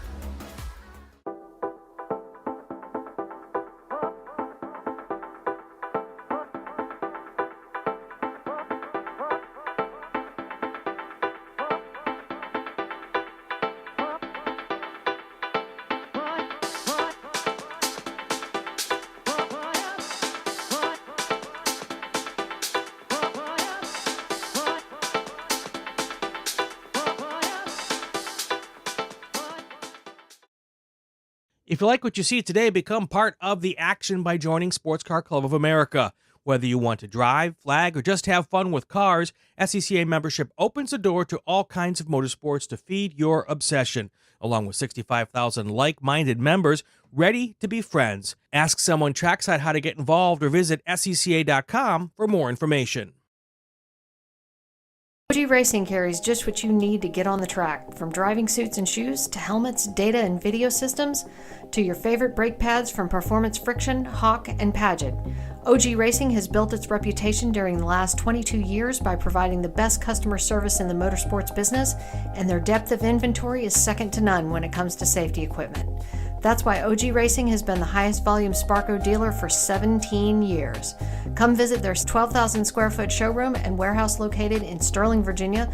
Call them at 1-800-934-9112 or order online at ogracing.com.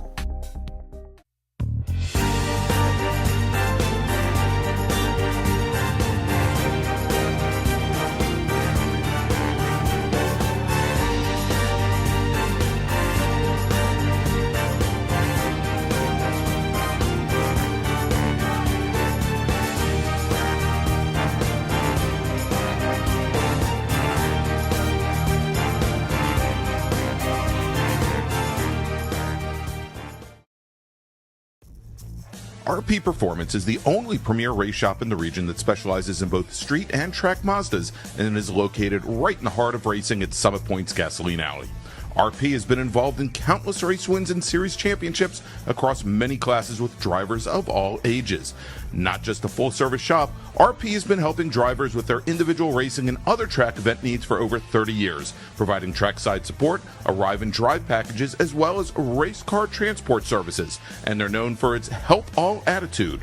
RP Performance is your go-to for getting cars back on track for that positive experience at Summit Point when you're ready to pack it in. For more information about RP Performance, come talk to them here in the paddock. Call them at 304-728-6749 or email them at Brett, that's B-R-E-T, at rpperformanceracing.com. Green, blue, white, checker. You know the flags, but do you know the people waving those flags? Flaggers are the key to the success of every SCCA event at the racetrack. and it's something you can do.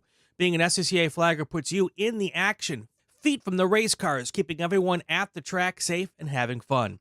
And did you know that with SCCA's partnership with IMSA, flagging at SCCA events makes it easier than ever to flag at professional races around the country?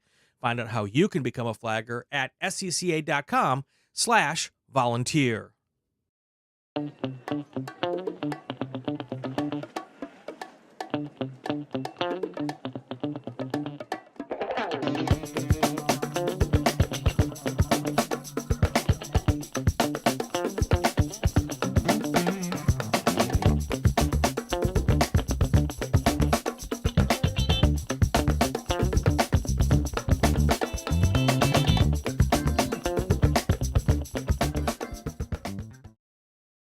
Since 1976, Radial Tire Company has been providing the Washington, D.C. area with quality tires and the finest service.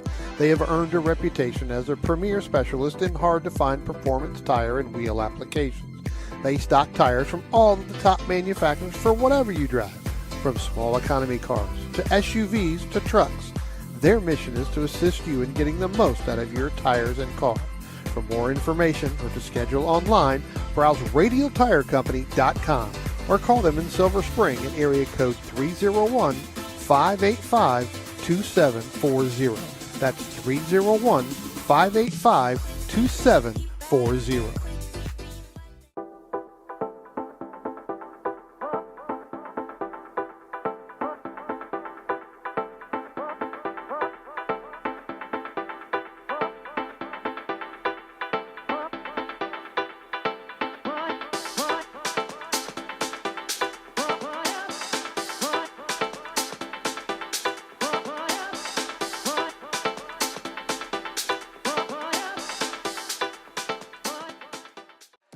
The North Carolina region of the SCCA is a strong supporter of our youth and their future, with the NCR Scholarship Program providing financial assistance to graduating high school seniors in the North Carolina and Virginia counties within NCR's territory.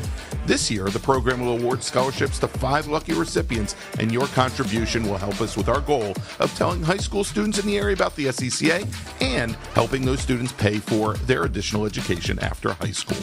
To find out more about the NCR Scholarship Program, head to ncrscca.com/scholarship and to donate online, ncrscca.com/donate. Or, if you prefer to pay by check, please make the check payable to NCR-SCCA SP and mail it to the address on screen.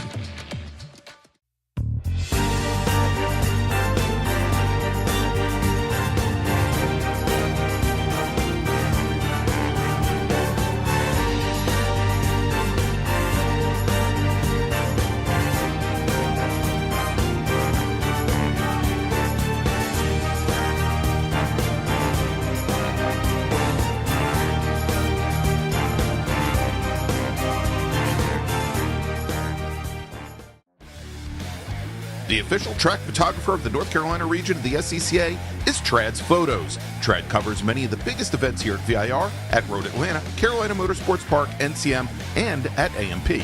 In addition to the SCCA, Trad covers racing for ALS, the Peach State Porsche Club, PCA Club Racing, J-Zilla Track Days, MVP Track Days, Carolina Mustang Club, and many more. To see Trad's work online, visit tradsPhotos.com or on Instagram and Facebook at Trad's Photos. And to have Trad shoot for you, text them at 980-395-1116.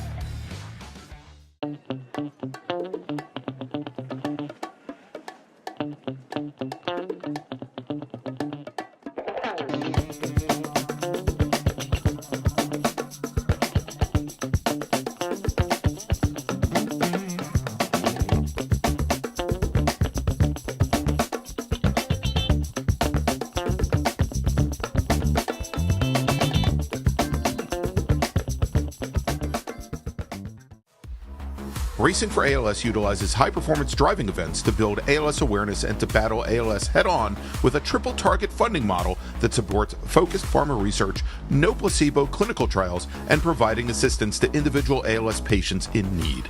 Every 90 minutes, doctors deliver a new ALS diagnosis. ALS is a progressive and fatal neurodegenerative disease that destroys motor neurons, eventuating muscle weakness, paralysis, and difficulty breathing and swallowing. Most ALS sufferers live just 2 to 5 years after diagnosis, and every 90 minutes, ALS claims another soul. Racing for ALS believes ALS is not an incurable disease, it's just an underfunded one. Our mission is to raise awareness and direct funds to speed a cure. To help find a cure, please go to racingforals.com/donate and make sure to join us at our next event.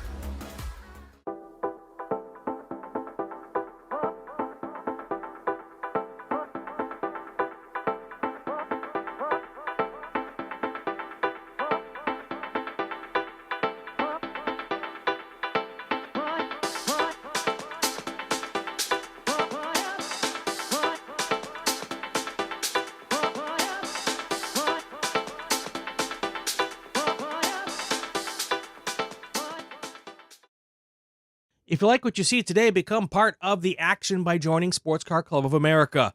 Whether you want to drive, flag, or just have fun with cars, SCCA membership opens the door to all kinds of motorsports to feed your obsession, along with 65,000 like-minded members ready to be friends. Ask someone trackside how to get involved or visit SCCA.com for more information.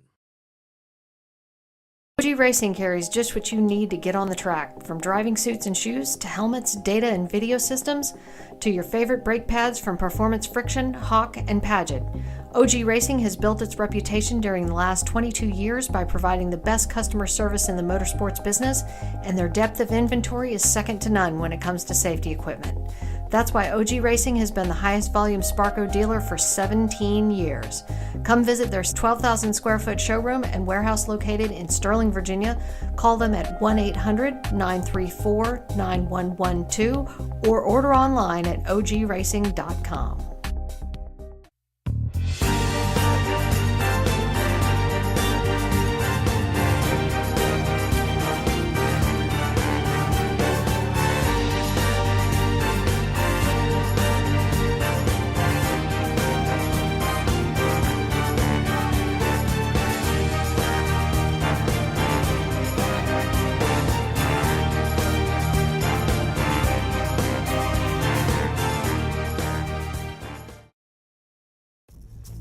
RP Performance is the only premier race shop in the region that specializes in both street and track Mazdas and is located right in the heart of racing at Summit Point's Gasoline Alley.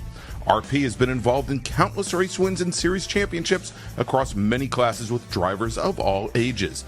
Not just a full-service shop, RP has been helping drivers with their individual racing and other track event needs for over 30 years, providing trackside support, arrive and drive packages, as well as race car transport services. And they're known for its help all attitude. RP Performance is your go-to for getting cars back on track for that positive experience at Summit Point when you're ready to pack it in. For more information about RP Performance, come talk to them here in the paddock. Call them at 304-728-6749 or email them at Brett, that's B-R-E-T, at rpperformanceracing.com. Green, blue, white, checker. You know the flags, but do you know the people waving those flags?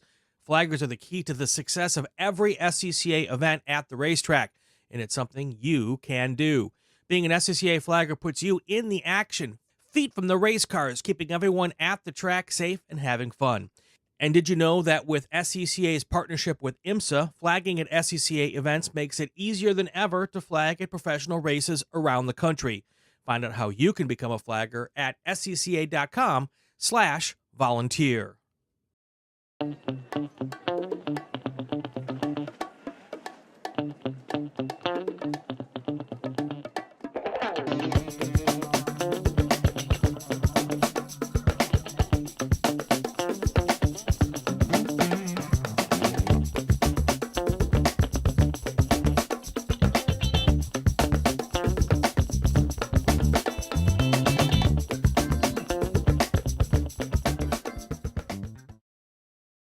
Since 1976, Radial Tire Company has been providing the Washington, D.C. area with quality tires and the finest service. They have earned a reputation as a premier specialist in hard-to-find performance tire and wheel applications. They stock tires from all of the top manufacturers for whatever you drive, from small economy cars to SUVs to trucks. Their mission is to assist you in getting the most out of your tires and car. For more information or to schedule online, browse radialtirecompany.com or call them in Silver Spring at area code 301-585-2740. That's 301-585-2740.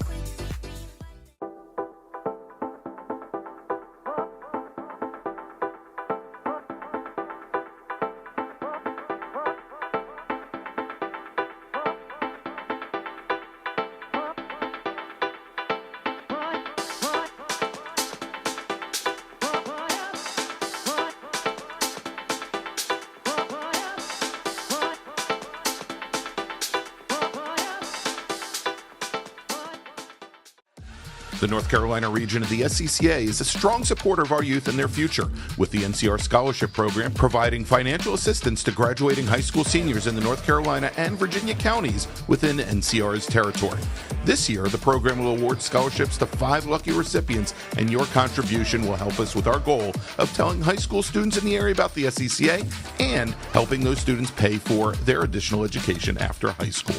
To find out more about the NCR Scholarship Program, head to ncrscca.com/scholarship, and to donate online, ncrscca.com/donate.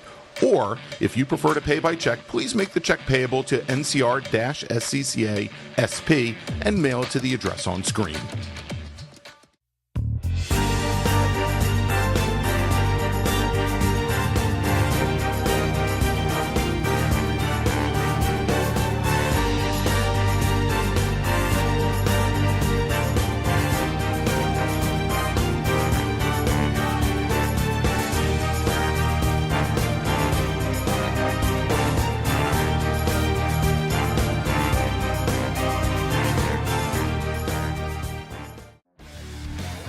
The official track photographer of the North Carolina region of the SCCA is Trad's Photos. Trad covers many of the biggest events here at VIR, at Road Atlanta, Carolina Motorsports Park, NCM, and at AMP. In addition to the SCCA, Trad covers racing for ALS, the Peach State Porsche Club, PCA Club Racing, J-Zilla Track Days, MVP Track Days, Carolina Mustang Club, and many more. To see Trad's work online, visit tradsphotos.com or on Instagram and Facebook at Trads Photos. And to have Trad shoot for you, text them at 980-395-1116.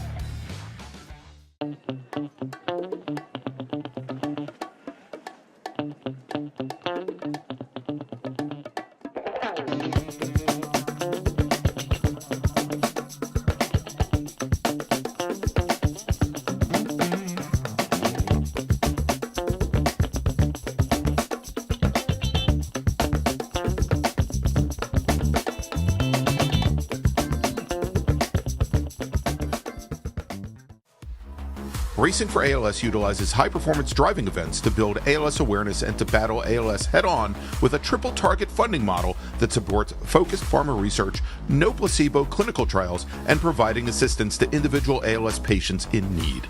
Every 90 minutes, doctors deliver a new ALS diagnosis.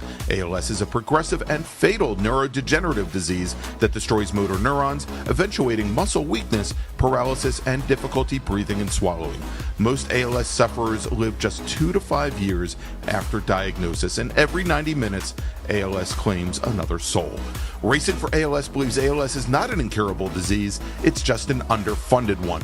Our mission is to raise awareness and direct funds to speed a cure. To help find a cure, please go to racingforals.com/donate and make sure to join us at our next event.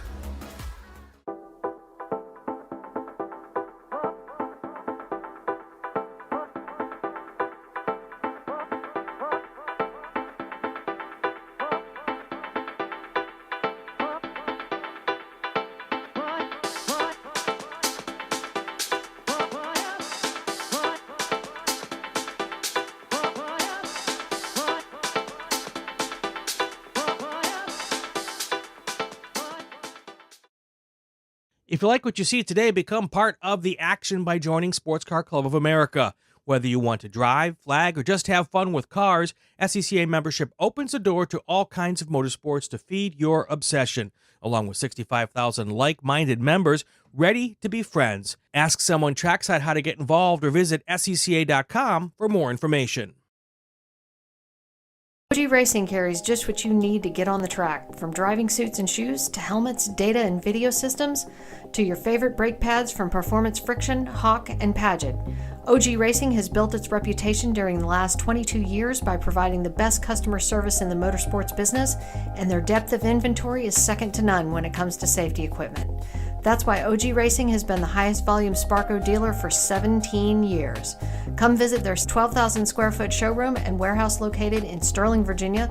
Call them at 1-800-934-9112 or order online at ogracing.com.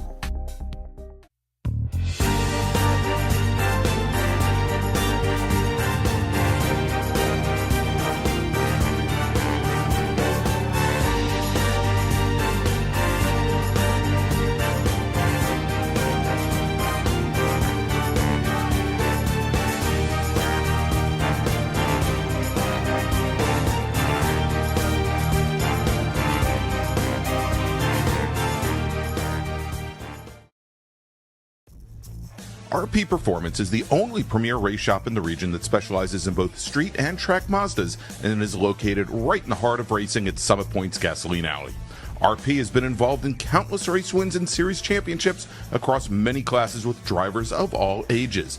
Not just a full-service shop, RP has been helping drivers with their individual racing and other track event needs for over 30 years, providing trackside support, arrive and drive packages, as well as race car transport services. And they're known for its help all attitude. RP Performance is your go-to for getting cars back on track for that positive experience at Summit Point when you're ready to pack it in. For more information about RP Performance, come talk to them here in the paddock. Call them at 304-728-6749 or email them at Brett, that's B-R-E-T, at rpperformanceracing.com. Green, blue, white, checker. You know the flags, but do you know the people waving those flags?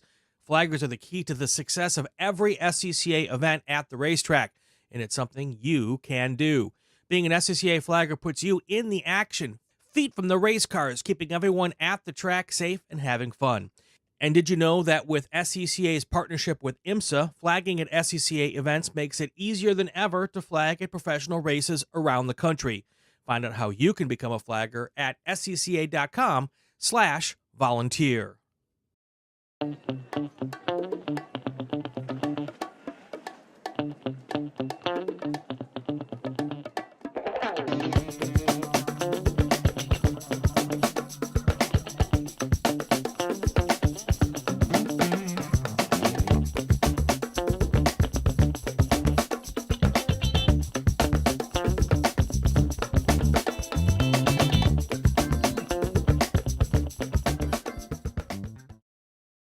Since 1976, Radial Tire Company has been providing the Washington, D.C. area with quality tires and the finest service.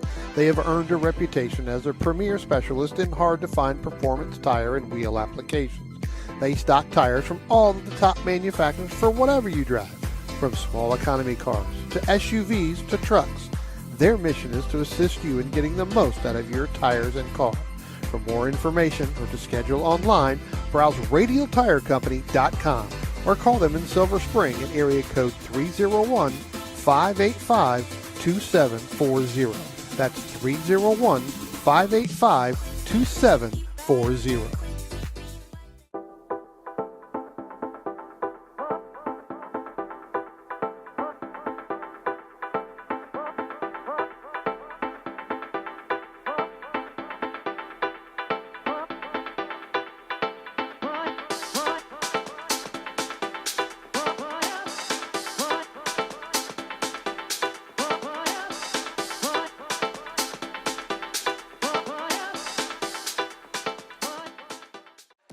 The North Carolina region of the SCCA is a strong supporter of our youth and their future, with the NCR Scholarship Program providing financial assistance to graduating high school seniors in the North Carolina and Virginia counties within NCR's territory. This year, the program will award scholarships to 5 lucky recipients, and your contribution will help us with our goal of telling high school students in the area about the SCCA and helping those students pay for their additional education after high school. To find out more about the NCR Scholarship Program, head to ncrscca.com/scholarship, and to donate online, ncrscca.com/donate. Or, if you prefer to pay by check, please make the check payable to NCR-SCCA SP and mail it to the address on screen.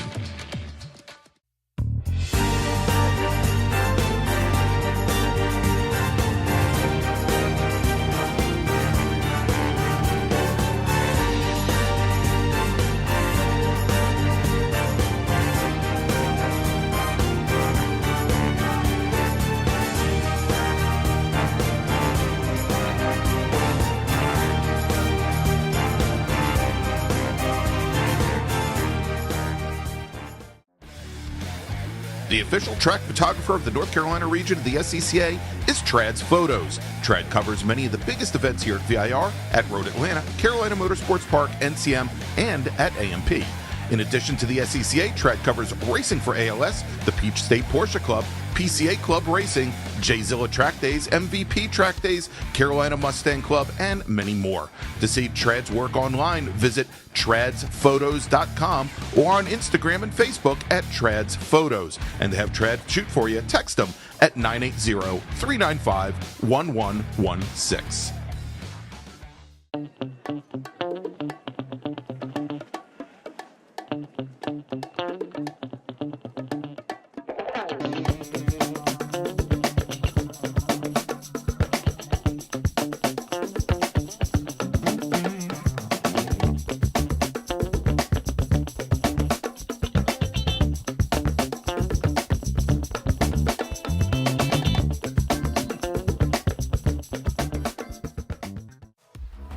Racing for ALS utilizes high-performance driving events to build ALS awareness and to battle ALS head-on with a triple-target funding model that supports focused pharma research, no placebo clinical trials, and providing assistance to individual ALS patients in need. Every 90 minutes, doctors deliver a new ALS diagnosis. ALS is a progressive and fatal neurodegenerative disease that destroys motor neurons, eventuating muscle weakness, paralysis, and difficulty breathing and swallowing. Most ALS sufferers live just 2 to 5 years after diagnosis, and every 90 minutes, ALS claims another soul. Racing for ALS believes ALS is not an incurable disease, it's just an underfunded one. Our mission is to raise awareness and direct funds to speed a cure. To help find a cure, please go to racingforals.com/donate and make sure to join us at our next event.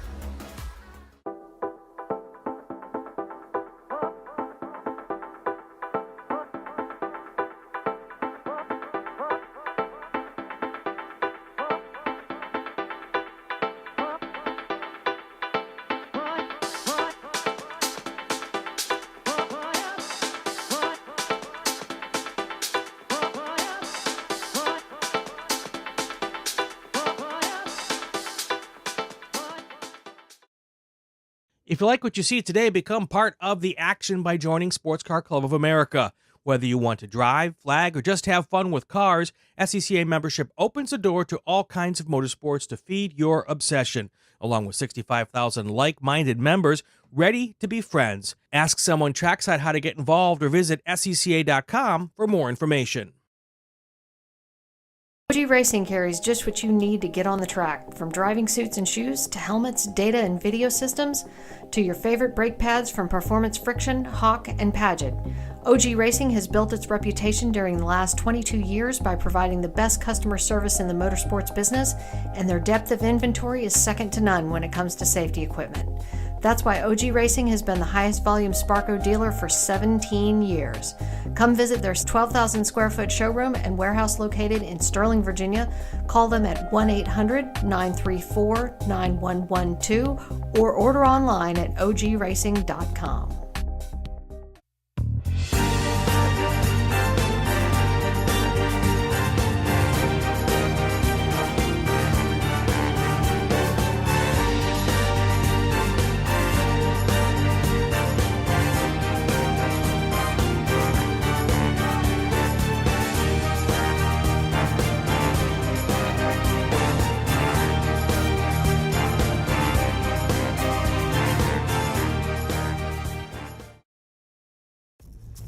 RP Performance is the only premier race shop in the region that specializes in both street and track Mazdas and is located right in the heart of racing at Summit Point's Gasoline Alley. RP has been involved in countless race wins and series championships across many classes with drivers of all ages. Not just a full-service shop, RP has been helping drivers with their individual racing and other track event needs for over 30 years, providing trackside support, arrive and drive packages, as well as race car transport services. And they're known for its help all attitude. RP Performance is your go-to for getting cars back on track for that positive experience at Summit Point when you're ready to pack it in. For more information about RP Performance, come talk to them here in the paddock. Call them at 304-728-6749 or email them at Brett, that's B-R-E-T, at rpperformanceracing.com. Green, blue, white, checker. You know the flags, but do you know the people waving those flags? Flaggers are the key to the success of every SCCA event at the racetrack, and it's something you can do. Being an SCCA flagger puts you in the action, feet from the race cars, keeping everyone at the track safe and having fun. And did you know that with SCCA's partnership with IMSA, flagging at SCCA events makes it easier than ever to flag at professional races around the country? Find out how you can become a flagger at scca.com/volunteer.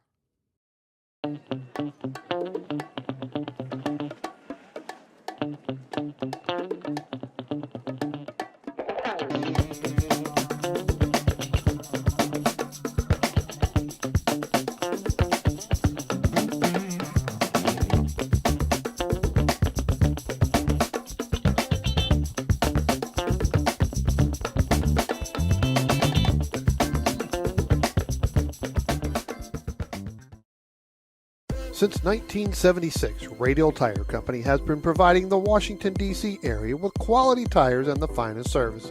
They have earned a reputation as a premier specialist in hard-to-find.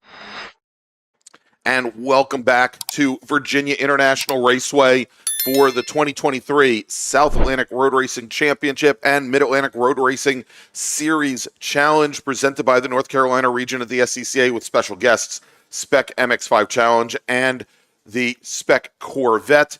I'm Greg Ginsberg along with Dominic Mandiel, and welcome back from lunch. Before we get underway with our next race, and I'm going to show you the schedule, show you what's coming up here this afternoon. We are going to have our 12-lap or 30-minute races, whichever comes first, for race groups 2 through 6. So IT and Spec RX-7 and Super Touring Light and SSM up next, then open wheels. And we'll go through the schedule. We'll wrap things up this afternoon with Big Bore, with the big ground pounders. But before we get underway with our next race, we have out on track right now, and you see them coming down through the horseshoe down at turn number 1 and turn number 2, a lap of honor for members of the North Carolina region of the SCCA that we recently lost.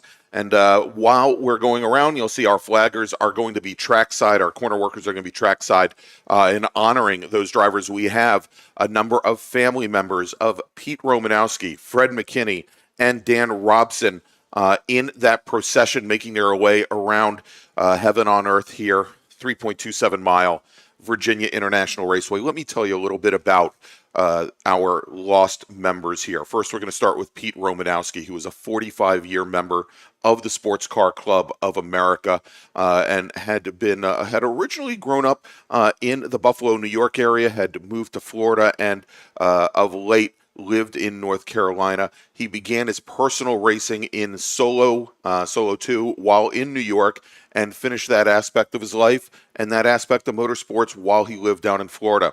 He transitioned into flagging and communications with the SCCA early on in his membership, working for both the Florida and Central Florida regions, where he worked club races, the 24 hours of Daytona, the 12 hours of Sebring for over 20 years. And he also worked the 4 kart races that were held at Tamiami Park, along with every Florida region event held at Palm Beach International. And so Pete was passionate about auto racing, and when health issues began to creep into his life, making flagging and communications responsibilities challenging, he did not waver. He did not throw in the towel.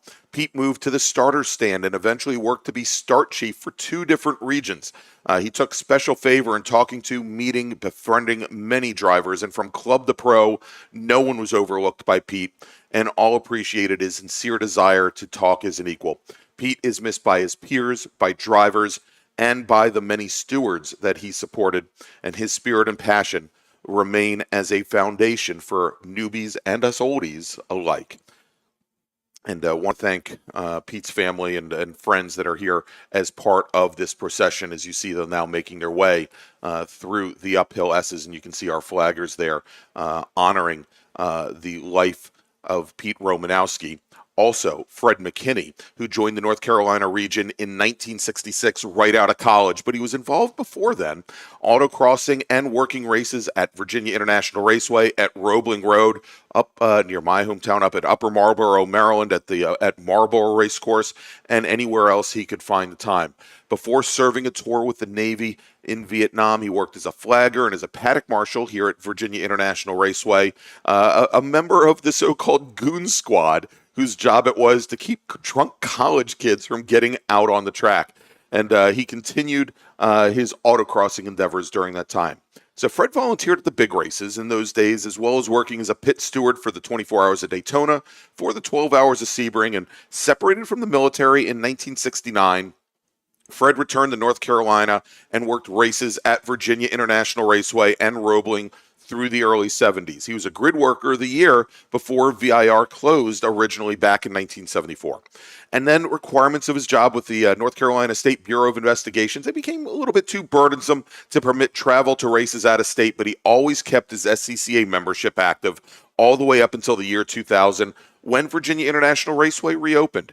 And Fred was a familiar figure on grid at VIR and other tracks in the Southeast Division for more than 15 years, until back problems forced him to slow down a bit. And in 2015, he then transitioned and became a pace car driver and communicator, and often lent the region his own car to use as a safety car. Again, friends and family here of Fred, as our processional makes its way around Oak Tree and onto the back straight onto Madison Avenue. And so finally, let's talk about Dan Robson.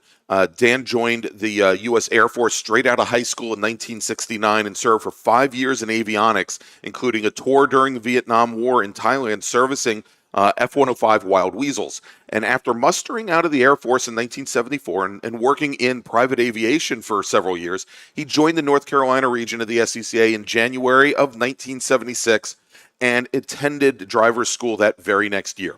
Over the next 46 years, he became the very definition of a club racer. He built his own cars, he fixed his own cars, and he raced his own cars. As a driver, he won 7 divisional championships and competed in 28 SCCA national championship runoffs, finishing in the top 5 10 times, and he finished second twice, all in the very, very difficult SCCA GT category. Along the way, and after leaving a career in aviation, he worked professionally in sports car racing as a crew member of the legendary IMSA team Highball that won the 24 Hours of Daytona an unprecedented 4 years in a row. And from there, he went on to work as a team member or crew chief for Mandeville Autotech in IMSA, Leitzinger Motorsports in IMSA, SupportNet Racing, Tommy Riggins in Trans Am, and eventually Long Road Racing, also in Grand Am. His knowledge and expertise made him famous all over the country, both with amateurs and pros. He was honest, he was hardworking, determined, and unselfish, both as a person and as a racer. He was and remains a role model for club racers everywhere in the North Carolina region and in the SCCA and North Carolina region. Misses him deeply. So for Pete Romanowski, for Fred McKinney, for Dan Robson, we have our lap of honor here at Virginia International Raceway, and may their memories always be a blessing. So let's get back now as we have our lap of honor continuing here, and they should be coming onto the pit lane in just a few moments. And once we do, we'll be giving the 5-minute warning for our next race.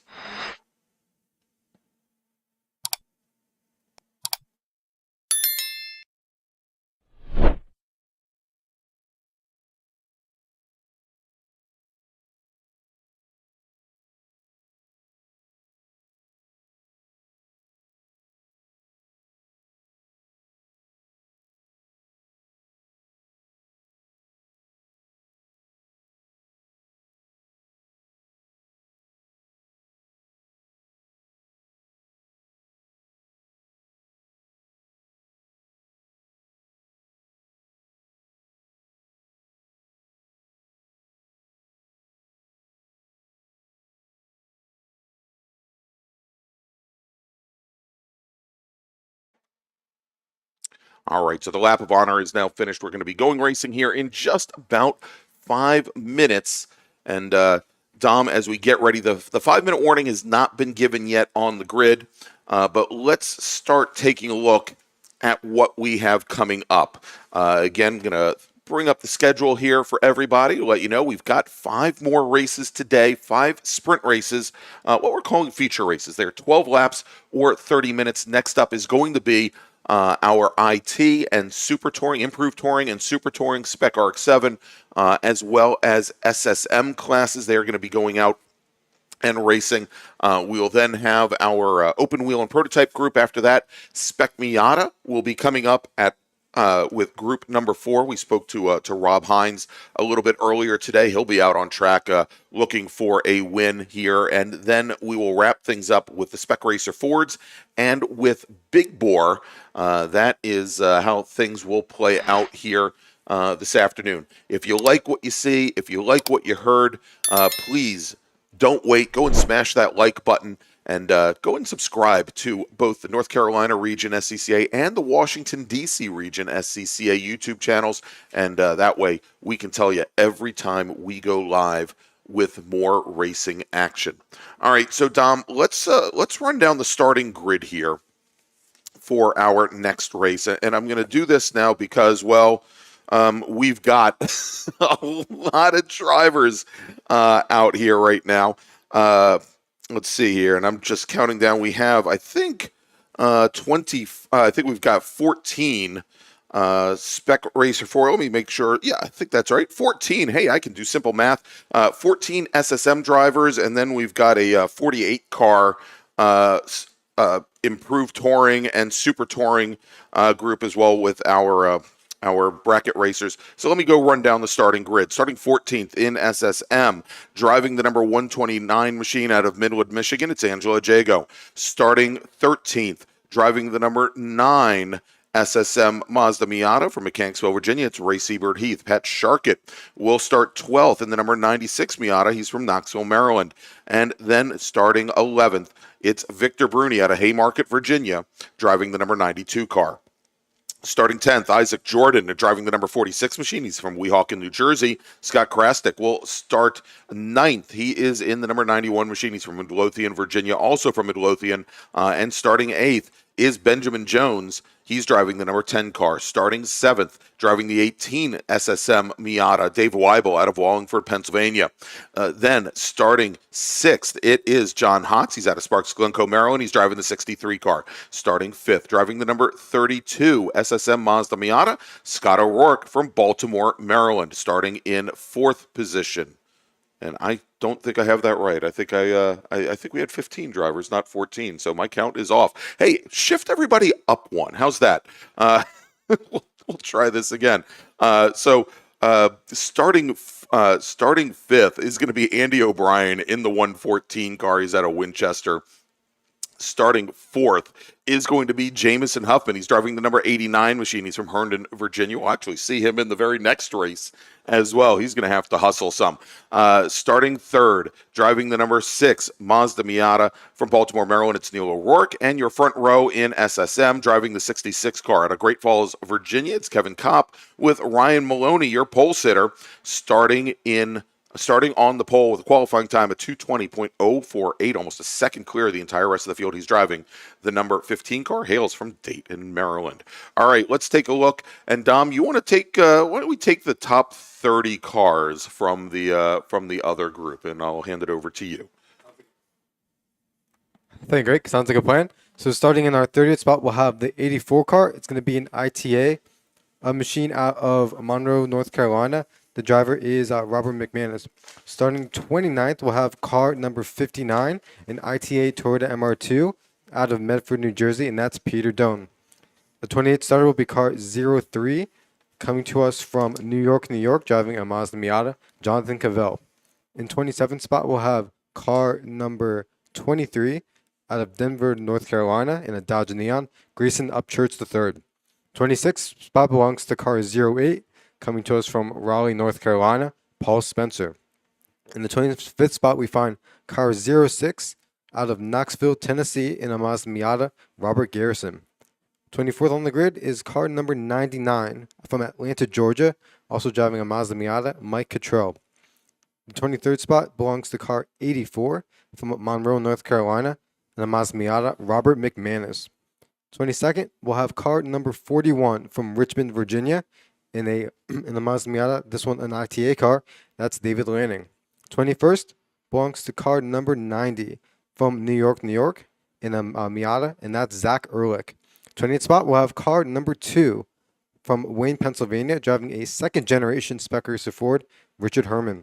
19th, car number 31 from Harpers Ferry, West Virginia, in a Mazda Miata, that's Joel Gambino. And starting in the 18th spot, car number 13 from Salem, Virginia, driving a Mazda Miata, and your fastest qualified ITA car, Stephen Clark.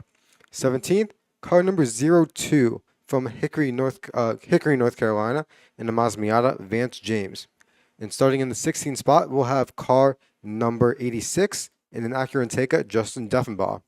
Starting in the 15th spot, car number 29 from Asheboro, North Carolina, at the wheel of a Ford Focus, Michael Sperber. Graded 14th, car number 33 from Lynchburg, Virginia, driving a Nissan 280Z, Chris Pucker.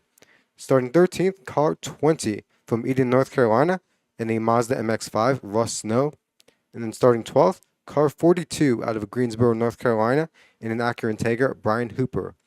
In the 11th spot, we find car number 14 from Orlando, Florida, at the wheel of a BMW 325, Matthew Fritz. And onto our top 10, starting 10th, car 182, driving a Mazda Miata from Christiansburg, Virginia, Ted Cahall. 9th, we'll have car 155 from Forest, Virginia, in a BMW 328, Jason Cook. And then we'll have Gludner from Charlotte, North Carolina, in the Mazda RX-7, starting in the 8th spot. 7th spot belongs to car 118 from Fletcher, North Carolina, and that's Steve Ettridge. Starting in our 6th spot, we'll have car number 51 from Frederick, Maryland, in a Spec Racer Ford Gen 3, our fastest qualified bracket racer, Eric Prepsius. In our 5th spot, we'll have the number 81 car out of Pittsburgh, North Carolina, driving a Ford Mustang, Nathan Pring. And 4th is car number 141 from Wake Forest, North Carolina, driving a BMW M3, that's Rodney King.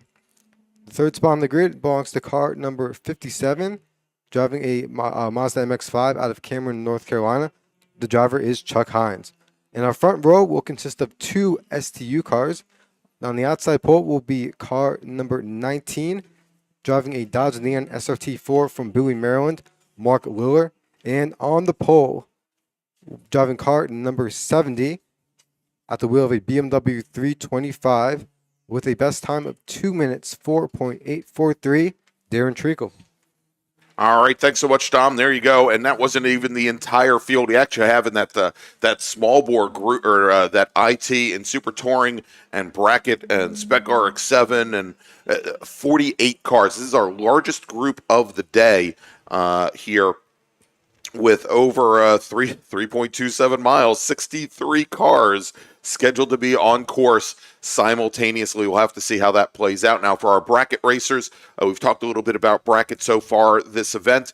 Essentially, we're looking for drivers to stay as consistent as possible. We break their times into 8 different possible brackets.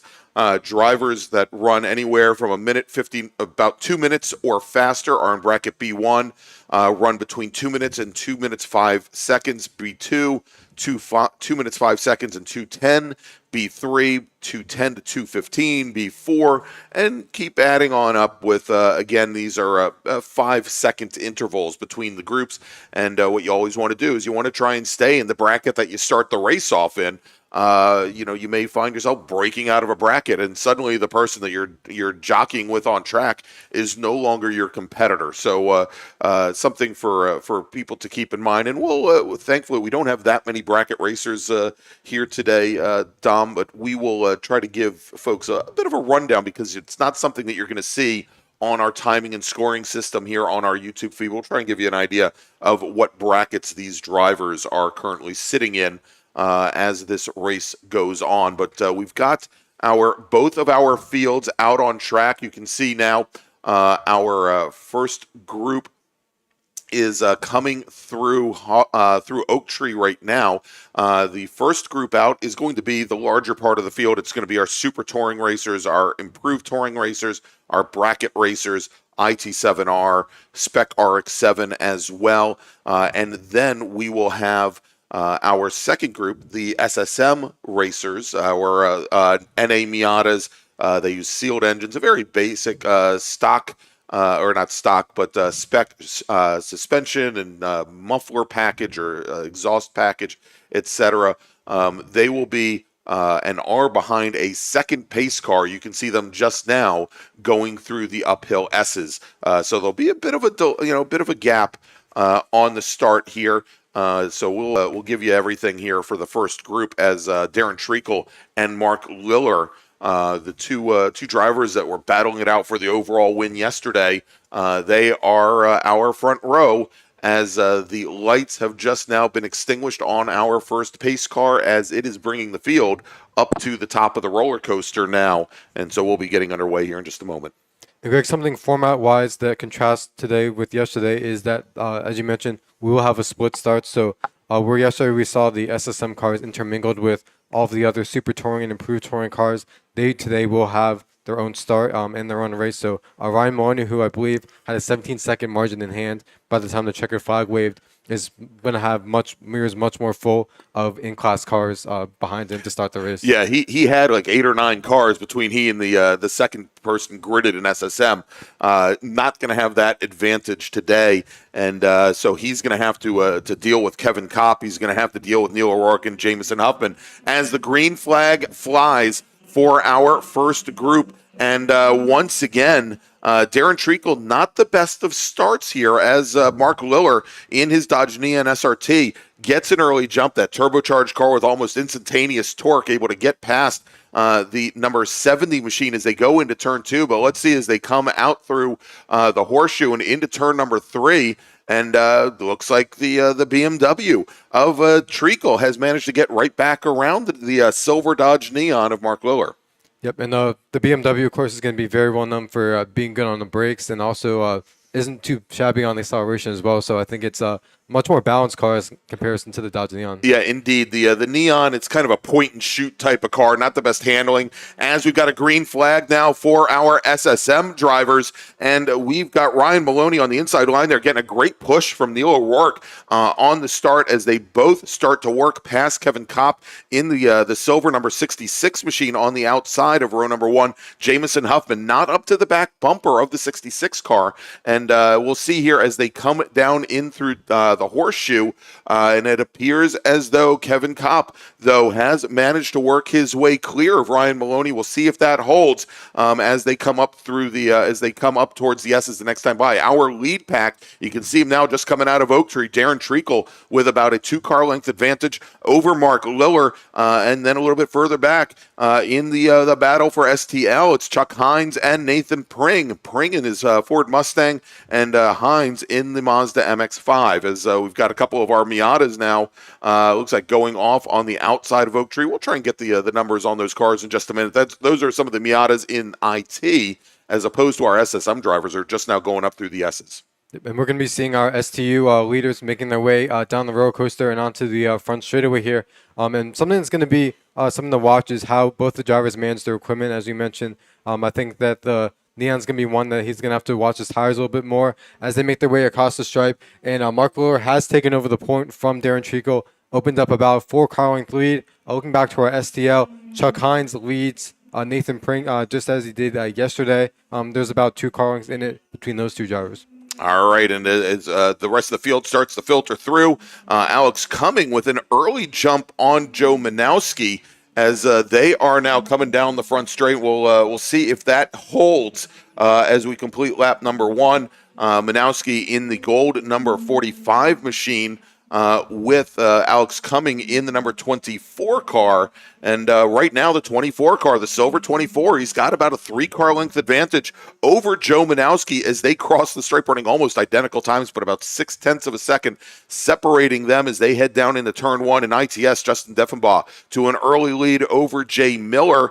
and he also had an advantage of a number of cars between them on the start there, as our SSM field now is coming across the start-finish line to complete lap number 1, and it is going to be it is Ryan Maloney, your leader, with Kevin Kopp about 2 car lengths back. Then O'Rourke and Huffman already about 4 or 5 car lengths off of the lead pack there in SSM.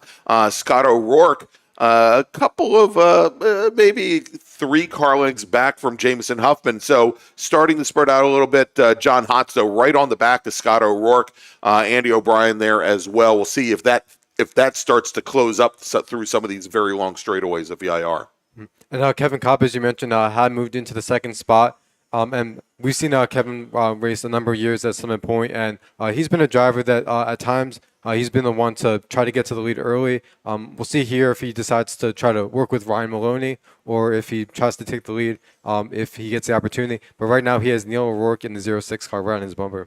If we look back over towards ITA as our leaders in STU crossing the stripe to start lap number 3 in ITA, Stephen Clark, who put down a heck of a flyer in qualifying this morning, took the pole in ITA away from yesterday's winner, Joel Gambino. Gambino started 4 cars back from Stephen Clark, and that's how it stands right now as Clark getting a good draft right now off of Justin Deffenbaugh's much faster ITS Acura Integra. That is definitely helping that Mazda Miata get down the front straight and the back straight here.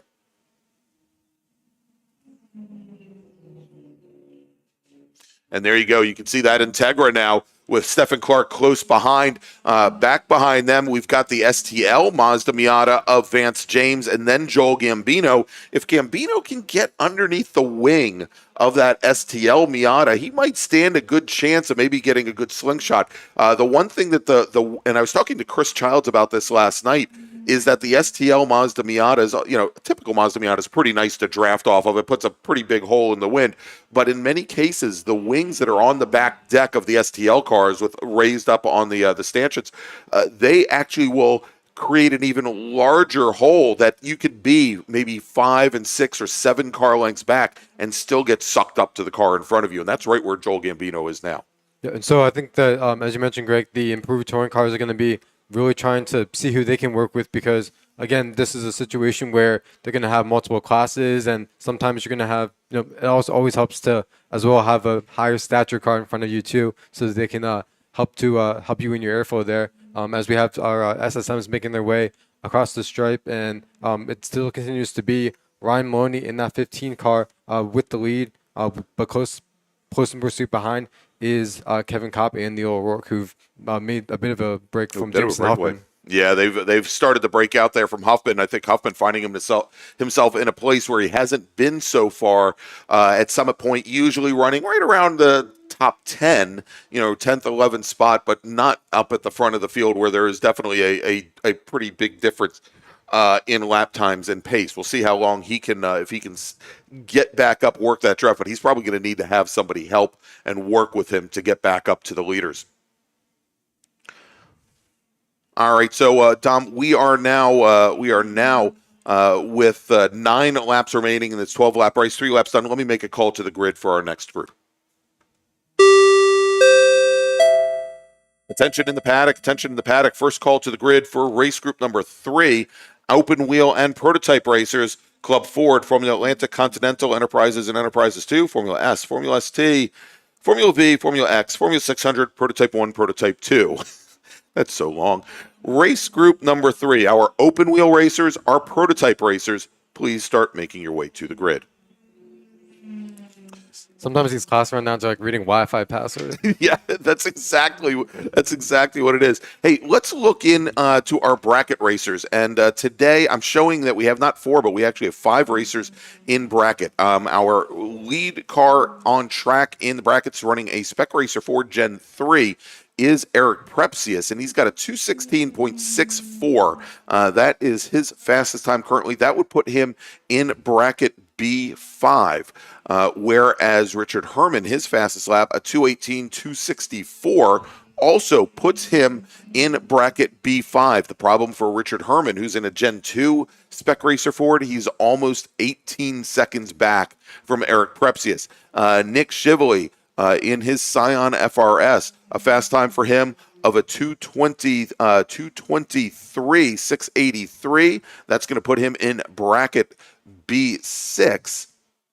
And Steve Martin, and it's good to see Steve back out. He had some issues with his Ford Focus earlier today and got that car back out on track. There were some steering issues, but he's back on track. 224.526 is his time. So both Shively and Martin are in bracket B6. And when I saw them go by the last time, maybe 7 car lengths or so separating those two drivers. Rich Ura driving a Mazda Miata.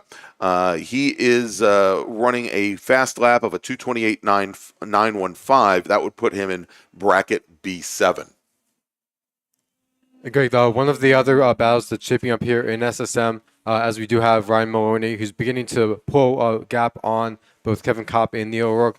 John Hotz and Scott O'Rourke were running side by side as they came across the stripe. I believe the timing gave the advantage to John Hotz on this particular occasion. We'll see as this race goes on if they decide to begin to work together, because Neil O'Rourke is falling just a little bit back from Kevin Kopp. It might be in no man's land if basically 4 through 6 decide to work together. All right, so as we track now and looking through the field here, of course, we just tracked our bracket racers. Here's, again, Stephen Clark getting a pull from the Acura Integra of Justin Deffenbaugh, and he's managed to open up a little bit larger lead now over Joel Gambino. Gambino has gotten around that STL car that we had just talked about, and he is now, he has physically one car between he and Stephen Clark, but he's about 3.5 seconds in arrears. But what he has going for him is that last time by, Joel Gambino was 0.6 of a second faster than Stephen Clark. So, it'll be a couple laps, but Gambino might be there battling for the win in ITA. As we have Kevin Kopp and Neil O'Rourke making their way by second and third in class. And then this time through, Scott O'Rourke losing a little bit of touch with John Hotz, as we have our overall leader, Mark Lower, making his way through. And I believe the blue flags being displayed at the starter stand. So as these cars begin to intermingle with different classes, everybody doing a nice job to allow the faster traffic to proceed through. All right, and it sounds like just Jamison Huffman's day may be done here, Dominic. He is stopped, and he is right at the entrance to the pit lane, but the car appears to be stationary. So it sounds like the 89 car problematic. Either that or he's just getting ready for his next race. Maybe he just figured he could just drive right up to the grid from the track and jump in his FE2 machine. But Justin Huffman continues to lead ITS. Two of the cars that got blue flags because they had faster traffic coming through, our Spec RX-7 drivers, Alex Cumming in the silver number 24 machine, Joe Manowski in the gold number 45, still only about 3 car lengths separating those two machines now as they are working lap number 5, and we have 7 laps to go. So, Dominic, let me do this as we're just about halfway here. Let me make another call to the grid for our next group. Maybe Jamison Huffman will hear me and he'll head up there. Attention in the paddock, attention in the paddock. Second call to the grid for race group number 3. Open wheel and prototype racers, please head to the grid. Open wheel and prototype racers. Race group number 3, you are up next. Please start heading to the grid. All right, so Dom, looks as though that last time by, couple of things in ITA. One, Stephen Clark turned up the wick. He just ran his fastest lap time of a 220.789, but Joel Gambino, who had just come off running a 221.5, that last time by, a second and a half slower, ran a 223.047, and so Stephen Clark's advantage now over 15 car lengths in about 5.5 seconds. Okay, two of the other, another class battle that is beginning to shape up here is between our bracket racers, Nick Chively in the Scion FRS and then Steve Martin in that Ford Focus. They were running nose to tail, and for a while, Steve was battling with the 39 car of Dick Hancock, was able to get around, and so those two cars now running nose to tail. And beginning at the beginning of this year, they also had a great battle at the April MARRS. So continuing on with that trend. Exactly. Just picking up right where they left off. They are currently both in the B6 bracket, and they're pretty well ensconced in there. They're at they're at the high end of the B6 bracket that goes anywhere between 2 minutes 20 seconds and 2 minutes 24.999, with Chively's fastest lap at 2:23.68 and Martin at a 2:24.526. There's a lot of margin and a lot of buffer there for them to pick up some speed without worrying about breaking out of their existing bracket. All right, let's try to pick up when our SSM drivers come by the next time and our SSM leaders, as Ryan Maloney looks as though he's really started to open up a big gap to the rest of the field. And Kevin Kopp, who had been in very close proximity, now looks like he may have lost second position. We'll take a look. All right, and it sounds like that 89 car of Huffman still over there. He's out of the car. The local yellow that was at Hogpen has now been withdrawn. So here we go, and the ITA race again, and Stephen Clark again continuing to open up his advantage. Let's take a look though in SSM. And let's try and pick up where our leaders are. I think they're coming down the roller coaster right now. Dominic.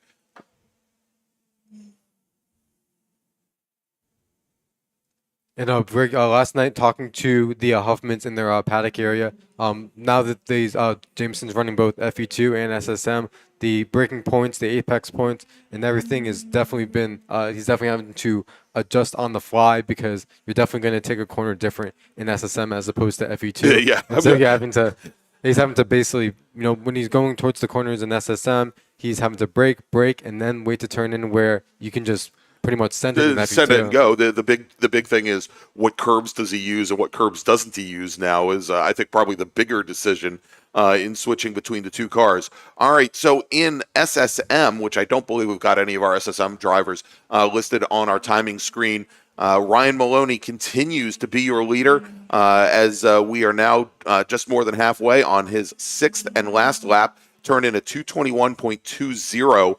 That is his fastest lap of the race, and perhaps more importantly, 1.4 seconds faster than Neil O'Rourke, who is running in second. Kevin Kopp, about 2 car lengths back from Neil O'Rourke, so he's dropped into third. John Hotz, about 12 car lengths back from there, with Scott O'Rourke another 5 back. So things really starting to spread out a little bit in SSM, as maybe faster lapping traffic has broken up some of those battles.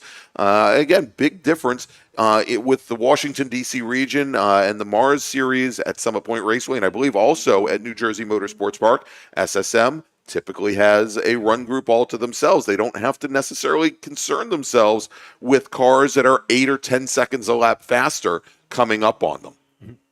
And I'm talking yesterday to Ryan Maloney, having come from a karting background. He and his father, who also was a former racer in the Mid-Atlantic Road Racing Series, were really talking about the intricacies and the attention to detail when it comes to the things like toe in, toe out, and camber and caster, and all the little things that can get you an advantage in a class that is very tightly controlled. Right. And so their background with setting up a car, which for the most part you're going to be racing against people who are running a very similar platform to you. And so hearing them talk about everything they do to set up the car for these different circuits, it's definitely something to, if you have that knowledge and all that data stored, it definitely can help you with these races. All right, and watching that battle in the bracket racing in B6 between Nick Chively and Steve Martin, it appears as though Chively has started to open up a bit of an advantage. He's got about 6 car lengths between he and Steve Martin. It appears as we just had a car come down the pit lane. That is the 08 Mazda Miata, and the 08 car, that is not one of our SSM machines. It looked like an ITA car, I believe. And let me see if we can get the number. That is Paul Spencer, indeed, ITA driver out of Raleigh, North Carolina. When he pitted in, he was running down in 11th position, and he was already a lap down, and looks like he's going to lose. Well, there's nowhere else for him to go, because the only other two drivers that were showing below him were two drivers who hadn't gone out and taken the green flag. So we should mention Lee Grassert, John Pfeiffer not taking the green today, but Paul Spencer's day is done. Greg, looking to SSM, we did have a change in position. Neil O'Rourke, who was running third for the last few laps, able to get around Kevin Kopp, who is pushing Neil O'Rourke down the front straightaway and across the line. They still have a significant amount of wheeling to do to be anywhere close to Ryan Maloney, but those two deciding to, at this point, work together. All right, if we take a look at in STL, Chuck Hines is your leader. And the battle that we hoped would shape up today between he and Nathan Pring in the Mustang just hasn't really played out. Big, wide gap between a lot of our STL cars. Chuck Hines with now an 8.5-second advantage over Nathan Pring. Then another 35 seconds back to Neil Goldner in third. Ted Cahill another 8 seconds back from there. Michael Sperber in his Ford Focus another 9 seconds back. So a big, really a huge gap between most of our STL cars there, as we have just 3 laps remaining. And in STU, again, jumping out to that early lead was Mark Liller. He has now extended his lead over Darren Treacle to almost 15 seconds. Rodney King currently sitting a lap down. And something we were talking about earlier, Greg, was with our ITA cars. Stephen Clark, who continues his hold at the lead, and then Grayson Upchurch in that Dodge Leon holding on the second place. But I think definitely David Lanning, who had was beginning to close the gap on Joe Gambino, has had some more out-of-class cars that have halted his progress in catching up to the back of that machine. He also has Robert McManus for company in class in the 84. So again, traffic playing into drivers' abilities to move forward, Greg. All right, Dom, let me jump in real quick. If you take a look, folks, at our camera on the bottom left-hand side of your screen, coming out of Oak Tree, that is the number 51 machine. That is Eric Prepsius, one of our bracket racers in his Spec Racer Ford Gen 3. He's been sitting there for probably a good 20-25 seconds, has not moved as of yet, so we're going to see if... with only now 3 laps remaining, he is likely there for the duration if he can't get that car back underway. And at the time, he was our first bracket car on track. So I believe at this point, that's going to give Richard Herman, at least track position-wise, the right. Now the thing is, if you're the only racer in your bracket, even if you finish 3 laps down, does it really matter? That is something we'll always have to ponder. But right now, Eric Prepsius, he's your bracket 5 leader. All right, let's jump and take a look at some of these other fights that are ongoing. Justin Deffenbaugh in his Acura Integra, who Stephen Clark has been trailing behind pretty successfully, trying to keep his pace up. Deffenbaugh, your leader in ITS, by a good advantage over Jay Miller. I wanted to mention also in ITA, Stephen Clark has a ton of seat time here at Virginia International Raceway. He is not a member of the DC region or the North Carolina region, but he coaches quite a bit down here. He's done a number of time trials here. He's run a number of races. I guarantee you he's had more seat time here than some of the Mid-Atlantic Road Racing Series drivers like a Joel Gambino or a Peter Doan that come down once a year. Stefan here quite a bit, also an instructor here for Track Nights in America when they are here as well. Next time our leader, Mark Liller, crosses the start-finish stand, he will get the 1-to-go board.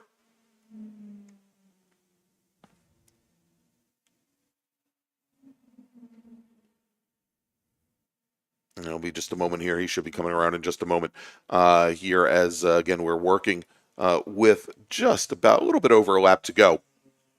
In the meantime here, Dom, as we wait for Mark Liller or or Darren Treacle to come by. Let's make a final call to the grid for our next group. Attention in the paddock. Attention in the paddock. Final call to the grid for race group number 3, open wheel and prototype racers. Please start heading to the grid.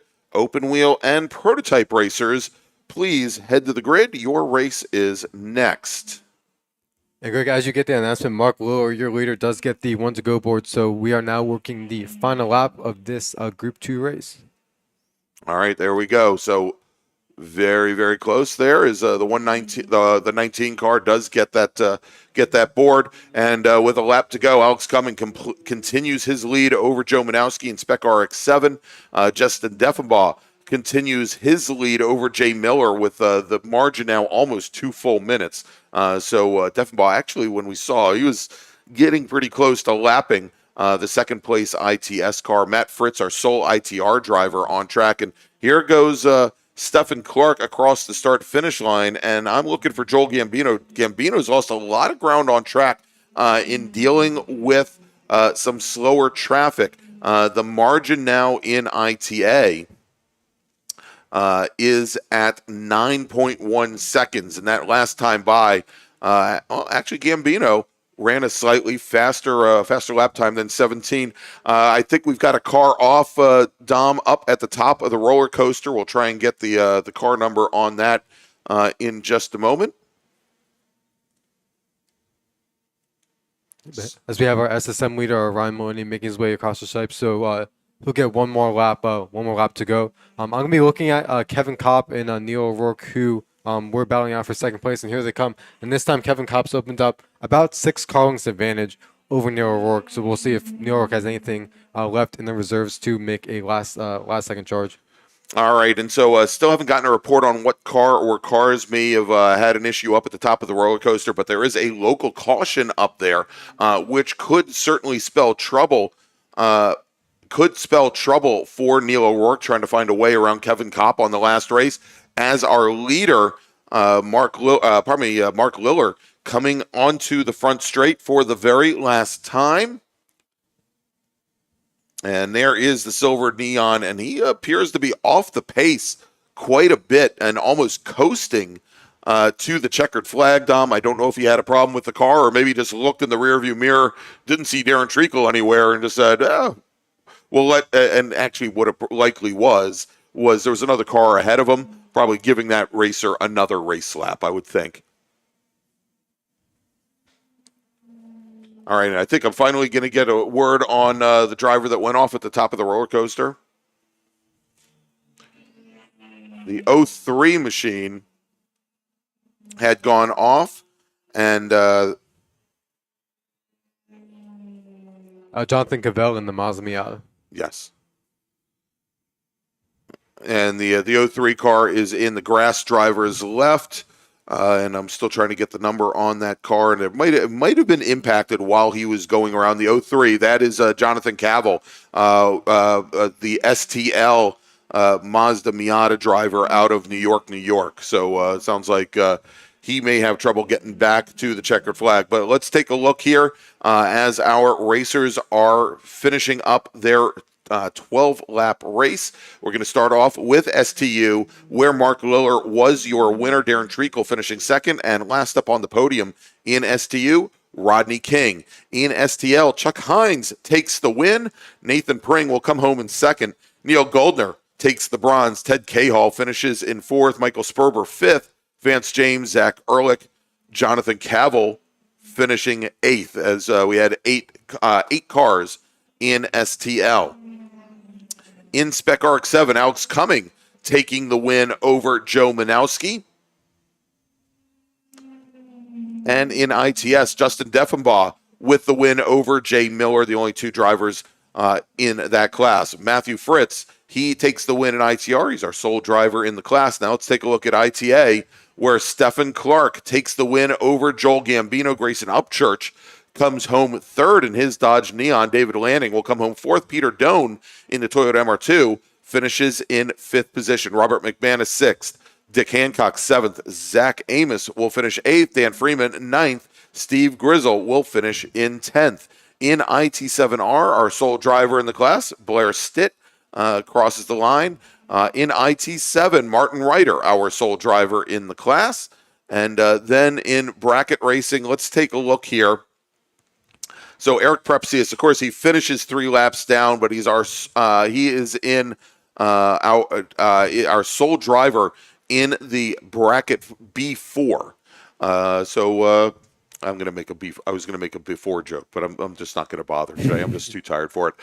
Next driver to cross, first driver to cross the line in bracket, Richard Herman in his Gen 2 Spec Racer Ford. Fast time for him, a 2:17.834. That puts him in bracket B5.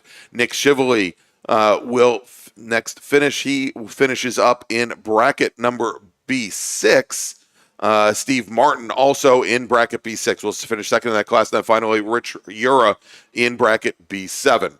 Let's see who else. We've still got SSM to talk about, right? Right, Dominic. So Ryan Maloney taking the win, 7.5 seconds over Kevin Kopp, who does hold off Neil O'Rourke on the last lap. O'Rourke will come home in third. John Hotz finishes just off the podium in fourth. Then Scott O'Rourke, Scott Krastik, Andy O'Brien, Ben Jones, Isaac Jordan, and Dave Weibel. Your top 10. All right, so let's try to get things queued up here. I'm going to make a final call to the grid. Actually, I already made the final call to the grid for our next group. Let's go and take a quick break here, Dominic. We're going to thank some of our partners and sponsors that bring you the SARRC MARRS Challenge here from Virginia International Raceway, and we'll be back in just a moment. Racing for ALS utilizes high-performance driving events to build ALS awareness and to battle ALS head-on with a triple-target funding model that supports focused pharma research, no placebo clinical trials, and providing assistance to individual ALS patients in need. Every 90 minutes, doctors deliver a new ALS diagnosis. ALS is a progressive and fatal neurodegenerative disease that destroys motor neurons, eventuating muscle weakness, paralysis, and difficulty breathing and swallowing. Most ALS sufferers live just 2 to 5 years after diagnosis, and every 90 minutes, ALS claims another soul. Racing for ALS believes ALS is not an incurable disease, it's just an underfunded one. Our mission is to raise awareness and direct funds to speed a cure. To help find a cure, please go to racingforals.com/donate and make sure to join us at our next event.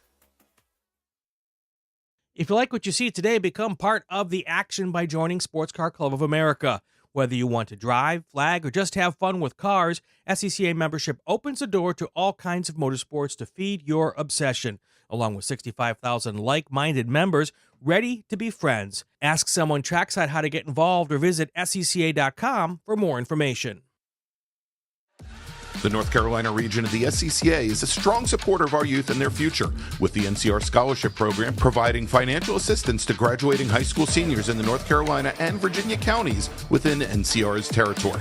This year, the program will award scholarships to 5 lucky recipients, and your contribution will help us with our goal of telling high school students in the area about the SCCA and helping those students pay for their additional education after high school.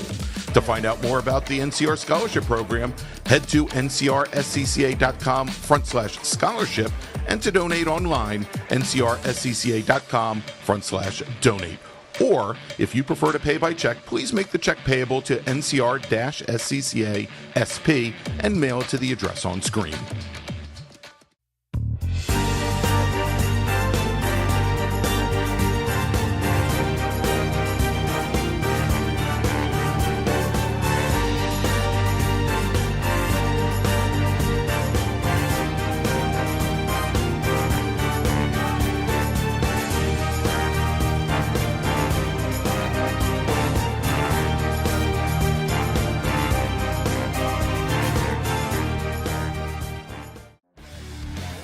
The official track photographer of the North Carolina region of the SCCA is Trad's Photos. Trad covers many of the biggest events here at VIR, at Road Atlanta, Carolina Motorsports Park, NCM, and at AMP. In addition to the SCCA, Trad covers Racing for ALS, the Peach State Porsche Club, PCA Club Racing, J-Zilla Track Days, MVP Track Days, Carolina Mustang Club, and many more. To see Trad's work online, visit tradsphotos.com or on Instagram and Facebook at Trad's Photos. And to have Trad shoot for you, text them at 980-395-1116.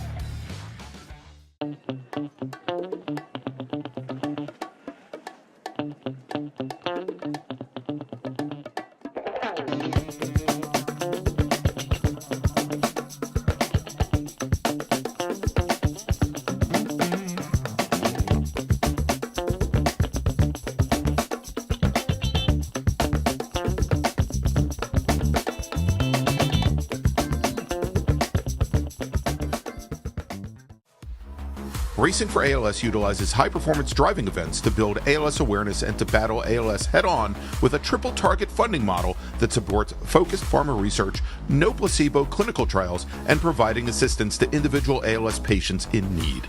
Every 90 minutes, doctors deliver a new ALS diagnosis. ALS is a progressive and fatal neurodegenerative disease that destroys motor neurons, eventuating muscle weakness, paralysis, and difficulty breathing and swallowing.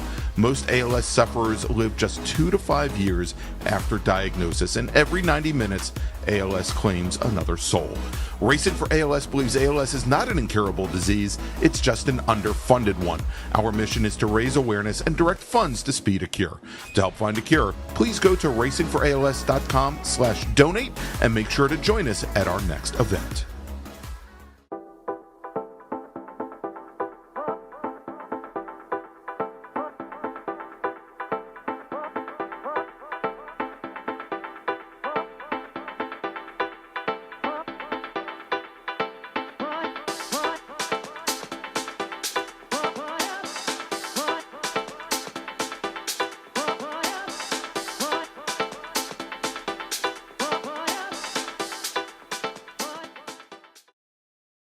If you like what you see today, become part of the action by joining Sports Car Club of America. Whether you want to drive, flag, or just have fun with cars, SCCA membership opens the door to all kinds of motorsports to feed your obsession, along with 65,000 like-minded members ready to be friends. Ask someone trackside how to get involved or visit SCCA.com for more information. OG Racing carries just what you need to get on the track, from driving suits and shoes to helmets, data and video systems, to your favorite brake pads from Performance Friction, Hawk, and Paget. OG Racing has built its reputation during the last 22 years by providing the best customer service in the motorsports business, and their depth of inventory is second to none when it comes to safety equipment. That's why OG Racing has been the highest volume Sparco dealer for 17 years. Come visit their 12,000 square foot showroom and warehouse located in Sterling, Virginia. Call them at 1-800-934-9112 or order online at ogracing.com.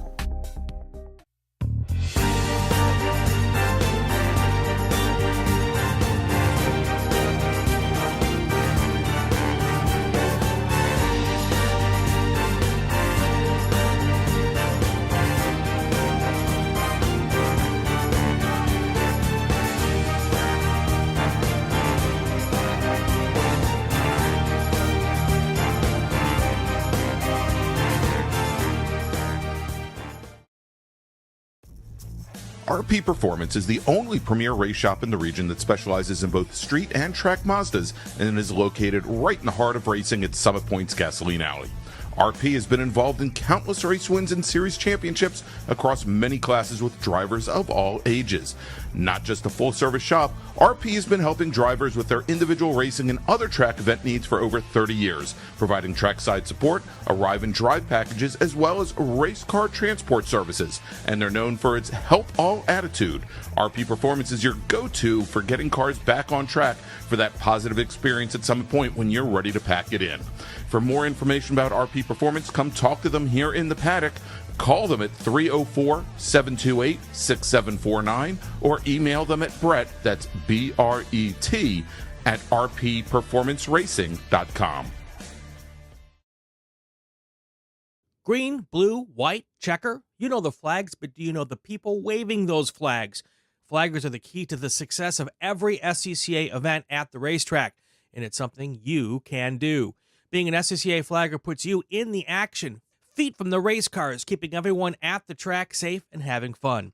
And did you know that with SCCA's partnership with IMSA, flagging at SCCA events makes it easier than ever to flag at professional races around the country? Find out how you can become a flagger at scca.com/volunteer.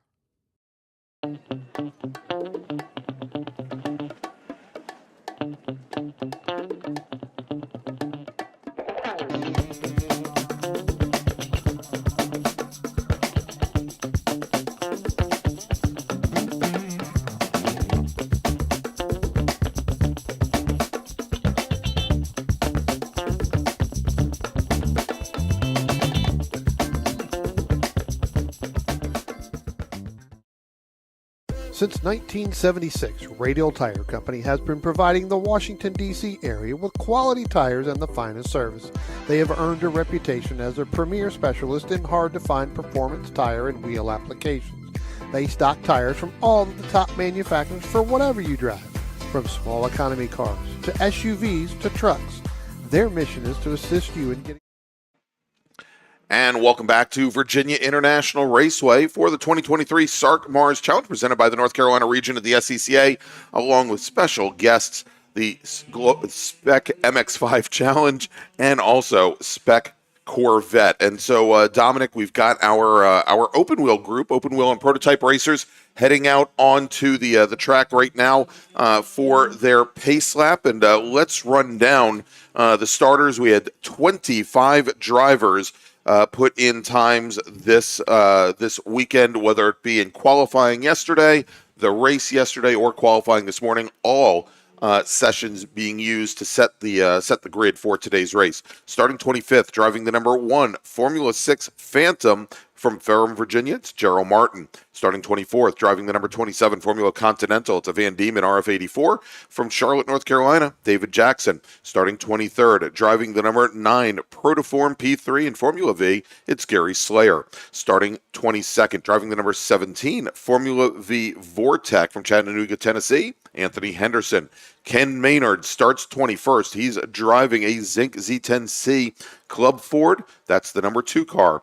Then, and where did we say Ken is from? Probably the greatest town name ever. It's Anaconda, Montana. I love that. All right, starting 20th, driving the number 62 QRE Invader Formula 600 car from Gloucester, Virginia. It's Harrison Southworth. Frank Clark is from Culpeper. He is driving his Van Diemen Prototype 2 car. It's the 85 machine. He starts 19th. Starting 18th, driving the Prototype 1 Malloy from Liberty, North Carolina, driving the number 4 car. It's John Lindquist. James Brookshire starts 17th. He's in the number 28 Formula Enterprises 2 and hails from Saluda, North Carolina. Also in Formula Enterprises 2, from Bellevue, Washington, driving the number 18 car, it's Ross Wolf. Starting 15th in the number 57 Formula Enterprises 2 machine from Brentwood, Tennessee, David Flint. Eric Cruz, well, he's in Formula Enterprises 2 as well. He's from Williamsburg, Virginia, and he starts 14th in the 86 car. Starting 13th in the number 11 Formula Enterprises 2 machine, it's Justin Huffman, and he is looking to I think he's got a lot of things to play for this weekend, probably first and foremost beating his son. All right, Jim Booth is driving the Formula Atlantic Ligier. He starts 12th today in the number 63 machine. He's from Charleston, South Carolina. Starting 11th, driving the number 29 Formula Enterprises 2 machine from Midland, Michigan. And I want to thank Kelton Jago once again for bringing coffee and donuts to the announce team. That is the way to our hearts. Lots and lots of sugar. Starting 10th, driving the number 145 Formula Enterprises 2 car from Kernersville, North Carolina, it's Brian Yates. Starting 9th today, your reigning national champion in Formula Continental, driving his Van Diemen, the number 1 car, Nolan Allaire. Starting 8th, driving the number 19 Formula S Tatis from LaGrange, Georgia, it's Connor Roberts. Todd Parks will start 7th. He's driving the number 21 Prototype 1 Critter, and he's from Wichita, Massachusetts. Starting 6th, Robert Allaire, driving his Van Diemen Formula Continental machine. He's from Grosse Pointe Woods, Michigan, and he's in the number 52 car. Starting 5th, driving the number 89 Van Diemen FE2 from Herndon, Virginia, Jamison Huffman. Starting 4th in the number 14 Swift DB4 Formula Atlantic from Midlothian, Virginia, Carl Lennox Barbrew. Starting 3rd, driving the number 12 Ligier JSF3 in Formula Atlantic from Hilton Head Island, South Carolina, it's Daniel Moskowitz. And your front row today, starting 2nd in the number 32 Formula Enterprises 2 entry from Montpelier, Virginia, it's Russ Turner. And your pole sitter, driving his Formula Atlantic Ligier, the number 8 machine with a qualifying time of 1:48.719, it's Austin Hill. As our starter looks over the field, and a green flag is in the air, and we've got to start. Drivers now making their way down to turn 1 with Austin Hill to the inside. Drivers right, Charles Russell Turner to the outside. Drivers left. And Greg, it looked as though on the start there, the outside line was the one to be on. And our second place starter, as we have the Alairs making their way down the pit lane. Again, similar to what we saw in qualifying, this might be a planned formation as they are being signaled by the starters. By the starter to make their way onto the circuit. But on the outside line there, we did have Jamison Huffman get a really good jump and may have even gone alongside Austin Hill there on the front row. So we'll see what Jamison Huffman can do, having had that good start.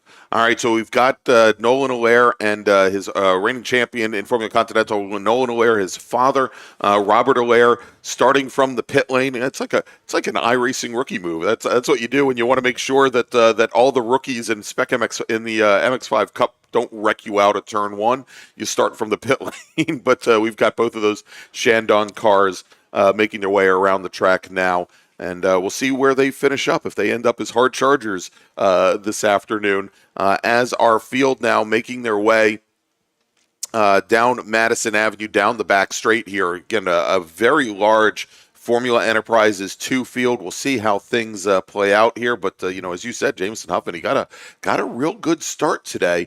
We'll have to see whether or not, if he can make it up to Russ Turner, whether or not he can hold on to the back of the number 23 machine. He has certainly been the class of the field here this weekend.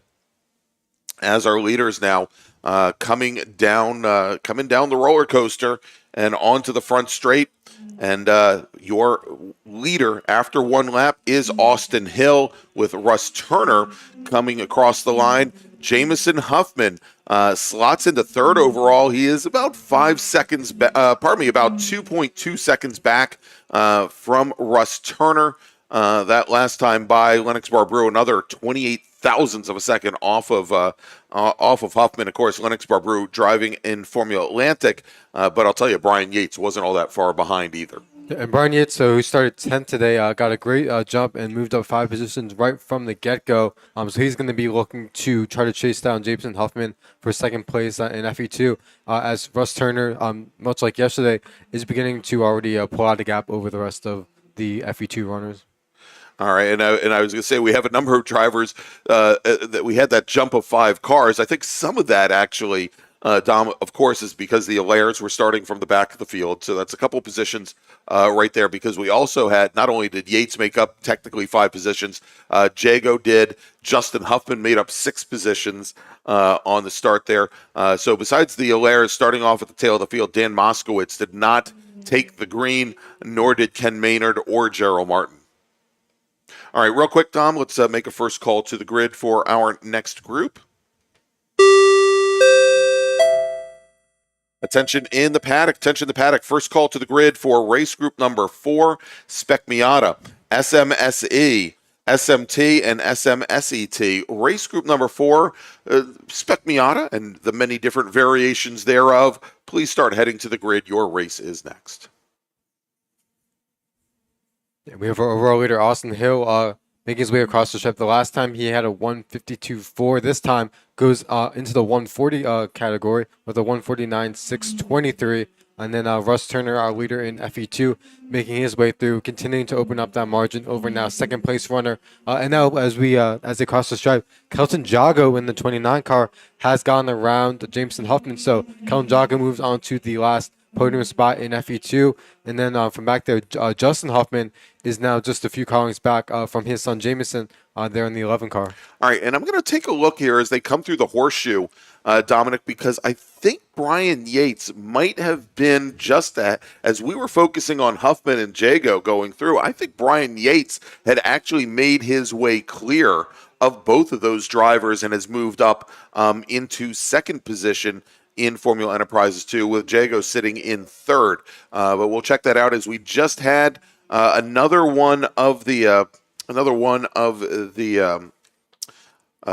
pardon me, oh my gosh, all of a sudden my brain isn't thinking. One of the Allairs came down the pit lane, and I think at this point, and we saw this a bit yesterday, I think, these are 2 drivers that are prepping for the national championship runoffs here in the fall.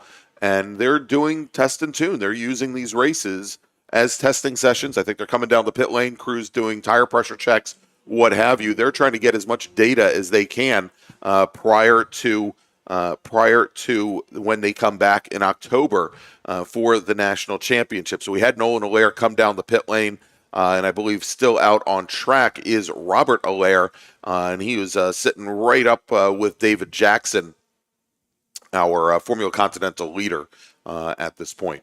And Greg, one of the classes we haven't yet discussed is our Formula V battle. Our two races on track, Anthony Henderson and Gary Slayer. Henderson was only about half a car up on Slayer as they made their way past the stripe, and so those two drivers are going to be looking to have a great battle of their own.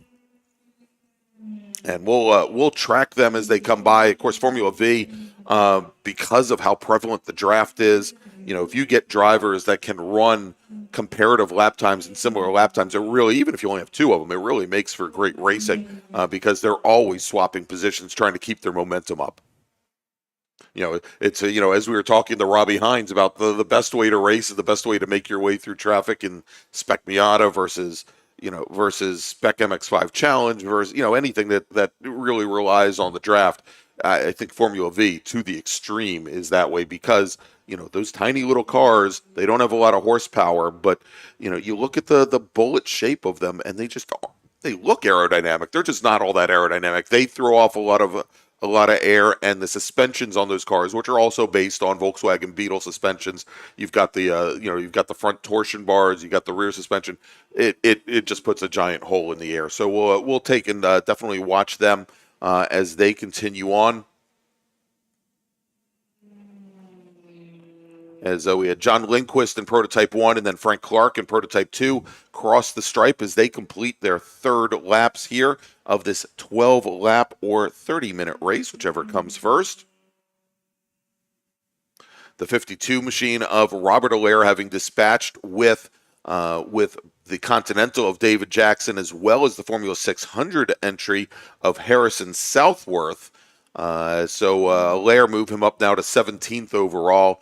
As our overall leader, Austin Hill, completes another lap of the sun. He completes his fourth flying lap. We're now working lap number 5, 8 remaining. Greg, I believe that chassis that Harrison Southworth is running used to be driven by Jay Beckley, who is now working with Cal Stewart with the Novacar team and has a similar car to what Cal Stewart runs, and has been really developing, been instrumental in developing the Suzuki power plant, as well as the bodywork for these F600 machines that are now the basically the pinnacle of the class. Of the class, exactly, as the older 500cc motors have moved away. I was just watching the Hawk that just drove in front of or just flew in front of our turn one camera. Oh, tell the little baby geese, run quickly. We've got big birds out there. So we're just watching that Formula V battle go by, and the Formula Vs now, I believe, are heading, they've just gone, I think, up through the S's, and a little bit of separation between Henderson and Slayer that last time by. It was about 6 car lengths. With Henderson, your leader, it comes out time-wise to a little bit over a second or so. But it's one of those things where as long as if Slayer can work himself back into the draft, he's got a good chance here. Once he loses that draft, it's probably game over. And Gary Slayer also believe running an old Jonathan Weisheidt chassis. Jonathan, of course, a Baltimore native who has been a longtime competitor in this class and has also done very well here at VIR. This past year at the National Championship didn't have the smoothest run of things, and I think didn't make it much past the first lap, but still looking to come back here and bounce back, have a little bit of a better time come this fall.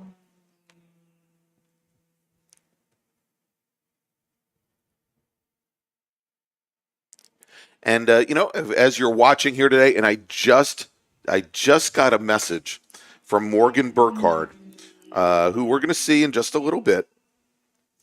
Morgan says, as I go and put the animation up here once again, he says you need to demolish, not just smash, but demolish the like button. Click on subscribe and click that notification bell every time, so you know every time that we go live. I want to thank Morgan for that.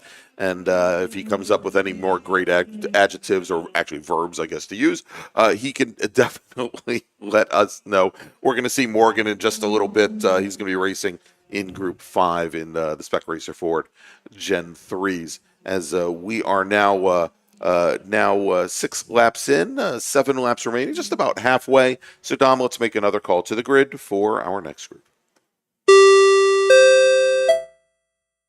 Attention in the paddock, second call to the grid for race group number 4, Spec Miata and all variations thereof. That would be SMSE, SMT, and SMSET.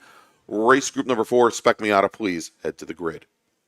And, I want to, Dom, of course, thank everybody who is watching here and still online. I think, we've got somewhere around 50 viewers watching this race right now. We realize that there's probably a more well-known Formula Car race going on right about now from South Florida. So if you're spending time with us, we definitely appreciate it. Or if you're spending time watching the flood conditions out at Thunder Hill for the Super Tour, don't blame Greg. We want to thank you all for joining us here this weekend for the SARRC MARRS Challenge. Okay, as we've been following the FE2 battle, on the last lap, Jamison Huffman was able to get back around Kelton Jago. Still has a bit of speed to find in order to catch up to Brian Yates, who has a hold on second place. As our leader in FE2, Russ Turner makes his way past the stripe. Just to give a bit of reference, Russ Turner lapping at about a 154.2 for his last time, and it was a 159.6 for Brian Yates. Yeah, so continuing to open up an advantage almost every single lap here. When these drivers, they were out for qualifying, and some Russ Turner certainly got faster, but a lot of the drivers did not. Jamison Huffman was another driver who had picked up time, and I think that's probably more owing to seat time in that chassis than anything else. But it was about 65 degrees and not that much humidity, much like yesterday out. We are now up at about 80 degrees ambient air temperature, and during lunch, the humidity levels really seem to jack up quite a bit. I was joking about the flood zones at Thunder Hill, but we've seen some weather forecasts where the precipitation levels might rise up here at Virginia International Raceway, starting at around 3 p.m. or so, maybe about an hour now. And Dom, if we look straight across the front straight, we can see the wind here is really starting to pick up.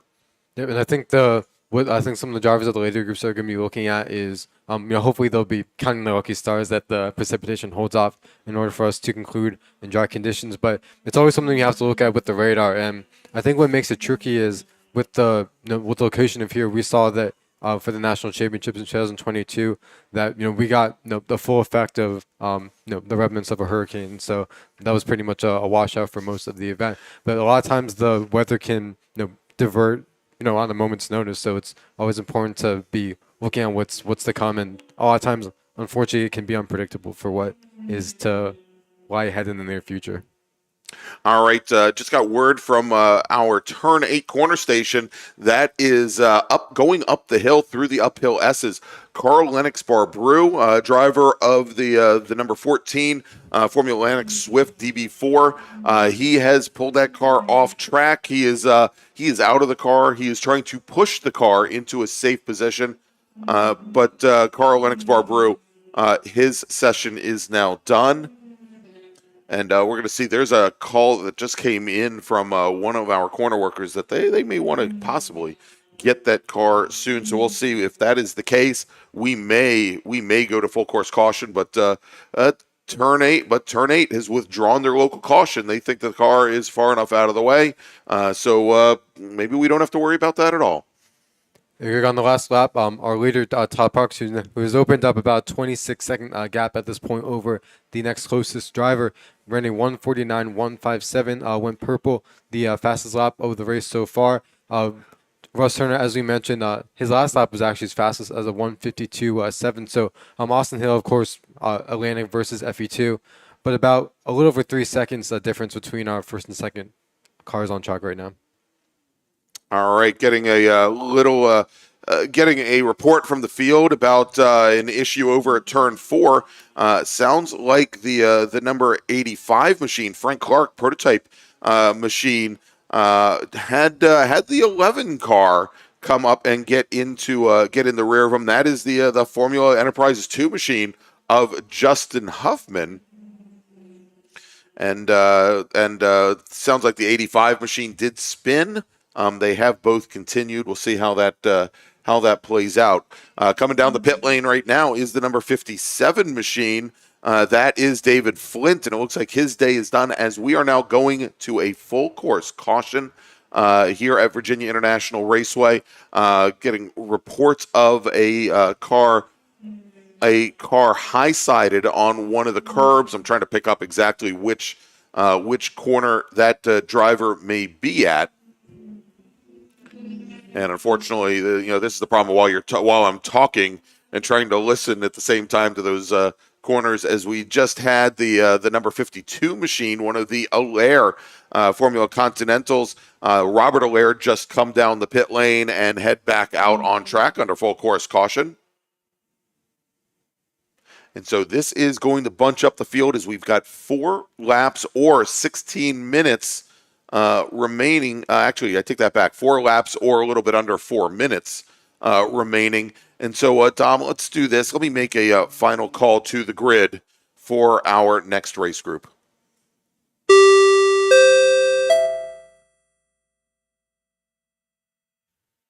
Attention in the paddock. Attention in the paddock. Final call to the grid for race group number 4, Spec Miata, SMSE, SMT, and SMSET.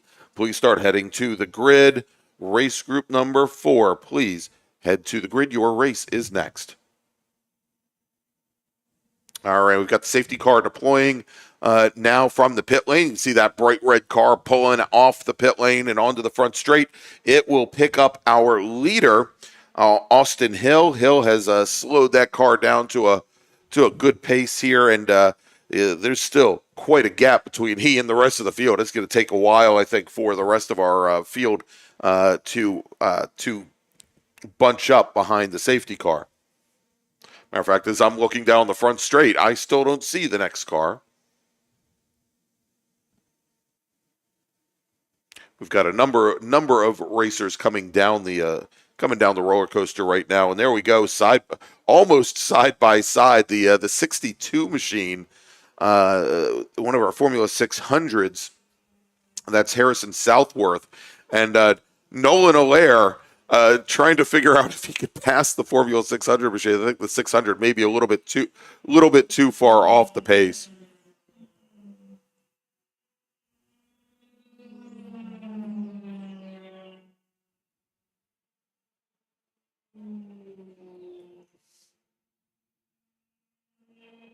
So, Greg, right before we had this full course yell, one of the battles that was also becoming much closer was that Formula V race with Gary Slayer as well as Anthony Henderson. They were running about Carlington and a half apart. Earlier on, Henderson had begun to pull away from Slayer. Slayer, however, finding some more pace in that number 9 car, as we do have Russ Turner, who's going to be going back to the paddock. So our leader in FE2 and second place overall is going to be retiring. Yeah, so that is going to move Brian Yates now up into the lead in Formula Enterprises 2, with Jamison Huffman second and Kelton Jago running in third. Have just gotten word and that the safety car is going to be bringing the field.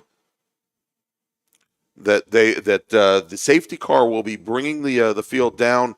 They are going to get the checkered. They are going to get the checkered flag this time by. So we're going to be checkering 2 laps early here, and so Russ Turner pitting in, with a lap before this, giving up the lead. He's going to fall back through the order, but the determination was it's going to take. And actually, we take a look now. I think we can see that car is off track over by turn 11. Matter of fact, we've got a good portion of the field coming up towards it right now. The right-hander just before you get to Oak Tree. So if you look in that camera down on the bottom left-hand side of your screen, you'll see right behind that good portion of the field there that is where that incident is. But this is now as the safety car is leading the field down the back straight. this is essentially the end of the race. They are going to take the checkered flag when they come by the next time. So, Dom, let's take a look here. We'll give you a rundown. First, we'll give you the top 10, and then we'll break things down by class. Austin Hill is your winner with Todd Parks, Brian Yates, Jamison Huffman, second, third, and fourth. Kelton Jago will finish fifth, Jim Booth sixth, Justin Huffman seventh, Connor Roberts eighth, Eric Cruz ninth, and James Brookshire rounding out the top 10. And if we take a look and break things down by class, we'll start off with Formula Atlantic, and Austin Hill, your winner, Jim Booth finishing second, and of course, Carl Lennox Barbrew only completed 6 laps. Dan Moskowitz did not take the green flag.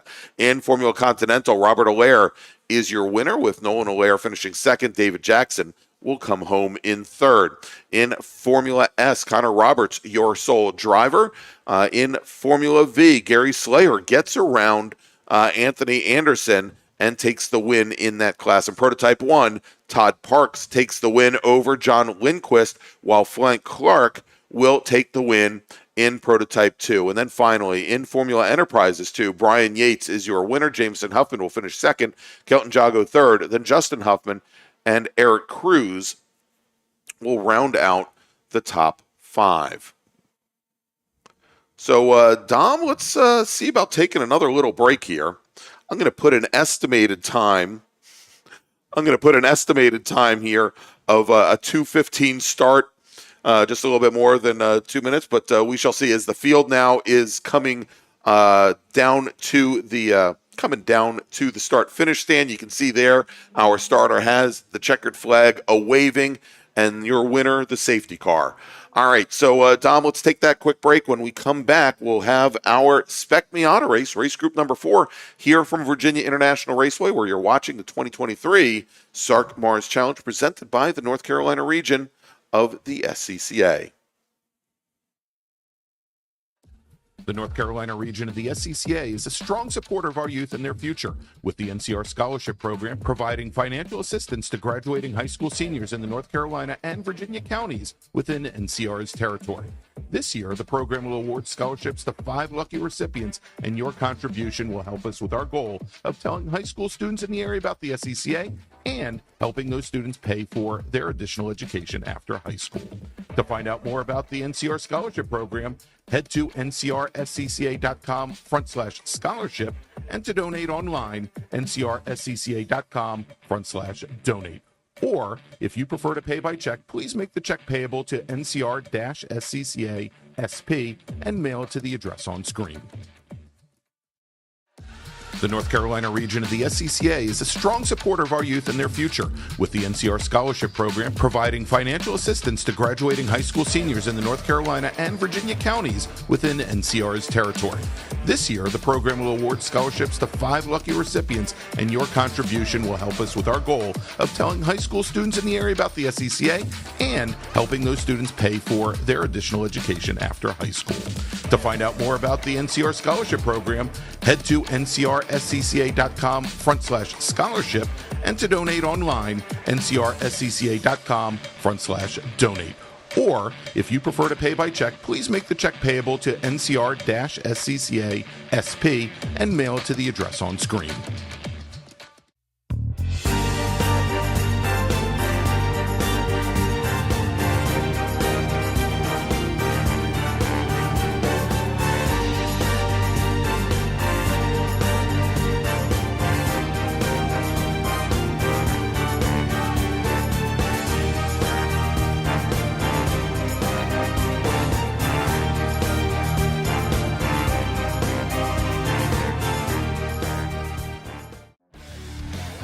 The official track photographer of the North Carolina region of the SCCA is Trad's Photos. Trad covers many of the biggest events here at VIR, at Road Atlanta, Carolina Motorsports Park, NCM, and at AMP. In addition to the SCCA, Trad covers racing for ALS, the Peach State Porsche Club, PCA Club Racing, J-Zilla Track Days, MVP Track Days, Carolina Mustang Club, and many more. To see Trad's work online, visit tradsphotos.com or on Instagram and Facebook at Trad's Photos. And to have Trad shoot for you, text them at 980-395-1116.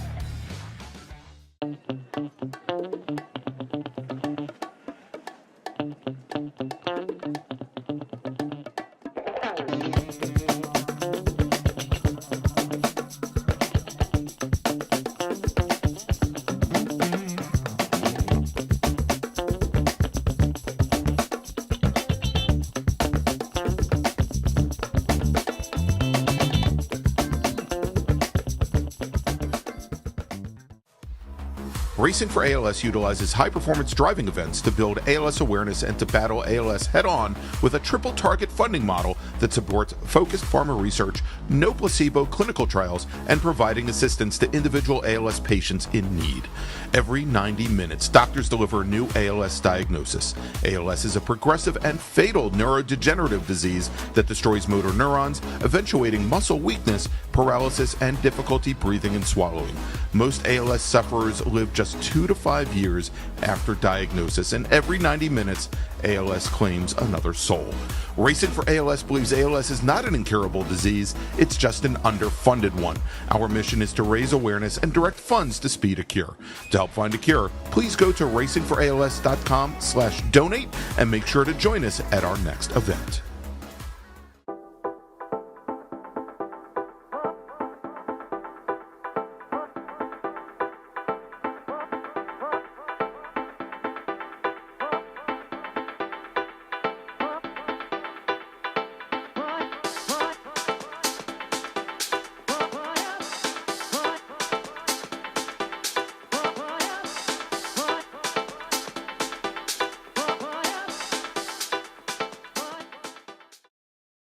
If you like what you see today, become part of the action by joining Sports Car Club of America. Whether you want to drive, flag, or just have fun with cars, SCCA membership opens the door to all kinds of motorsports to feed your obsession, along with 65,000 like-minded members ready to be friends. Ask someone trackside how to get involved or visit scca.com for more information. OG Racing carries just what you need to get on the track, from driving suits and shoes to helmets, data and video systems, to your favorite brake pads from Performance Friction, Hawk, and Paget. OG Racing has built its reputation during the last 22 years by providing the best customer service in the motorsports business, and their depth of inventory is second to none when it comes to safety equipment. That's why OG Racing has been the highest volume Sparco dealer for 17 years. Come visit their 12,000 square foot showroom and warehouse located in Sterling, Virginia. Call them at 1-800-934-9112 or order online at ogracing.com.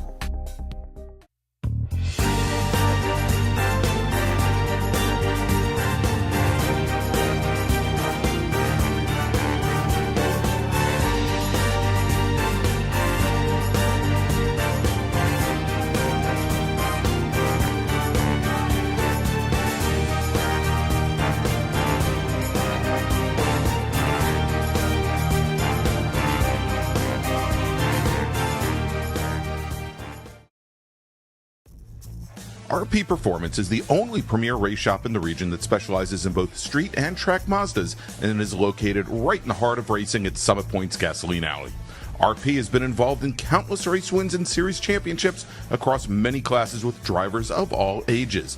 Not just a full-service shop, RP has been helping drivers with their individual racing and other track event needs for over 30 years, providing trackside support, arrive and drive packages, as well as race car transport services. And they're known for its help all attitude. RP Performance is your go-to for getting cars back on track for that positive experience at Summit Point when you're ready to pack it in. For more information about RP Performance, come talk to them here in the paddock. Call them at 304-728-6749 or email them at Brett, that's B-R-E-T, at rpperformanceracing.com. Green, blue, white, checker. You know the flags, but do you know the people waving those flags? Flaggers are the key to the success of every SCCA event at the racetrack, and it's something you can do. Being an SCCA flagger puts you in the action, feet from the race cars, keeping everyone at the track safe and having fun. And did you know that with SCCA's partnership with IMSA, flagging at SCCA events makes it easier than ever to flag at professional races around the country? Find out how you can become a flagger at scca.com/volunteer.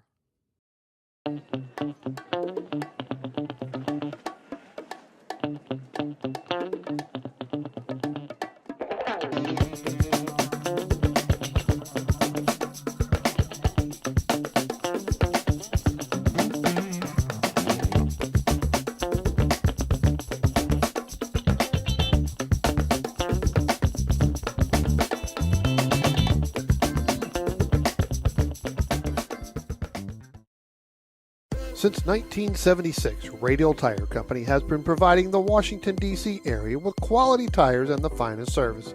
They have earned a reputation as a premier specialist in hard-to-find performance tire and wheel applications. They stock tires from all of the top manufacturers for whatever you drive, from small economy cars to SUVs to trucks. Their mission is to assist you in getting the most out of your tires and car. For more information or to schedule online, browse radialtirecompany.com or call them in Silver Spring at area code 301-585-2740. That's 301-585-2740.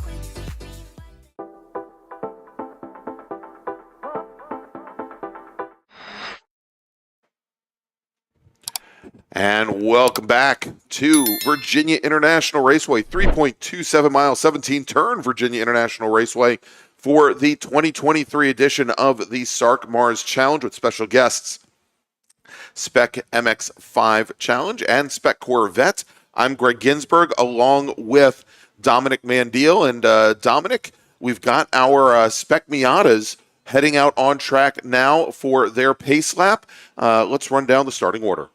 Absolutely. So we're going to give you the top 20 starters. So starting 20th, we'll have car number 30 coming to us from Wake Forest, North Carolina, Matt Fielding Russell. 19th starter will be car number 17 out of Vienna, Virginia. It's Paul White. 18th, we'll have car number 34 from Bennettsville, South Carolina. Driving that car is Ford Munnerlin. The 17th spot belongs to car number 68 from Weatherby Lake, Missouri, and that is Ethan Ayers. Bobby Gossett is going to be starting in the 16th spot. He's out of Bluffton, South Carolina.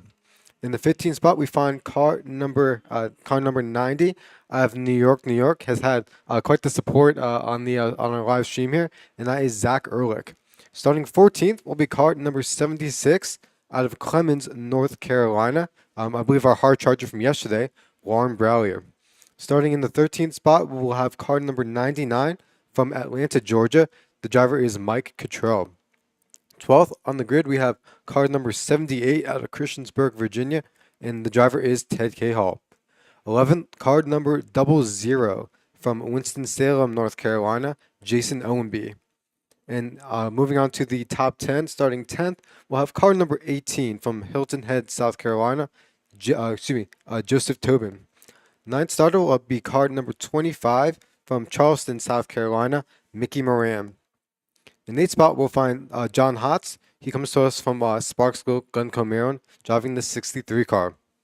In 7th, we'll have car number 05 from Winston, Georgia, and the driver is Antonio Abram. In 6th, we'll have car 112 coming to us from Orlando, Florida, Noah Harmon. In 5th, car number 21 from Statesville, North Carolina. That driver is Eric Gerchak. Starting 4th is car number 29 out of Atlanta, Georgia, Skylar Cottrell. And in 3rd spot, we'll have Nick Bruni driving car number 1 from Arlington, Virginia. And on the front row for this afternoon, we'll have on the outside pole, car number 4, also out of Arlington, Virginia, Rob Hines. And on our pole will be car number 61 coming to us from Birmingham, Alabama, Skip Brock Jr.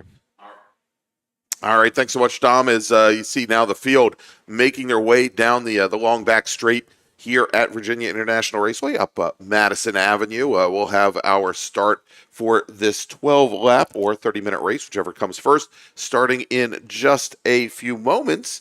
If we look back yesterday, first off, I wanted to thank Rob Hines. We had him up at the booth here earlier today for our Spec MX-5 Challenge race, and he was talking a little bit about the differences in strategy and how some seasoned Spec Miata racers race versus maybe the not-so-seasoned Spec MX-5 Challenge racers race. And, we saw that yesterday with Rob Hines and Nick Bruni and Skip Brock Jr.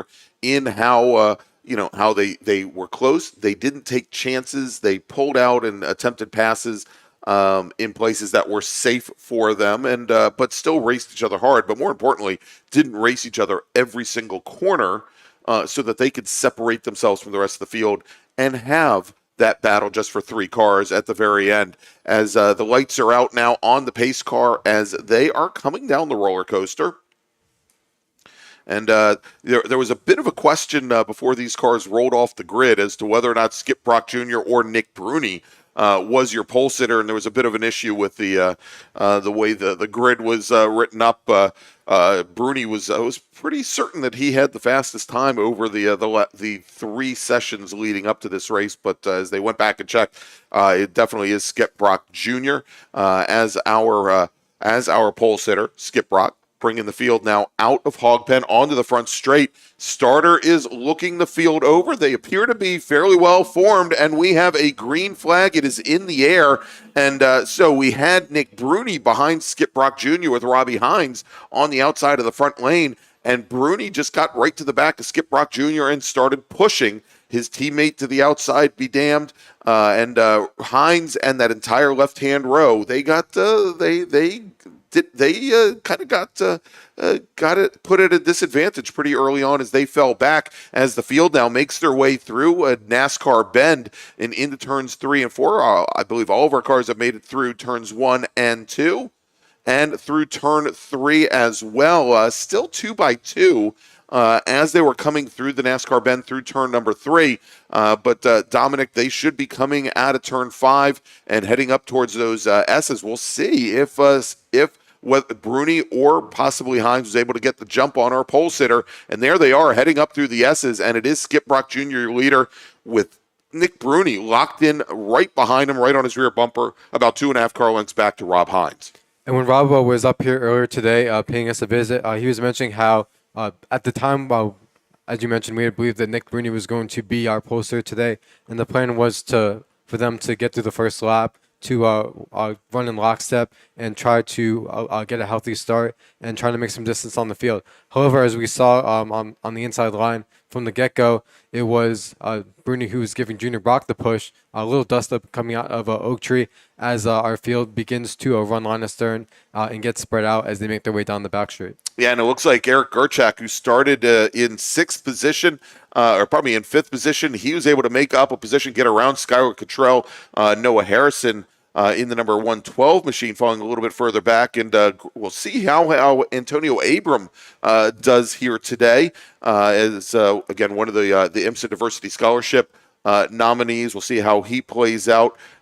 He started in 8th position today as our leaders now making their way down through the roller coaster. And look at this, couple racers going 2 by 2 down through turns 15 and 16, trying to jockey for position. You know, as you come down through that section of the track, you want to get in line. You don't necessarily want to be side by side because you're going to lose a whole bunch of momentum coming out of hog pen onto the front straight. But our leaders now, again, still Bruni and Brock, with Brock in the lead. They've opened up a tiniest of leads over Robbie Hines, about 1.5 car lengths. Hines trying to get Gerchak up into the game. Gerchak is starting to fall a little bit off the pace. He was about 8 car lengths back as they went onto the front straight, and that's going to leave Robbie Hines in kind of a difficult position without a drafting partner. Skylar Cottrell back behind. Antonio Abram makes up a position. He is now up in the 6th. John Hotz in 7th. And Greg, what we see, of course, not just in SCCA competition, but in auto racing in general, how the first lap can really dictate how the race is going to play out. Whether if you're racing around cars and you have a three cars in the lead pack, if that's the way it's going to stay, or if somebody is able to find enough pace on their own. As we saw yesterday with Eric Gerchak, he was running in between 4th and 5th for most of the race, but just didn't have anybody to draft with, and therefore fell off the back of Skip Brock Jr., Nick Bruni, and Rob Hines, and wasn't able to join in their lead battle. So today, we'll see if Eric Gerchak on the last lap was working together with Skylar Cottrell. So we'll see if those two decide to use a little bit of teamwork and cooperation to try to make it into make headway into the top 3. All right, and I had word as we were watching those cars come down through the roller coaster at complete lap 1. The 68 machine and the 99, they didn't get together, but the 68 machine had left the pavement. 99 had to take evasive action. The 68 is Ethan Ayers, the 99 Mike Cottrell, but they have both continued on. as we've got our leaders now coming through the top of the roller coaster and starting to make their way down the hill once again. And as we watch this, it is still looks like actually Skip Brock Jr. is falling back in the fourth position, I believe.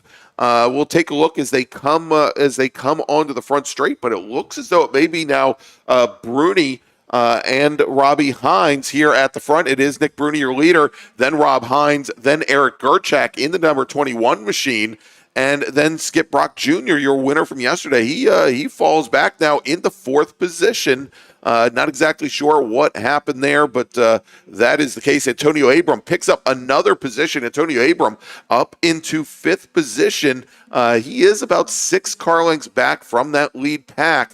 But there you go. Skylar Cottrell in the number 29 machine, 6th. John Hott still sitting in 7th position, with Joseph Tobin working his way up into 8th. Mickey Moran, Zach Ehrlich, for all of our Zach Ehrlich fans there on the chat, he is running in 10th.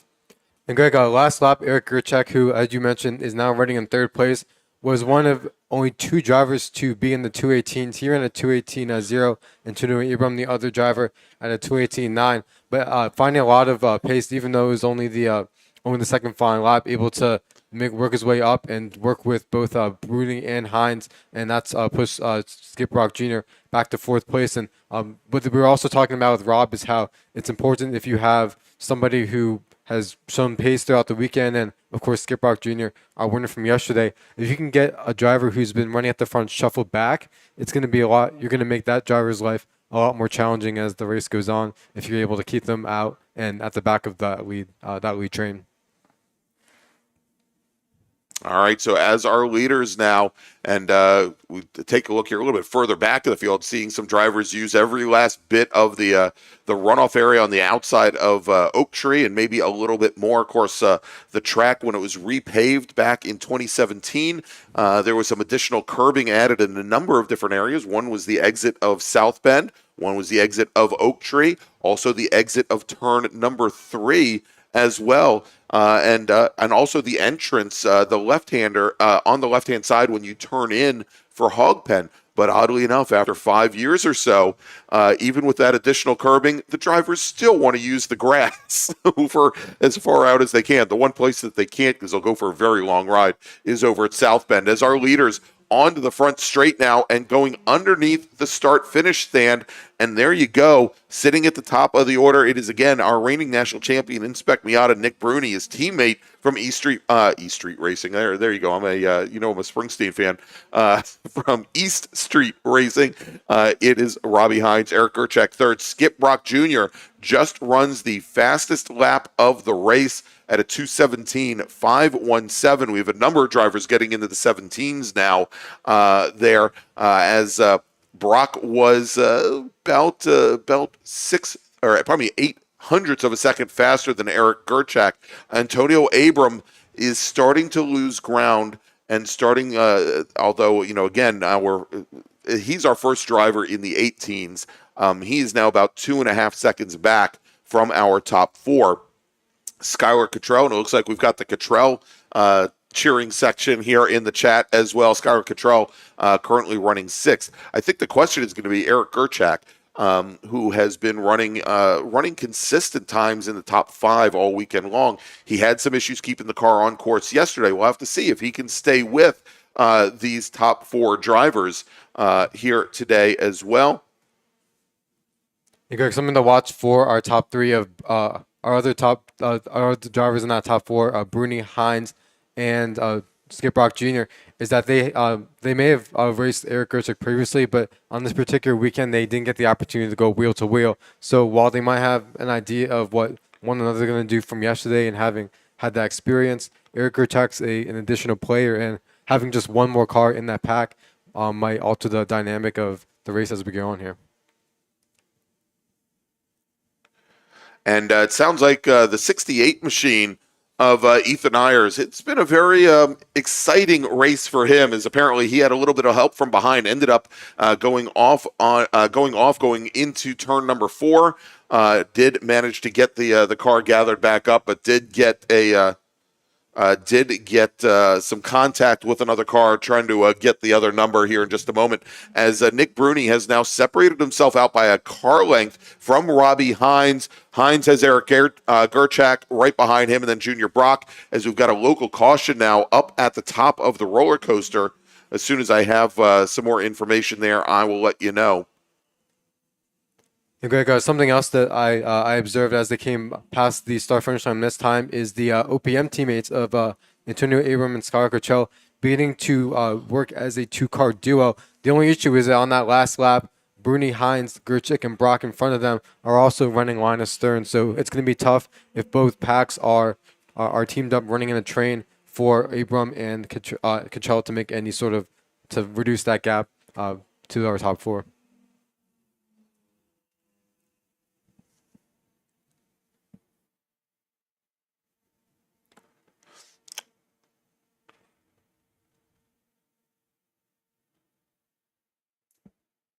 All right, sounds like we did have a car up at the top of the roller coaster. The quarter workers thought it was the 91 machine, which I find a little hard to believe because I don't believe we have a 91 out in the field here. But as soon as we get some information, we'll let you know. Dom, real quick, let me make a call to the grid for our next group.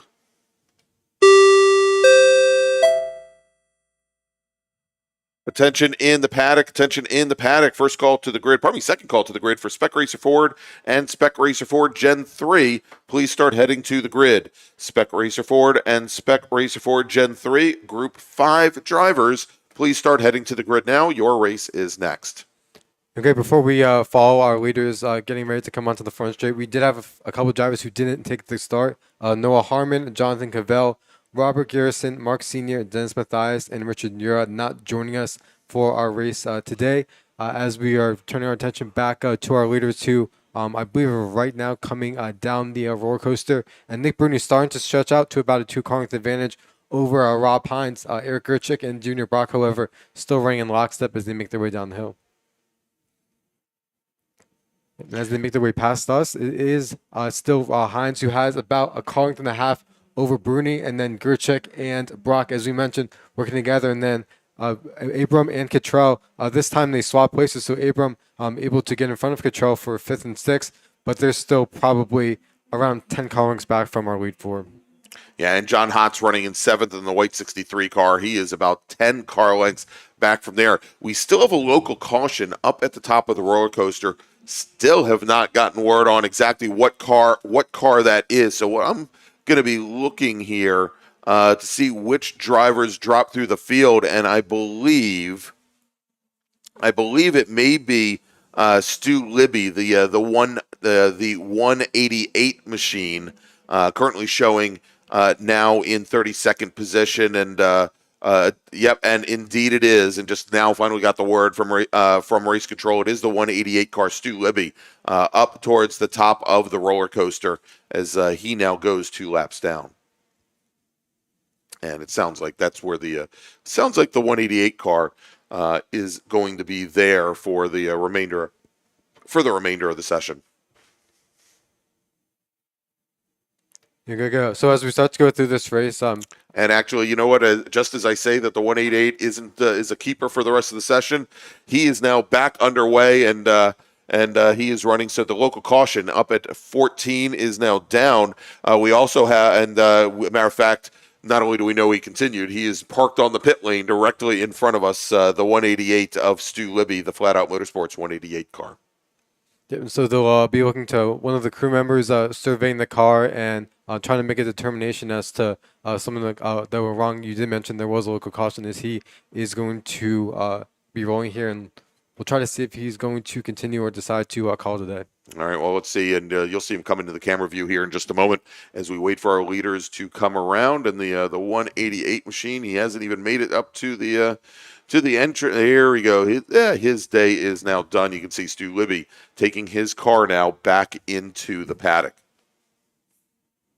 As here come our leaders. It is now the nose to bumper, Hines over Bruni, but now they're creating just a little bit of separation from Junior Brock and Eric Gerchak, about 2 car lengths from second place Bruni to third place Brock, and then Cottrell and Abram still working together, pushing to try to catch up to the top four. There's still, I'd say, about 5 car lengths in between them. Yeah, and we saw that Skip Brock Jr. got a great run out of Hog Pen. He had pulled right alongside of Eric Gerchak as they were coming to the line back behind our two leaders, the two teammates of Rob Hines and Nick Bruni. And as Brock and Gerchak were battling and checking for position there, and as Gerchak had to worry about what was going on behind them, both of those drivers starting to lose contact with our two leaders as Hines and Bruni continuing to work together. There were those couple of laps where Bruni had separated himself out from Robbie Hines. It is now pretty clear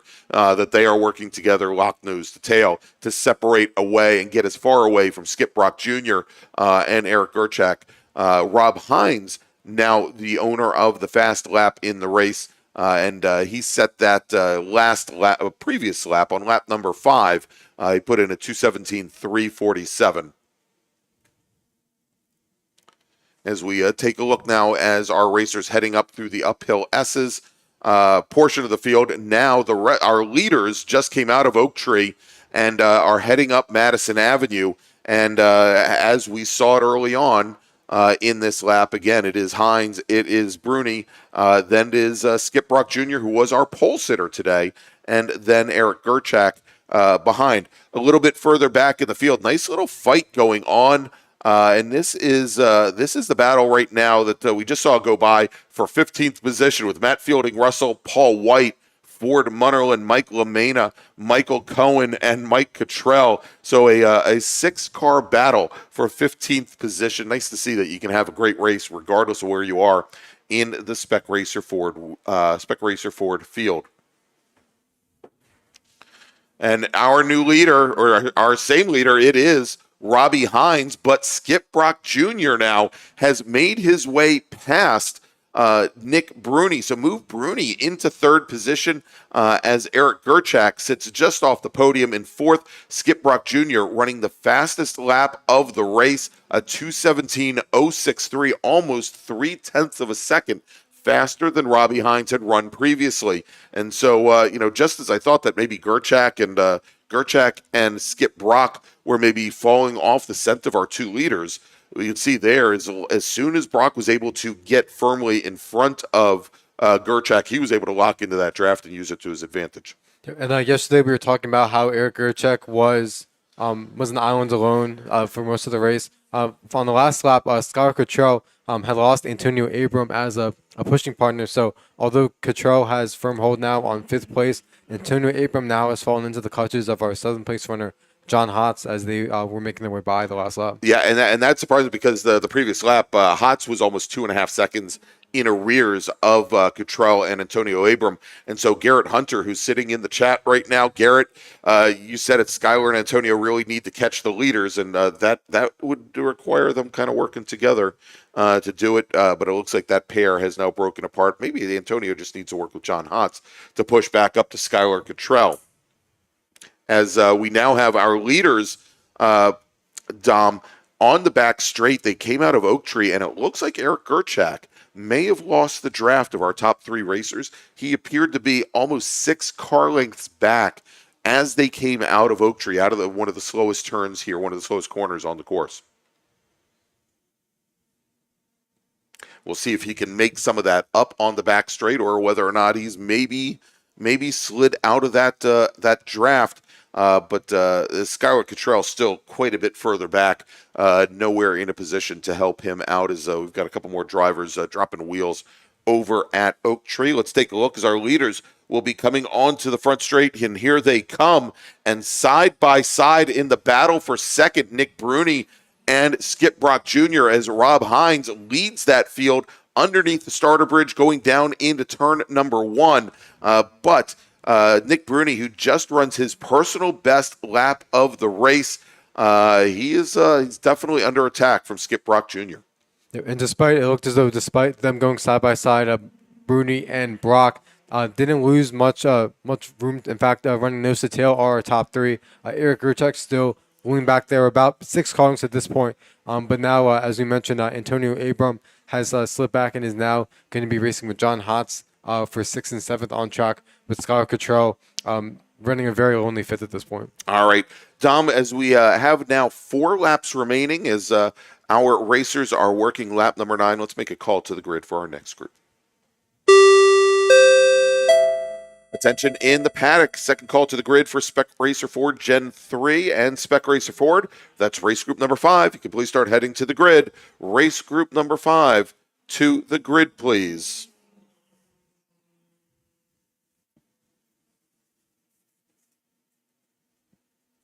All right, sounds like Zach Ehrlich had a bit of a wild ride under braking in the turn 1, pushed the car a little bit too deep down into the braking zone there, and the number 90 machine off into the grass. He does get the car rotated, gets back underway, but he was in a pretty pitched battle, Dom, with Joseph Tobin and also Tobin and Brailier, as well as Mickey Moran, all looking for 8th position. And so it looks like Zach is going to be out of that fight, as we've got the number 147 car coming down the pit lane right now.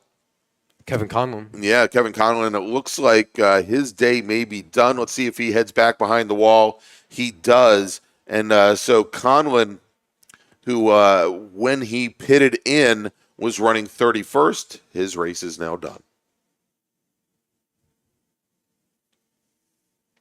And Greg, as you were mentioning a few laps ago about battles a little bit further back, we had a great one with Ayers Sr. and with Hubbard Sr. and Ayers as our leaders make their way by. And this time through, looks as though your leader continues to be Rob Hines, Bruni, Brock, and then Gerchek. But that has compressed just a little bit this time through as they make their way into turn number 1. And again, Eric Gerchek, not quite, I think, in the close enough to get any draft advantage off of the top 3. But these drivers are definitely trying to, at least the top 3, are definitely trying to make this race amongst themselves and keep Eric Gerchek out of there if at all possible. All right, Ryan Moran, who was running 30th, decided to take a little spin, a little sojourn over by turn 4, over by left hook. He puts the car around, and the man from Lyndhurst, Virginia, continues on. But again, sitting back towards the very end of the train of cars currently and still running on track. As we've got 2.5 laps remaining.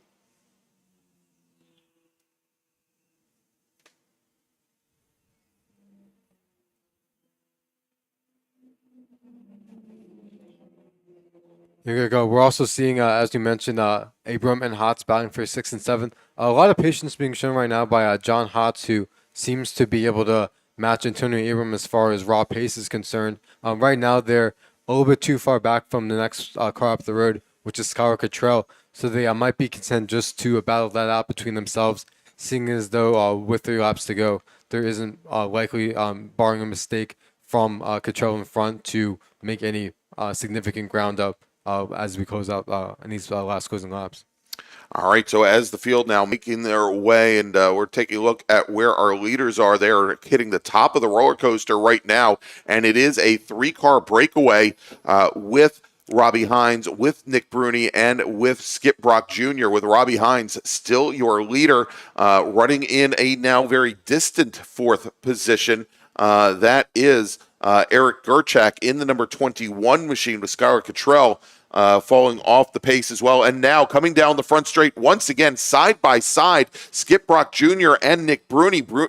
Jr. to the right, Bruni to the left, Robbie Hines about 2 car lengths ahead as they head down towards turn number 1. So Hines looking to protect, doesn't know who to protect against. Is it the car to the inside or the car to the outside? But he had a little coverage, and as they come out of the horseshoe and head into turn number 3, it is now still Robbie Hines, your leader, but Skip Brock Jr. has gotten around Nick Bruni, so moving Bruni back into 3rd position with now just 2 laps remaining. If we drop a little bit further back in the field, we were talking about that battle a little bit earlier on for 8th. Well, it is a little bit, looks a little bit different now as we've got Joe Tobin. He's got Lauren Brailier now sitting right behind in 9th, and Mickey Moran, and Ted Cahall quite a bit further back from there. But Brailier is really, really pressuring Tobin in the number 18 machine.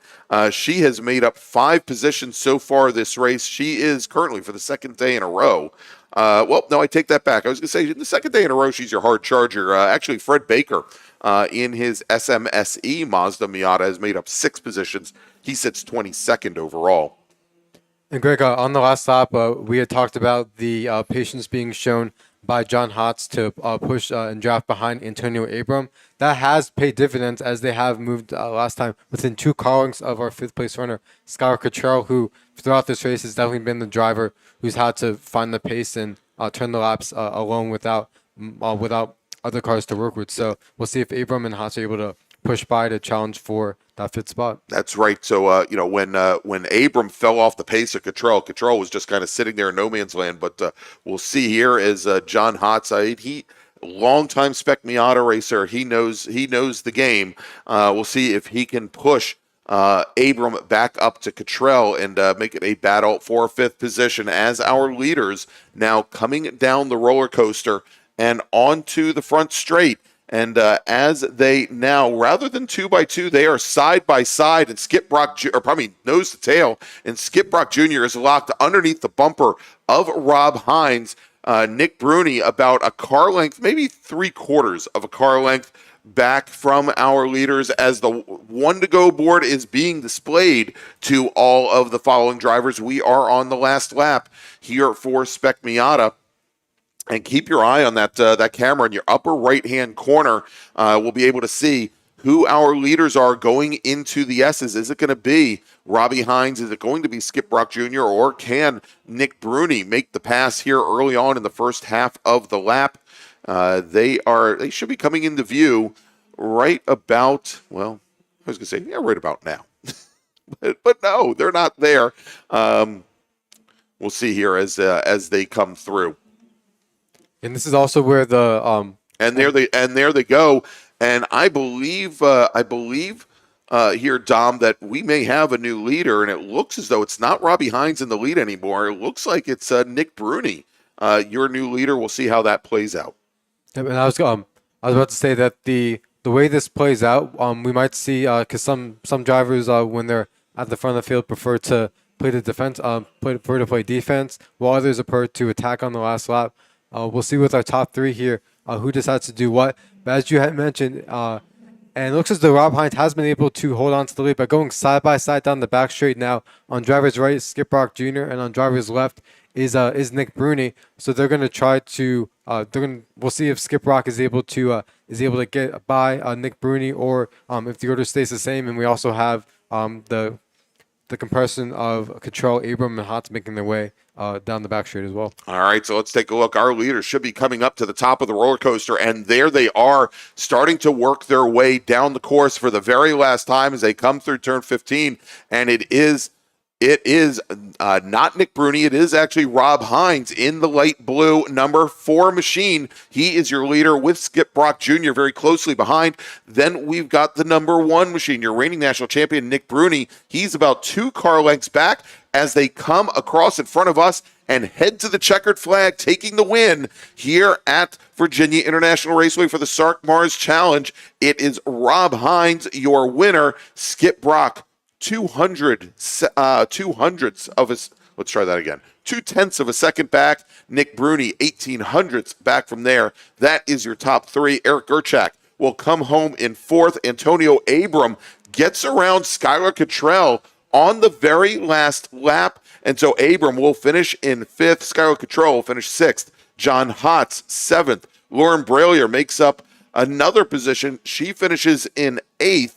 Then we've got Joe Tobin finishing in 9th as Tobin gave up that position to Bralier at the line. Margin between 9th and 10th, from between 8th and 9th, 3/1000ths of a second. Give it to Lauren Bralier in 10th. Bobby Gossett will come home in 10th. Ted Cahall, 11th. Zach Ehrlich will finish in 12th position. Jason Owenby will finish 13th. Mickey Moran, 14th. Ford Munnerlin, 15th. Matt Fielding Russell will finish 16th. Paul White in the number 17 car. Didn't I say that when he started 17th yesterday, it was meant to be? Well, Paul White in the number 17 car, he finishes 17th today. Mike Cottrell will finish 18th. Mike LaMena will finish 19th.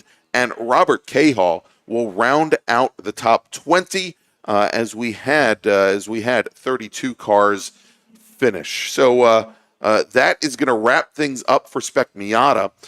Dominic, let's make a final call to the grid for our next group. Attention in the paddock, final call to the grid for race group number 5, Spec Racer Ford and Spec Racer Ford Gen 3. Please head to the grid. Your race is next. Spec Racer Ford and Spec Racer Ford Gen 3, please head to the grid. All right, so Dominic and I are going to take a little break. We're going to thank some of our partners and sponsors that bring you all the action here this weekend on the Washington, D.C. region and also the North Carolina region SCCA's YouTube channel. And 2 more races to go, Dom. Can't wait. We'll be back here in just a few moments from Virginia International Raceway. You're watching the 2023 SARRC MARRS Challenge presented by the North Carolina region of the SCCA. OG Racing carries just what you need to get on the track, from driving suits and shoes to helmets, data and video systems, to your favorite brake pads from Performance Friction, Hawk, and Paget. OG Racing has built its reputation during the last 22 years by providing the best customer service in the motorsports business, and their depth of inventory is second to none when it comes to safety equipment. That's why OG Racing has been the highest volume Sparco dealer for 17 years. Come visit their 12,000 square foot showroom and warehouse located in Sterling, Virginia. Call them at 1-800-934-9112 or order online at ogracing.com. The North Carolina region of the SCCA is a strong supporter of our youth and their future, with the NCR Scholarship Program providing financial assistance to graduating high school seniors in the North Carolina and Virginia counties within NCR's territory. This year, the program will award scholarships to 5 lucky recipients, and your contribution will help us with our goal of telling high school students in the area about the SCCA and helping those students pay for their additional education after high school. To find out more about the NCR Scholarship Program, head to ncrscca.com/scholarship, and to donate online, ncrscca.com/donate. Or, if you prefer to pay by check, please make the check payable to NCR-SCCA SP and mail it to the address on screen.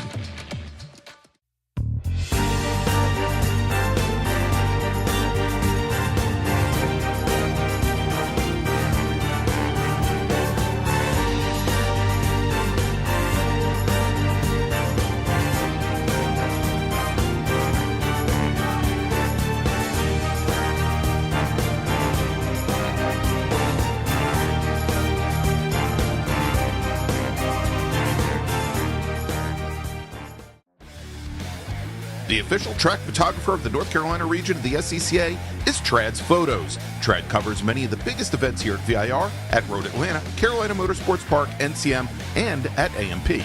In addition to the SCCA, Trad covers racing for ALS, the Peach State Porsche Club, PCA Club Racing, J-Zilla Track Days, MVP Track Days, Carolina Mustang Club, and many more. To see Trad's work online, visit tradsphotos.com or on Instagram and Facebook at Trad's Photos. And they have Trad shoot for you. Text them at 980-395-1116.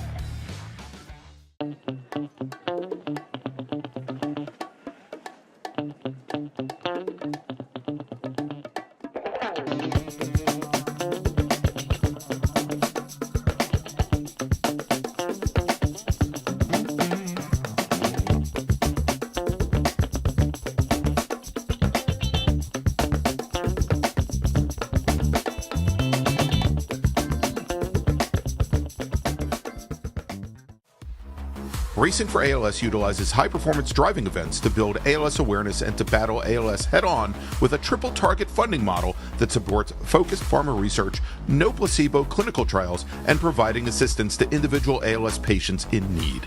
Every 90 minutes, doctors deliver a new ALS diagnosis. ALS is a progressive and fatal neurodegenerative disease that destroys motor neurons, eventuating muscle weakness, paralysis, and difficulty breathing and swallowing. Most ALS sufferers live just 2 to 5 years after diagnosis, and every 90 minutes, ALS claims another soul. Racing for ALS believes ALS is not an incurable disease, it's just an underfunded one. Our mission is to raise awareness and direct funds to speed a cure. To help find a cure, please go to racingforals.com/donate and make sure to join us at our next event.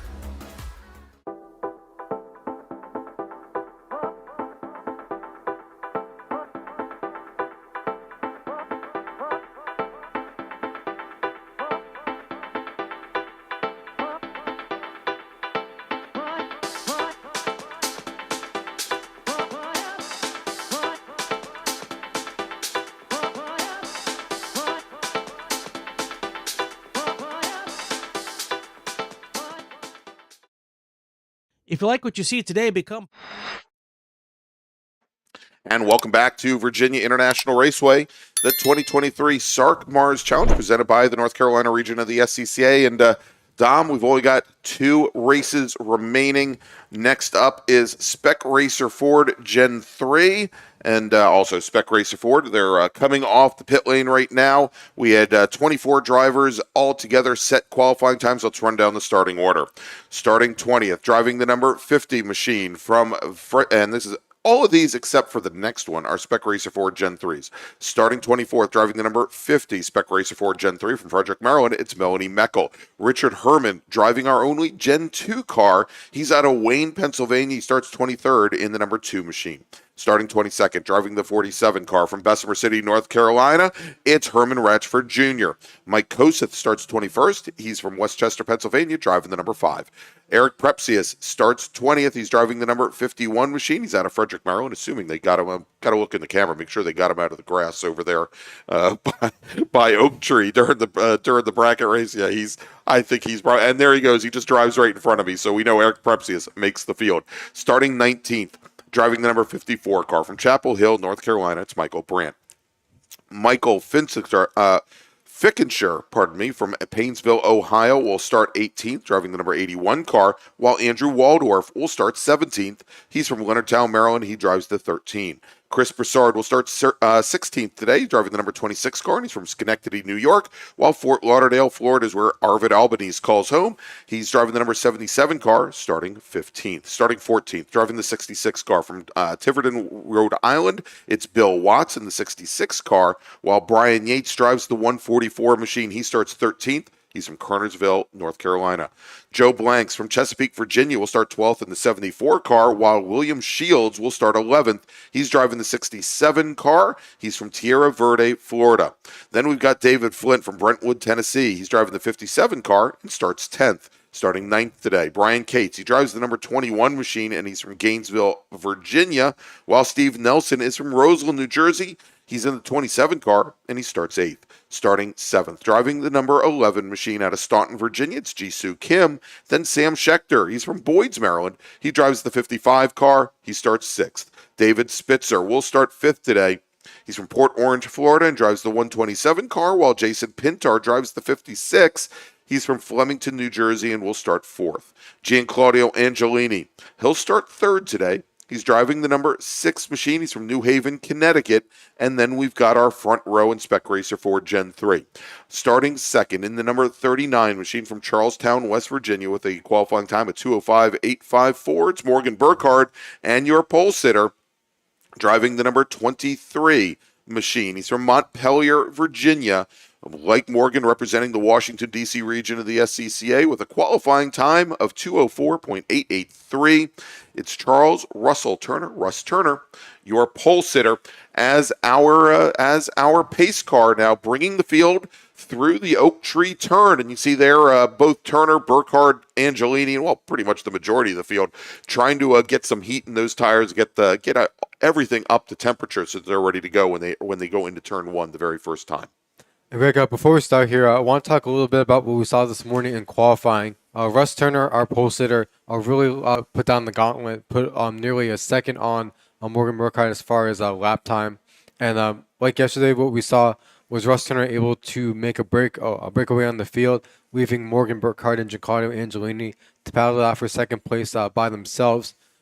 So the strategy, I believe, with Burkhardt and Angelini will be to keep Russ Turner a lot closer to them to see what kind of challenge that they can mount. Morgan Burkhardt, as you mentioned, has been working a lot on the drafting game with these cars, and will be looking to stay as close as he can to a Russ Turner as the race goes on. Yeah, but we'll have to watch here because during the qualifying this morning, we saw where Russ Turner was able to just step out and just drive away from Morgan Burkhardt on the front straight here, not even necessarily using the draft. He just seems to have a car that's got a lot more power. As the pace car now is coming through Hogpen, and the pace car is now on the pit lane, turning the field over to our pole sitter, Russ Turner, and he brings the field down the front straight. The starter, well, they've got to have binoculars or something to see where Russ Turner is right now.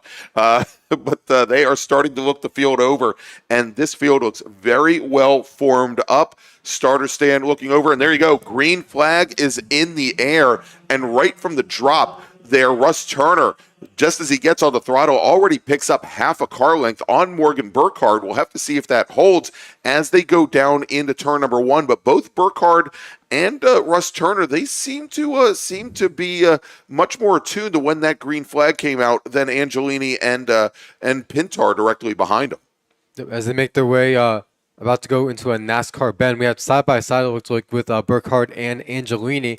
Again, side by side with those two drivers might just allow Russ Turner to make a break on the field, as was the case yesterday. Back from there, we had, I believe, Jason Pintar and David Spitzer, who hold station on 4th and 5th in the early going. All right, so our field now starting to make their way through turn 5, as we've gotten word that all of our drivers made it through turn 4. And look at this.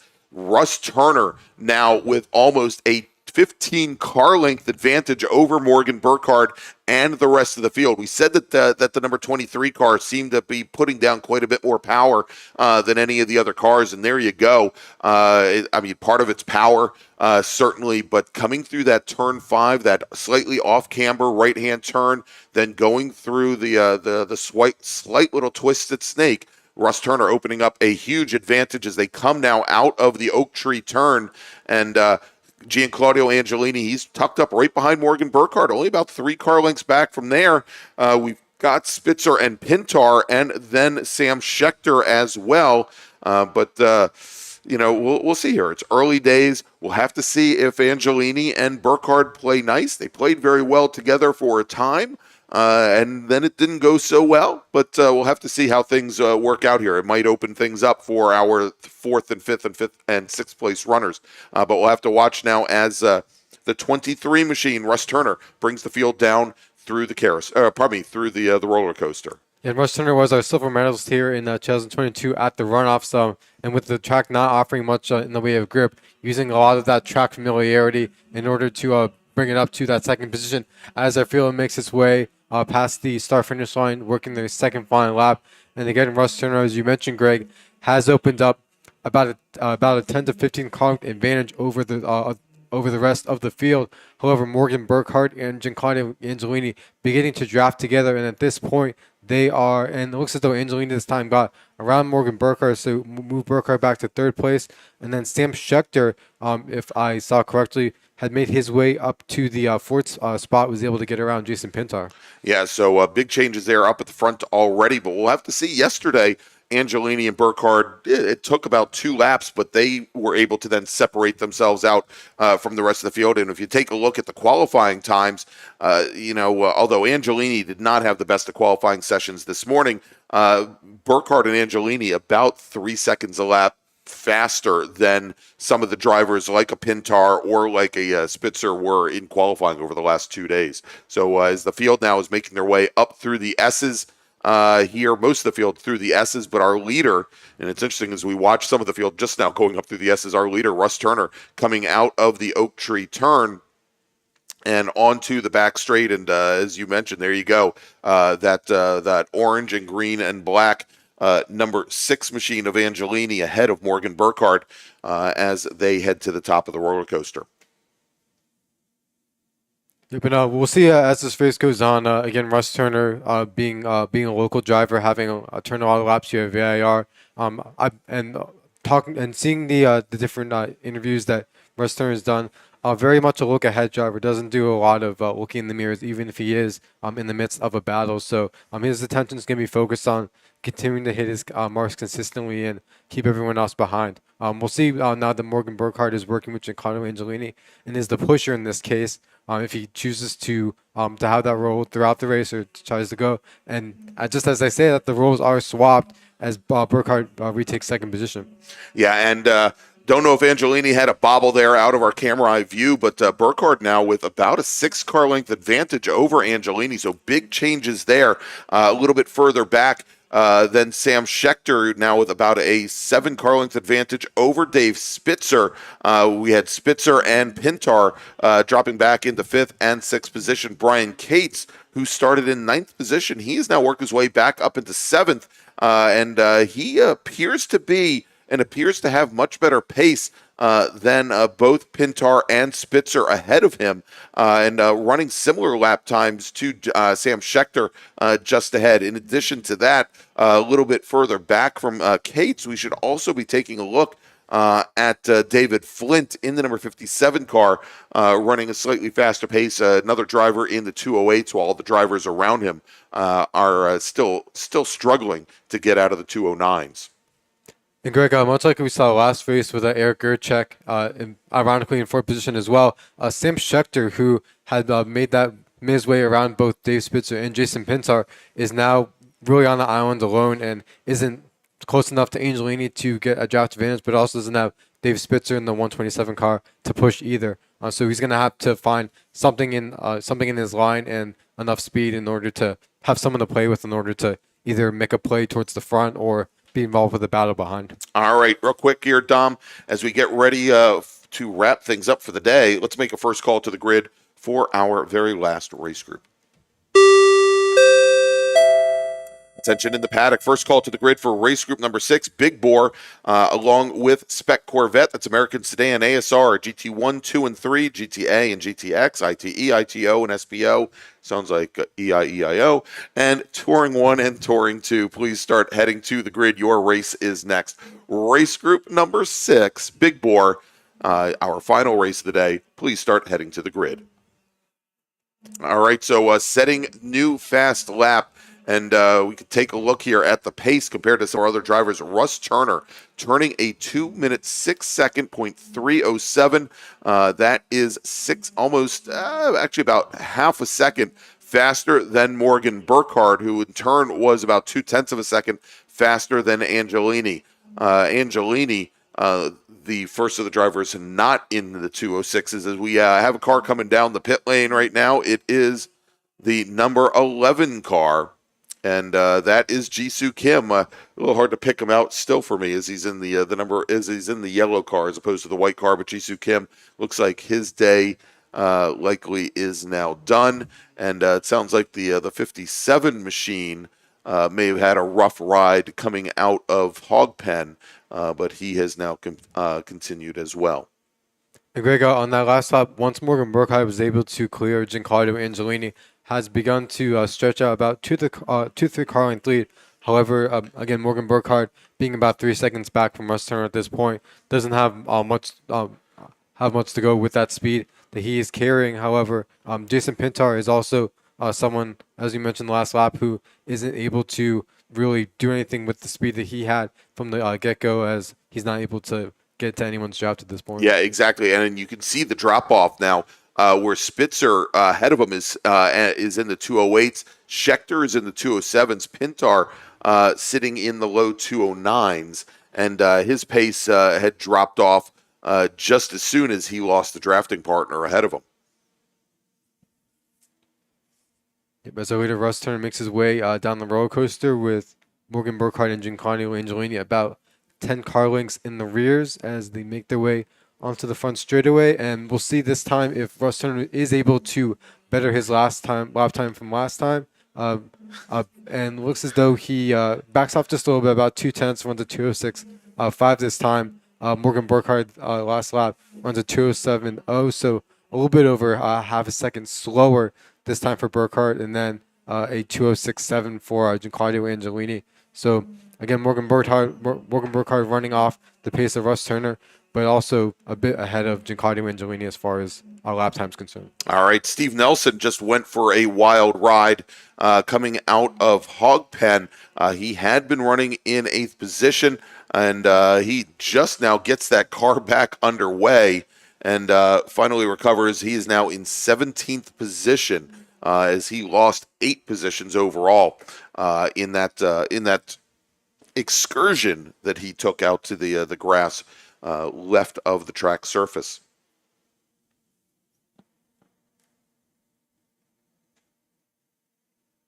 A little bit further back, some nice battles brewing up a little bit further back in the field. Arvid Albanese really looking to attack Chris Broussard. That is the battle for 13th position right now. Broussard having started in 16th, having made up a couple of positions. Albanese having started in 15th, now sitting in 14th. In addition to that, Mark Fickenshire, who started off in 18th position, he's now up to 15th. And he and Andrew Waldorf seem to have a nice little fight going on. About 4 car lengths separating them at the line, but again, most of them, they have all made up positions. Waldorf, the position he made was the fact that he now has Steve Nelson back behind him after Nelson's off. But again, a nice little fight seeming to unfold there. Also, William Shields a little bit further up in the field, battle for 8th with Joe Blanks directly behind. Last time they went by about 8 car lengths separating the two. As now our leader, Russ Turner, crosses the stripe, and Morgan Burkhardt sets his personal best at 206.696. But Giancarlo Angelini, he's starting that last time. Burkhardt was a little bit faster than Angelini, but Angelini's starting to close things down again. I think here he got a very good run out of Hog Pen and closed up to within 2.5 car lengths as they crossed the stripe. Yeah, Greg, one of the drivers who really did turn up the book on the last lap too was David Spitzer, who runs in 5th. Was about last lap was about 0.8 quicker than Sam Schechter, who runs in 4th place. So Spitzer finding definitely finding some pace. And as I was mentioning that, I see next to us in the storage room, they're looking at the radar right now, trying to decide what the elements and Mother Nature here have in store for us in the next hour or so. Yeah, it is, and I think you could probably see this in our camera views. Now, our cameras, they do brighten up the exposure as much as possible, so you may not notice how completely dark it's getting, but it is getting rather ominous out here with some of the clouds. There's still some of the white puffy stuff, but there's some dark stuff behind. And again, the wind really starting to pick up. Just got word that Brian Cates, driver of the number 21 machine, had a little bit of an issue navigating turn number 3. And that number 21 machine now dropping further back through the field. We'll try and pick up where he is the next time he goes by. He was running 7th when this lap began. He's likely going to be a little bit further back than that now.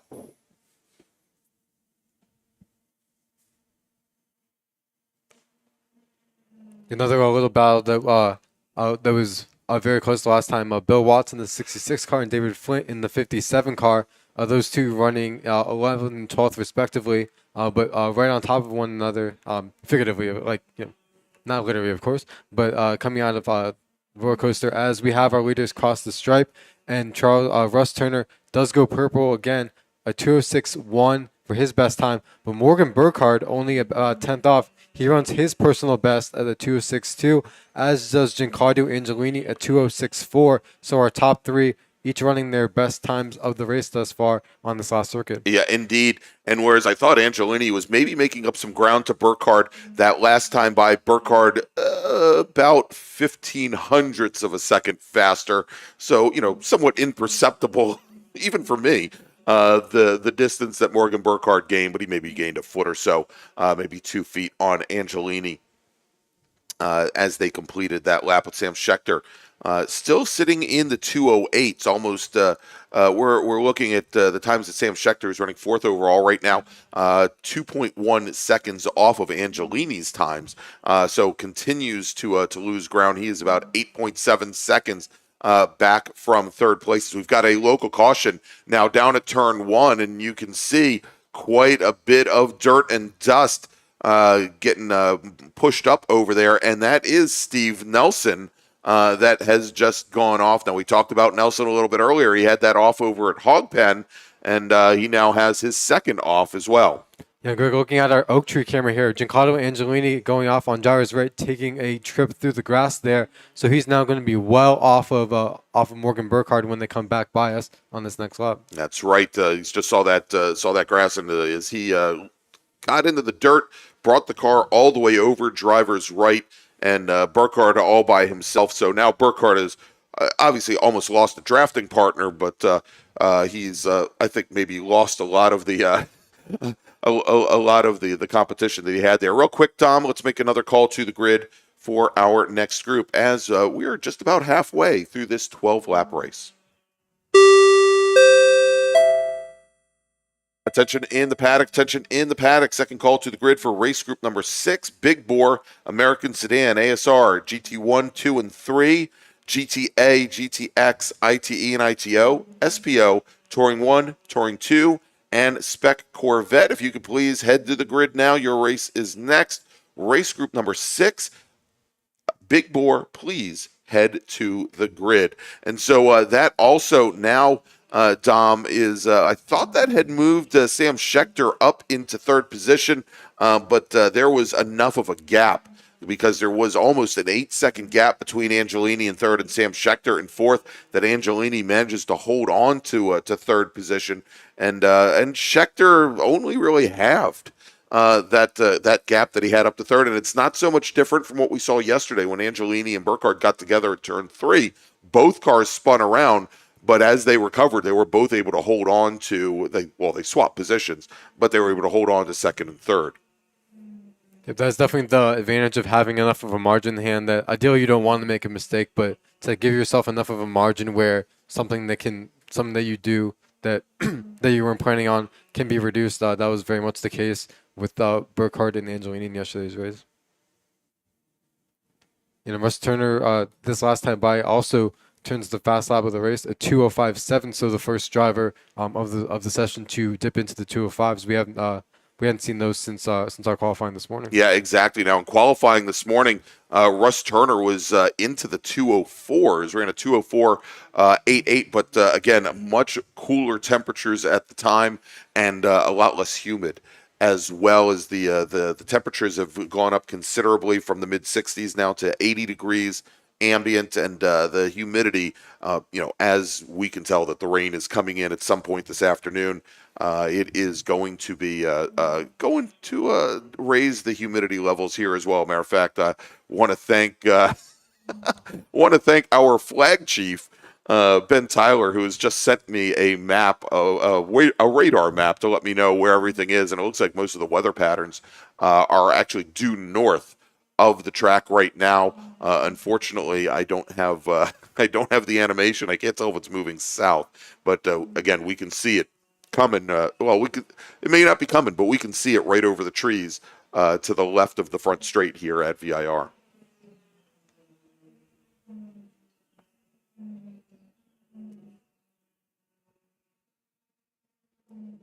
Greg, I believe you alluded to it earlier. We have a little bit further back in our field, we have the 26 car of Chris Brassard, Harvard Albanese, and they've been joined up by Mark Fickenshire in the 81, as well as Andrew Waldorf, who I got the chance to talk with a little bit. He was mentioning how he started his racing program. He did his school back in 2008, and then took a few years off, and then came back when Spec Ford converted to the Generation 3 platform, and has enjoyed getting to learn the chassis, and was very happy to have had very clean running so far this weekend at VIR.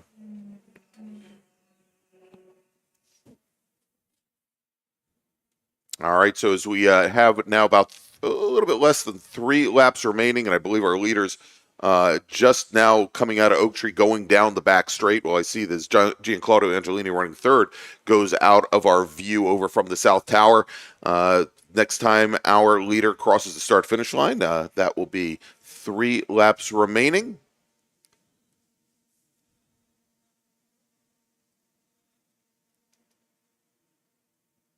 And we'll see if Russ Turner has another fast lap in him. Fastest lap right now at 2:05.766 as he comes onto the front straight.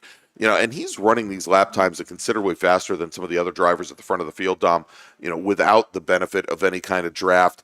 And he hasn't had to work with any lap traffic all that much to be able to use them, to draft off them to make up on some of the straightaways and what have you. It really has just been a singular effort by Russ Turner, who now has a 6.3 second advantage over Morgan Burkhardt. Burkhardt continues to run faster laps than Angelini. That last time by was 1.5 seconds faster than the driver of the number 6 car out of New Haven, Connecticut. We'll see if that continues. But at this point, Angelini doesn't have much to worry about with right now. Sam Schechter is running 4th overall, about 7.5 seconds back from there. And one of our other battles that's been unfolding in the last few laps, Dave Spitzer, who started 5th in this race, and then Sam Schechter, who got a great jump from the get-go. Those two have been running nose to tail for probably the better half of this race. And on the last circuit, it was Schechter's 2:09.4 to Dave Spitzer's 2:09.2, running very consistent times and more importantly, very close to one another. Where Dave Spitzer decides to make that move is yet to be seen, but he's been trailing behind Sam Schechter, just studying what Schechter's doing, looking to mount that challenge later on.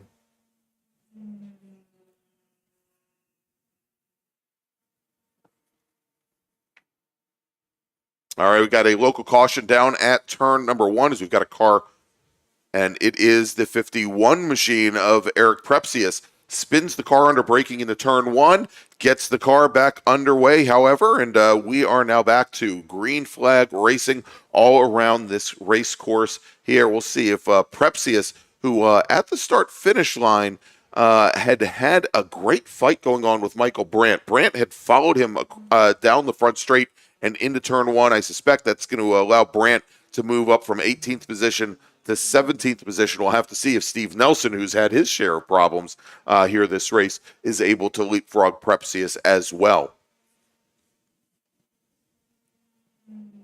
As we've got our leaders have just now headed down into turn number 1. Next time Russ Turner crosses the start-finish line, he will get that 1-to-go board. As we see now that battle that you were talking about, Dom, with Schechter and Spitzer. The battle for 4th right now is Spitzer. Had a real good run. It was using the draft to come up onto to the back of the Blue 55 of Schechter. Let's take a look as they're coming out of the horseshoe now, going into NASCAR, and it appears that the Blue 55 of Schechter able to hold off the orange or red-ish 127 of Dave Spitzer, at least for the time being. Yep. And another battle that we were seeing was Brian Cates, who has fallen back 2 spots from his 9th place grid position, but he was having a good battle duking it out with both David Flint and Brian Yates. All 3 of these cars, I believe, were part of our Enduro yesterday, so 3 more drivers who have been getting a lot of seat time this weekend at VIR. All right, and so as time is winding down, Dom, real quick, let's make a final call to the grid for our next and final race group of the weekend. Attention in the paddock. Final call to the grid for race group number 6. That's Big Bore American Sedan, A Sports Racer, GT1, 2, and 3, GTA, GTX, ITE, ITO, SPO, Touring 1 and Touring 2, as well as Spec Corvette. Please start heading to the grid. Your race is next. Race group number 6, Big Bore. Please head to the grid. Your race scheduled to start in just a few moments as our leader, Russ Turner, comes underneath the starter bridge, takes the 1-to-go board. There you go. Russ Turner on his final lap. Morgan Burkhardt now crossing the stripe. Morgan Burkhardt 7.8 seconds back.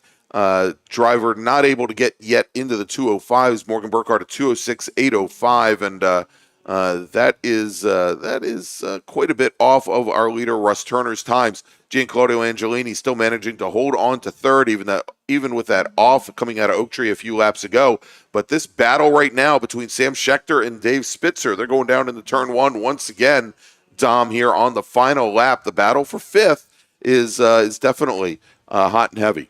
Yep, and Spitzer for the last 2 laps has been getting really solid runs coming out of the last corner and able to use the drop behind Scheckter in order to try to move up. At the moment, just like last lap, at least through NASCAR Bend, Sam Scheckter able to stay in front of Spitzer for the time being. We'll see if he uses a similar tactic if he tries to get a good run out of Oak Tree to try to use the back straight and get alongside Scheckter on this final lap as they're going to be making their way up the hill in just a few moments. All right, and here come, as we're watching now, coming up through the S's, and I don't know what might have happened down through turns 4 and 5. There they go. Actually, that's it. We were watching Angelini. Once again, going into the uphill S's right now, it's Sam Scheckter with Spitzer directly behind. They just come up to the final right-hander there, turn 8 at the top of the S's going into South Bend now. We're going to see them come down the hill here and over towards turns 11 and 12 momentarily.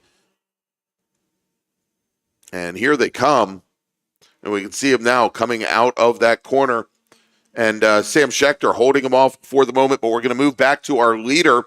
And that is Russ Turner, who's coming down the roller coaster now. And he is on the front straight. Russ Turner from Montpelier, Virginia, driver of the number 23 machine. Maybe a little redemption where he had to pit in a lap early in the Formula Enterprises 2. Today, he takes the win in Spec Racer Ford. Morgan Burkhardt crosses the line. Burkhardt will finish in second. Gianclaudio Angelini, and chickens and hatching and stuff like that. I just want to make sure first. But there you go. Gianclaudio Angelini, driver of the number 6 machine. He will come home in third. And now we're going to have to take a look and see the battle between Scheckter and Spitzer. And Spitzer right now in the number 127 machine, he gets around Sam Scheckter and will finish in 4th position. Sam Scheckter finishes 5th. Jason Pintart will finish 6th. And now locked nose to tail, it is William Shields who loses a position to David Flint. Flint will finish in 7th. Shields will finish in 8th. Joe Blanks will finish in 9th. And Brian Cates will round out the top 10. All right, so Dom, let's do this. Let's take another break. We're going to get ready for our last race of the afternoon. Hopefully we're going to get it in before the weather comes in here. Never mind that I've got to go out and pick up cameras after we're done here. But hopefully we will get this very last 12-lap or 30-minute race in before the weather comes in here at Virginia International Raceway at Alton, Virginia, or Danville, Virginia. We'll be back here in just a few moments. You're watching the 2023 SARRC MARRS Challenge presented by the North Carolina region of the SCCA. Since 1976, Radial Tire Company has been providing the Washington, D.C. area with quality tires and the finest service. They have earned a reputation as a premier specialist in hard-to-find performance tire and wheel applications. They stock tires from all of the top manufacturers for whatever you drive, from small economy cars to SUVs to trucks. Their mission is to assist you in getting the most out of your tires and cars. For more information or to schedule online, browse radialtirecompany.com or call them in Silver Spring at area code 301-585-2740. That's 301-585-2740. The North Carolina region of the SCCA is a strong supporter of our youth and their future, with the NCR Scholarship Program providing financial assistance to graduating high school seniors in the North Carolina and Virginia counties within NCR's territory. This year, the program will award scholarships to 5 lucky recipients, and your contribution will help us with our goal of telling high school students in the area about the SCCA and helping those students pay for their additional education after high school. To find out more about the NCR Scholarship Program, head to ncrscca.com/scholarship and to donate online, ncrscca.com/donate. Or, if you prefer to pay by check, please make the check payable to NCR-SCCA SP and mail it to the address on screen.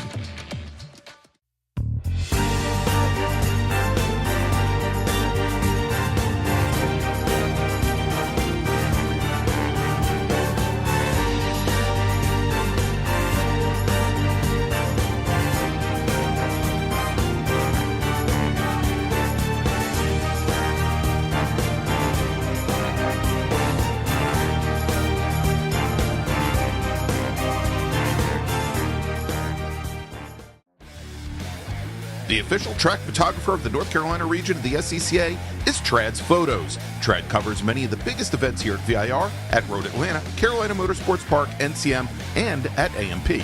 In addition to the SCCA, Trad covers racing for ALS, the Peach State Porsche Club, PCA Club Racing, J-Zilla Track Days, MVP Track Days, Carolina Mustang Club, and many more. To see Trad's work online, visit tradsphotos.com or on Instagram and Facebook at Trad's Photos. And to have Trad shoot for you, text them at 980-395-1116.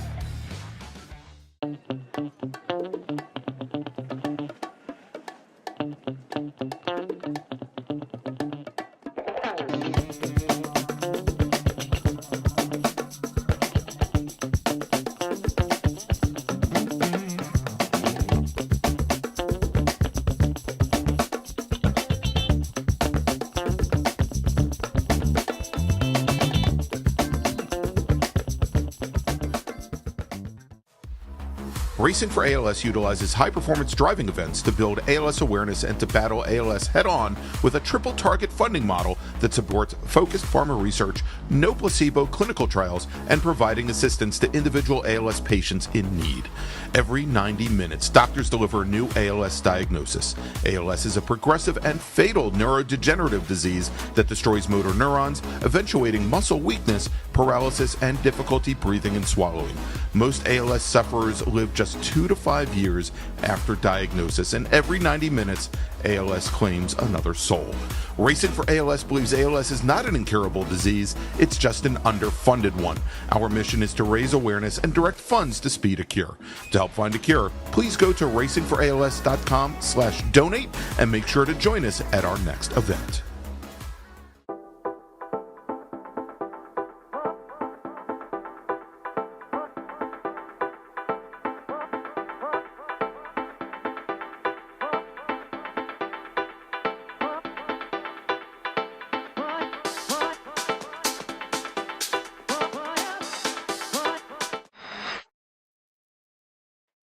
And welcome back to Virginia International Raceway, 3.27 miles, 17 turns of heaven on earth. I'm Greg Ginsburg along with Dominic Mandiel, and we've got just one more race remaining here this afternoon.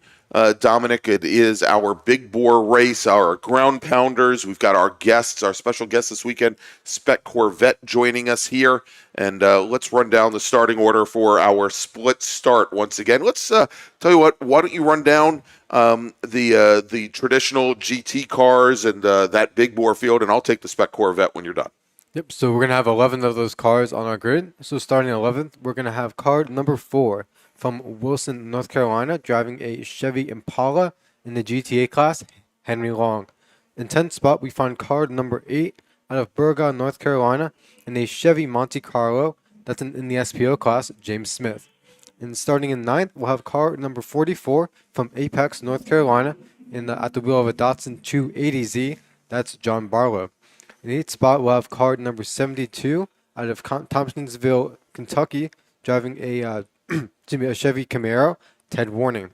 In the 7th spot, we'll find car number 76 from High Point, North Carolina, in a Chevrolet late model, and that is John Longacre. In the 6th spot, we'll find car number 24 out of Brantford, Connecticut, in a Mazda MX-5, Earl Tucker. And in the 5th spot will be Anthony Valente from Colts Neck, New Jersey, driving a Chevy Camaro. The number on that car is 90.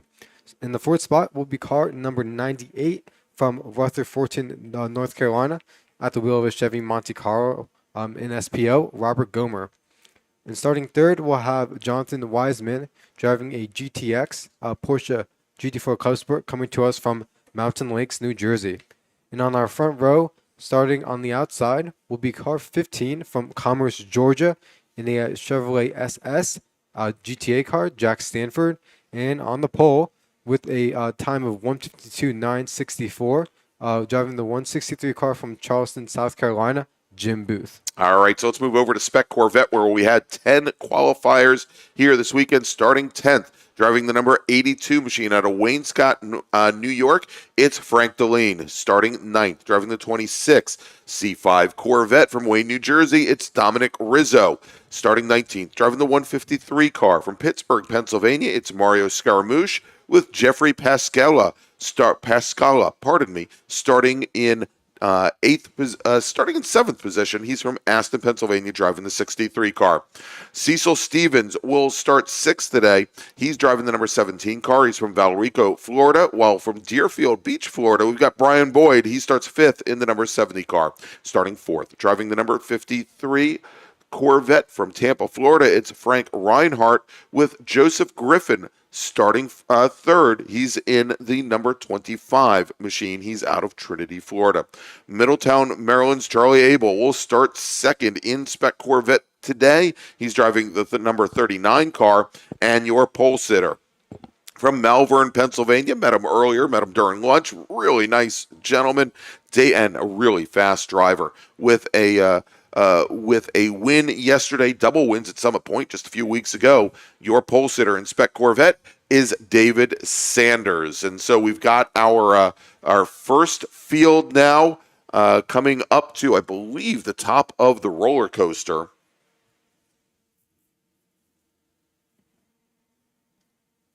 As we're trying to track, obviously, we just saw the tail end of our first group go by our camera on over by the South Tower. Our second group, the Spec Corvettes, their pace car just now bringing them through the Oak Tree turn. And I believe the ask was for that pace car driver to increase the speed just a little bit. They've got a pretty big gap there. Lights are out now on the first pace car as it crests the top of the roller coaster over turn 14 and brings Jim Booth, Jack Stanford down the hill. Is that group still not all that well formed up, Dom? But I'm sure that as they come down and get through Hogpen, they've got some time to form up just a little bit better. Spec Corvettes now coming up towards the top of the roller coaster. Pace car, the lights are out on the second pace car now as it brings the field up to the top of the roller coaster as our first pace car pulls onto the pit lane, turns the field over to the number 163 Radical, and we have a green flag. Green flag is in the air. The Radical jumps out to a pretty early start there on Jack Stanford. Stanford just not able to deal with, may have a lot more power, a lot more horsepower, just has also a lot more weight. And that Radical looked like it was just shot out of a cannon heading down into turn one with Weitzman in the GT4 Club Sport Porsche, looking very close behind John Longacre in another one of our GTA cars right alongside him as we now get ready for our second field. And the pace car now on the pit lane for our Spec Corvettes. And that is going to turn the field over to David Sanders. He now has the field, the starter, looking the field over. You know that's not going to get waved off because the first group is already going. And there you go. Green flag is in the air. And Charlie Abel in the black number 39 from the outside, Dom. He gets a very good start, a very good jump. Maybe gets 3/4 of a car length on our pole sitter, David Sanders. But, of course, Sanders, unless Abel's able to cut in front of him, Sanders is going to have inside position going into turn one. Yep, and as we saw yesterday, Abel was able to lead the first few laps, and as they go through a NASCAR bend, Sanders has nose back ahead, so Dave Sanders takes hold of the lead, pushing Charlie Abel back to second place, and back from there, I don't believe there was any other changes in position, which means that Joseph Griffin in the 25 car will be third when they at least come by us for the first time. All right, so our first group now, do we see them here? Actually, that is our pole sitter. Actually, that's not our pole sitter. That is the Datsun Z car, making its way out of Oak Tree. That's the GT3 Datsun 280Z of John Barlow. as the rest of our field now, well, right in front of me on the front straight here as Jim Booth crosses the stripe, turns in a 159.354. Jack Stanford leading the rest of the field. He's your GTA leader with Jonathan Weitzman in that Porsche Boxster Club Sport. Running third with Gomer in his SPO car. Fourth, John Longacre in his GTA machine, running in fifth with Anthony Valente. And as we expected, again, Booth jumping out to a pretty early advantage here. Now Booth is still trying to get some heat in the tires, running about 7 seconds off of his qualifying times here as we wait for our Spec Corvette field, which is now making its way down through the roller coaster. And there you go. It's the yellow Chevy Corvette of David Sanders. It is the black Chevy Corvette of Charlie Abel. They are nose to tail, and for the second weekend in a row, they have really stretched things out over the rest of the Spec Corvette field. Yep, Charlie Abel not allowing Dave Sanders to get away as they complete their first hot lap. They're going to be making their way into turn number 1. Looking a little bit further back, we have Joseph Griffin holding on to third with Frank Reinhardt and Brian Boyd completing our early top 5 in Spec Corvette. Looking to our front 2 in Spec Corvette, it is still Sanders over Abel, and they've opened up about 15 car lengths over Joseph Griffin at this point. So definitely going to be, unless something happens with those two, going to be a 2-horse race, very much like yesterday.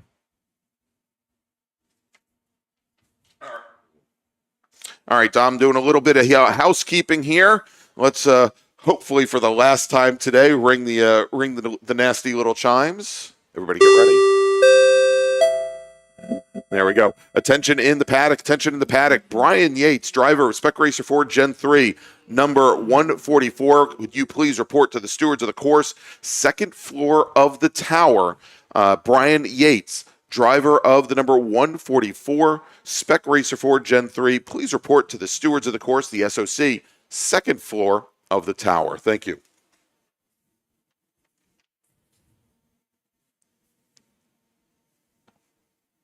All right, so we see that battle in Spec Corvette, Dom, coming out of Oak Tree, heading down the back straight between Sanders and Abel. A little bit further back from them, Joseph Griffin, currently running third in Spec Corvette. He's in a nice little island all by himself. He's sitting around, I don't know, about 3 seconds or so back from our leaders, but he's got a good amount of clearance to Frank Reinhardt. Now, Reinhardt, not so much. Reinhardt, he's got Brian Boyd, and he's also got Cecil Stevens directly behind him. The 70 machine, the 17 machine, Jeffrey Pascalo was in that group as well. They're coming down the roller coaster right now. We'll see how things play out.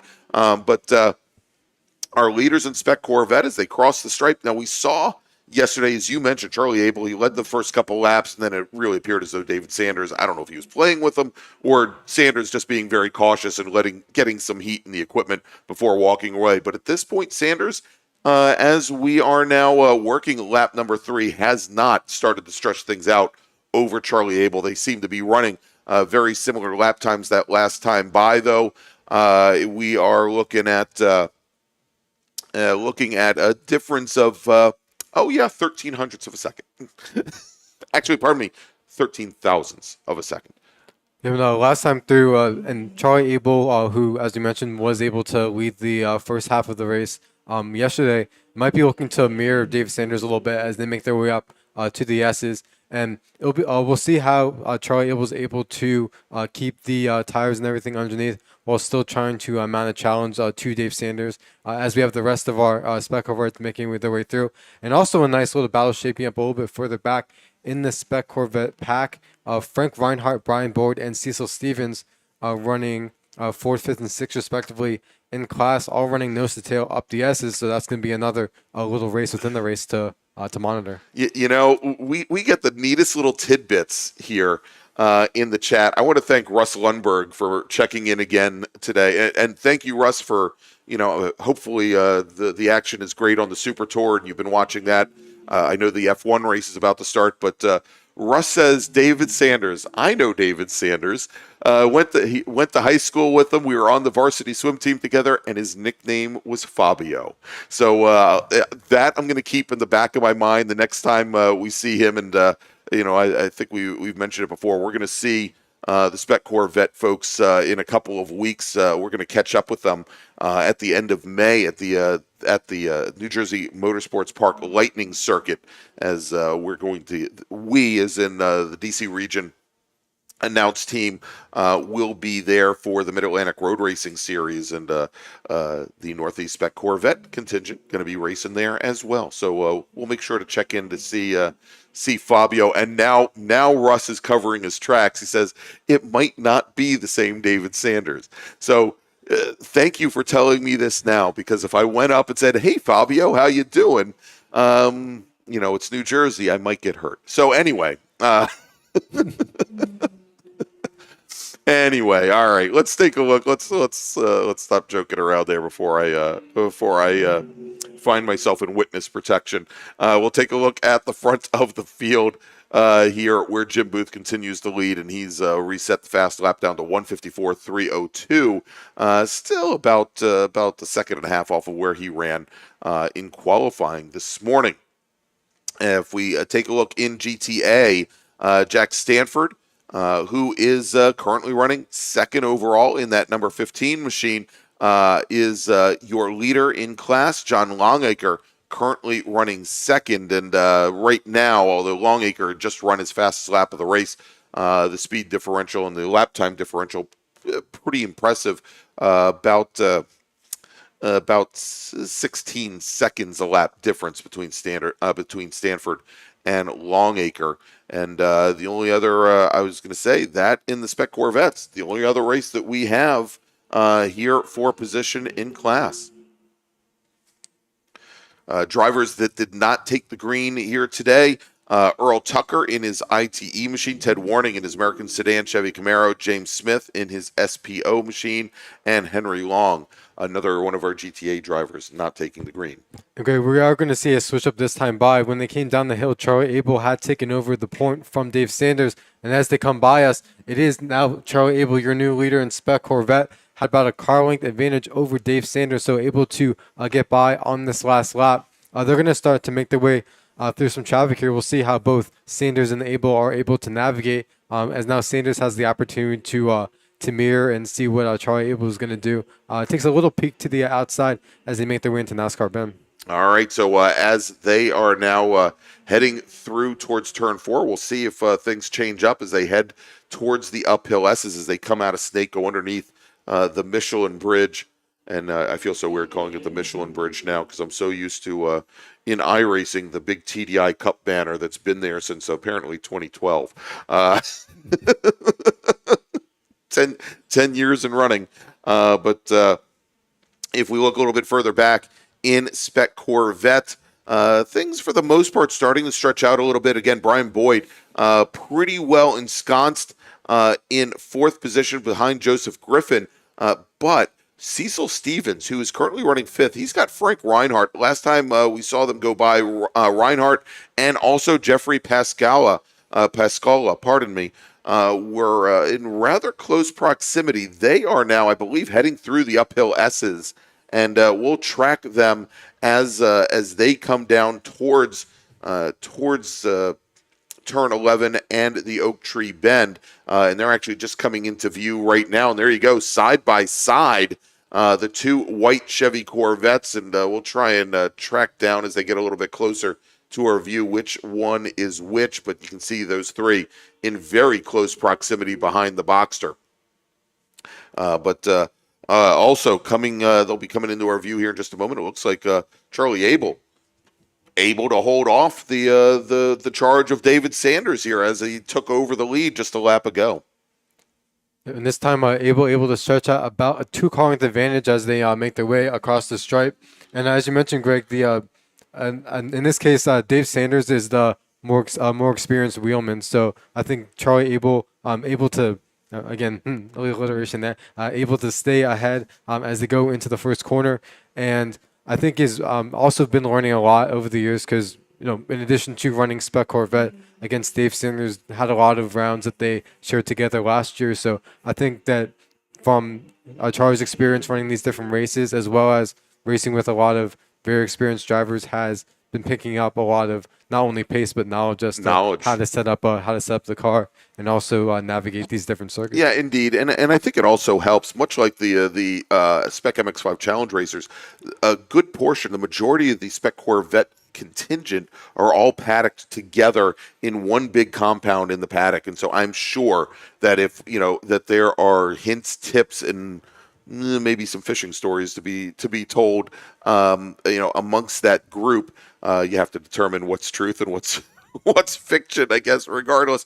But I'm sure that helps out. Now, the last time by Charlie Abel, he was able to run a slightly faster pace than David Sanders. We'll see if he's able to continue holding him off. And as they come out of Oak Tree and come down the back straight, come down Madison Avenue, it looks like Charlie Abel has actually stretched out that lead somewhat, maybe to about 6 or 7 car lengths. Yep, and I was also looking at the uphill S's camera, and Cecil Stevens and Frank Reinhardt continue to run nose to tail. They are currently, let's see here, they're currently running 5th and 6th respectively in class. Running very closely together. The number 98 car, that is going to be the SPO of Robert Gomer, who currently runs 4th overall. Yep, as our leaders in Spec Corvette making their way past Anthony Valente in the Torn 2 Camaro. And again, Charlie Abel, I think, was able to add about a half car length of advantage to his margin in the lead so far, as they continue to work their way through some of our GT car traffic. Yeah, so let's take a look as they come into the horseshoe. As it appeared as though Sanders was having a bit of a challenge getting around that Camaro coming down the front straight, it looks as though, from what we can tell from that camera, that probably David Sanders, or Fabio, as Russell Lundberg would like to call him, has made his way around Anthony Valente's TA2 Chevy Camaro, the T2 machine. Yep, and 2 other Spec Corvettes running very closely together, Frank Reinhardt and Jeffrey Pascala, who just now crossed the stripe, running nose to tail. They are currently in, I believe, 6th and 7th respectively. So Spec Corvette, again, a very even rule set, so we see battles throughout this field. All right, with Jeffrey Pascala had some issues down at turn 1, may have outbraked himself, put the car around. He has now continued, so turn 1 is now free, clear, and green once again. And I'll tell you, Dom, I'm taking a few more looks at the weather, and the weather is certainly, there are some big storms coming southeast right now towards Danville, Virginia. We'll have to see. I think, as we only have 5 laps remaining, we should be able to get this race in before the weather hits. As I'm looking out towards where that weather should be coming from, I'm still seeing some areas of blue sky. So I think we're in good shape for now. Because gosh knows, if this ends up being weekend number 9 that I brought out the rain, I don't know what I would do. And I still say I'm not taking any responsibility for the Super Tour at Thunderhill.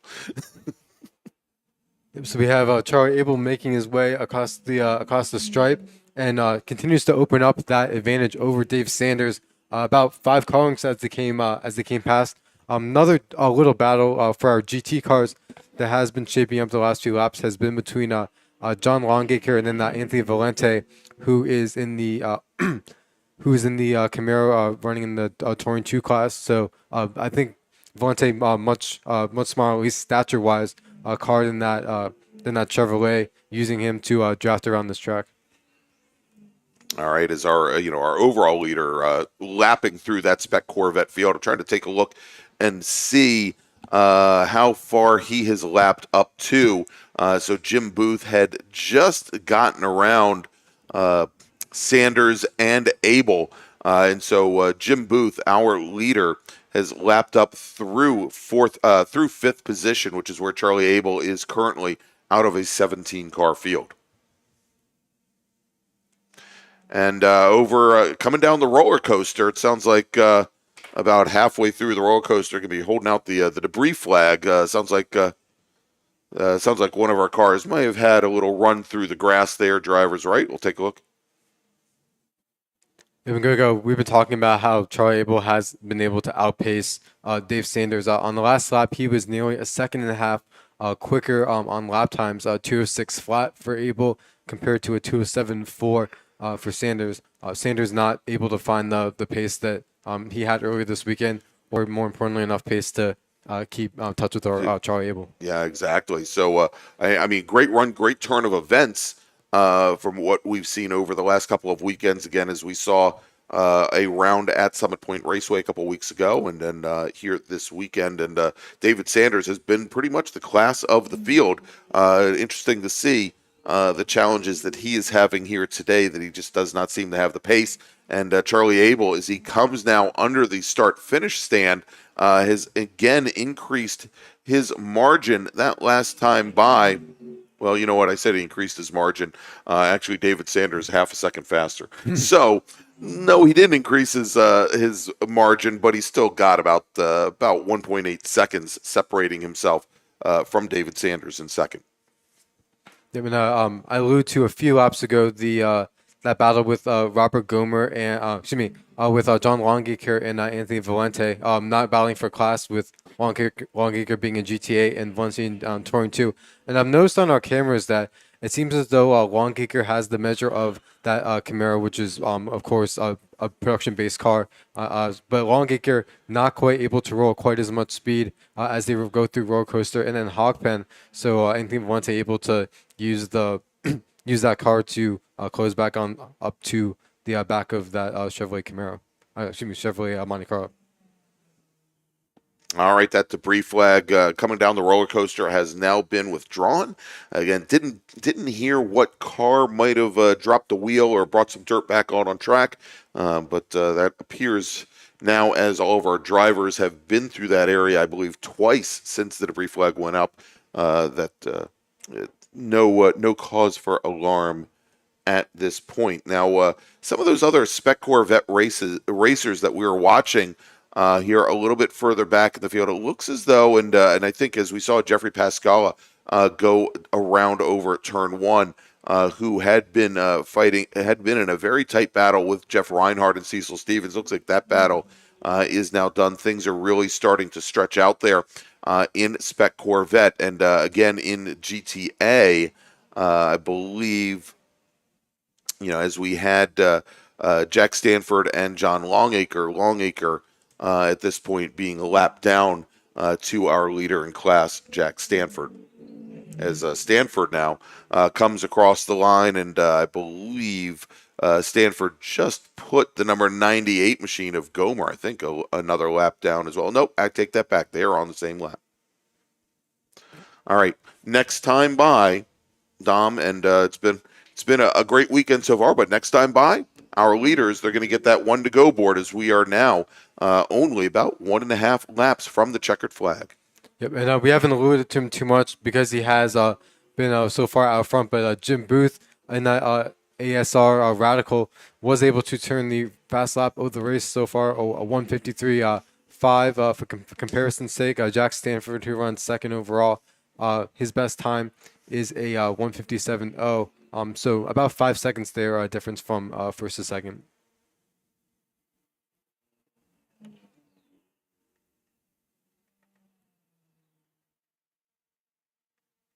And as we look to we look at our different monitors here, at this point, Abel has stretched out enough of a gap that I don't believe that Dave Sanders is able to get any kind of draft advantage either. So not only outpacing, but also Dave Sanders isn't close enough to get any sort of the break in the air from Abel's machine as they're making their way down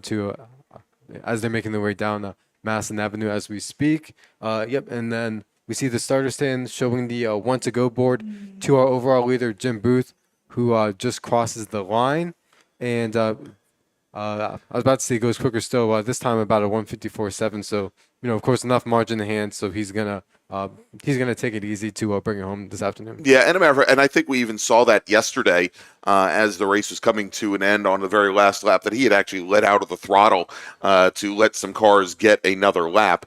Then again, I don't think they were battling the cars ahead of them. I don't think they were battling for position. Maybe they would have liked to end that race a lap early. As we watch our leaders in Spec Corvette go by, and once again, Charlie Abel opens up a larger advantage now over David Sanders. Ran almost a full second faster than the yellow number 73 machine.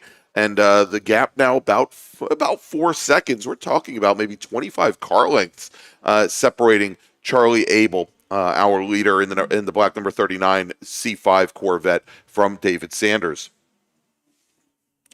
And again, these spec Corvettes, these C5 Corvettes, they have a maximum horsepower allowance that they can run, but they have to run a spec suspension, a spec front shock package. They can run the stock single leaf springs in the rears of the cars. They have a stock brake package as well, very closely matched. And of course, they can run there is also an allowance for the T2 prepared Chevy Corvettes to run with these cars as well. I think in walking the paddock, a lot of them had actually been, and I know David Sanders has, a lot of these cars have been prepared by Phoenix Performance. And I was just talking to James Candelaria last night. He's looking to possibly get a car and get into the series as well. As Jim Booth comes out of Hog Pen for the very last time, and our A Sports Racer driver, Jim Booth, will take the checkered flag for our final race here, takes the win in A Sports Racer. We're going to have the remainder of our cars coming down the front straight here in just a moment, and we'll give you our final winners. But Jim Booth was that far ahead of our next driver in line, David Sanders, or probably not David Sanders, but the number 15 machine of Jack Stanford, who now comes under the starter stand. He will take the win in GTA. Charlie Abel takes the win in Spec Corvette. David Sanders will finish in second, and they finish 4th and 5th overall in Big Bore. That was pretty impressive as they move up. Then we've got Robert Gomer. He is your SPO winner today in his Chevrolet machine, and I believe that we're just waiting for Anthony Valente to come around in Touring 2 in his TA2 Chevy Camaro, which would wrap things up. The 76 machine comes across the stripe. That's John Longacre. He's going to finish second in GTA, and there is Anthony Valente. He takes the win in Touring 2. Joseph Griffin crosses the stripe. He's going to round out your podium in Spec Corvette, finishing 9th overall. Then Brian Boyd, Cecil Stevens finishing 4th and 5th in Spec Corvette. So, Dom, before we go off the stream here, a very successful day here at Virginia International Raceway, a very successful weekend at Virginia International Raceway, some great racing, some close racing, not a lot of downtime for full course cautions or black flags. Just some wonderful racing here as part of the SARRC MARRS Challenge after a year off last year. Great to see the Mid-Atlantic Road Racing Series come back down to Virginia International Raceway, and hopefully we'll see a lot of SARRC drivers once again come up to Summit Point. I'd recommend you all come for Labor Day. For the MARRS Labor Day Spectacular. Let's take a look at what we have coming up, Dom. I talk about the Mid-Atlantic Road Racing Series and the announced team from Washington, D.C. region. We've got the MARRS Series at the New Jersey Motorsports Lightning facility at the end of the month, and then we head back to Summit Point Raceway in June. We'll be at the Thunderbolt circuit for the U.S. Majors Tour. And again, more races at Summit Point. Also, we will be covering the newly the returning Devil in the Dark 12-hour endurance race at New Jersey Motorsports Park. That is going to be on the Thunderbolt circuit just before they go and repave it, and then we'll be wrapping up the season with a few more MARRS regionals at Summit Point and wrapping up the season on the Lightning circuit. So again, if you like what you see here, if you liked what you saw, if you liked what you heard, please go ahead and smash or annihilate that thumbs up button, as Morgan Burkhardt would say. Click on the subscribe button and hit the notification bell so you can find out all the times when the DC region or the North Carolina region of the SCCA goes live on YouTube. As we wrap up, I also would definitely like to thank all of our would like to thank our host region, the North Carolina region of the SCCA. I'm glad and happy to say that I'm a dual region member, both the North Carolina region as well as the Washington D.C. region. Glad to call them both home, and always have been very good to me, both of them. In addition, I want to thank all the wonderful volunteers that help put on this event, whether it be the corner workers and marshals that are out on track, whether it be our scrutineers in tech, our timing and scoring team, the folks in registration, even our stewards over here, and who else am I forgetting? I'm sure I'm forgetting a lot of people, but and a lot of specialties. But Tech. I thought I said the scrutineers and tech, but definitely the scrutineers as well. But the Sports Car Club of America, it is a membership-driven organization. We could not put on these events without our members, without our volunteers, and I want to thank them all. So for Dominic Mandiel, I'm Greg Ginsberg, and we'll see you in just a few weeks from New Jersey Motorsports Park. Thank you so much for watching, and have a safe week and a safe summer, everybody. Have a great time.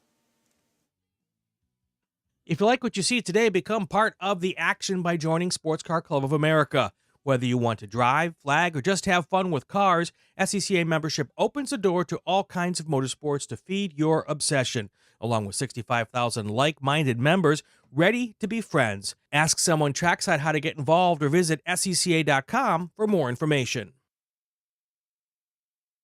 Green, blue, white, checker. You know the flags, but do you know the people waving those flags?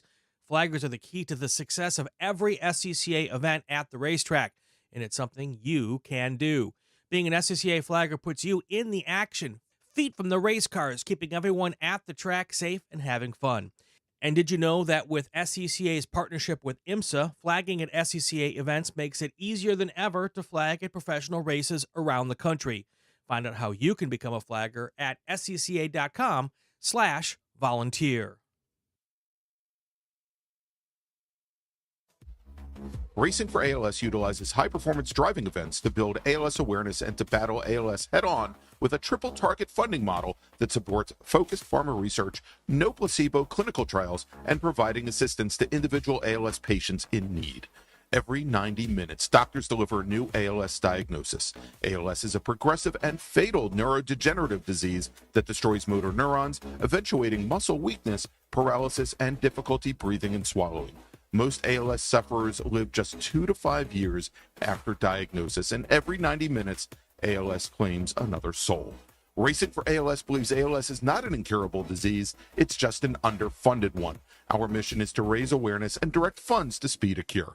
To help find a cure, please go to racingforals.com/donate and make sure to join us at our next event. The official track photographer of the North Carolina region of the SCCA is Trad's Photos. Trad covers many of the biggest events here at VIR, at Road Atlanta, Carolina Motorsports Park, NCM, and at AMP. In addition to the SCCA, Trad covers Racing for ALS, the Peach State Porsche Club, PCA Club Racing, J-Zilla Track Days, MVP Track Days, Carolina Mustang Club, and many more. To see Trad's work online, visit tradsPhotos.com or on Instagram and Facebook at Trad's Photos. And to have Trad shoot for you, text them at 980-395-1116. The North Carolina region of the SCCA is a strong supporter of our youth and their future, with the NCR Scholarship Program providing financial assistance to graduating high school seniors in the North Carolina and Virginia counties within NCR's territory. This year, the program will award scholarships to 5 lucky recipients, and your contribution will help us with our goal of telling high school students in the area about the SCCA and helping those students pay for their additional education after high school. To find out more about the NCR Scholarship Program, Head to ncrscca.com/scholarship and to donate online, ncrscca.com/donate.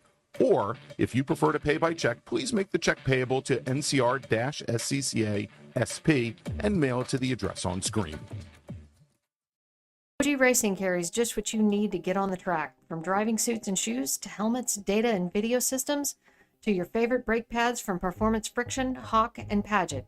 OG Racing has built its reputation during the last 22 years by providing the best customer service in the motorsports business, and their depth of inventory is second to none when it comes to safety equipment. That's why OG Racing has been the highest volume Sparco dealer for 17 years. Come visit their 12,000 square foot showroom and warehouse located in Sterling, Virginia. Call them at 1-800-934-9112 or order online at ogracing.com.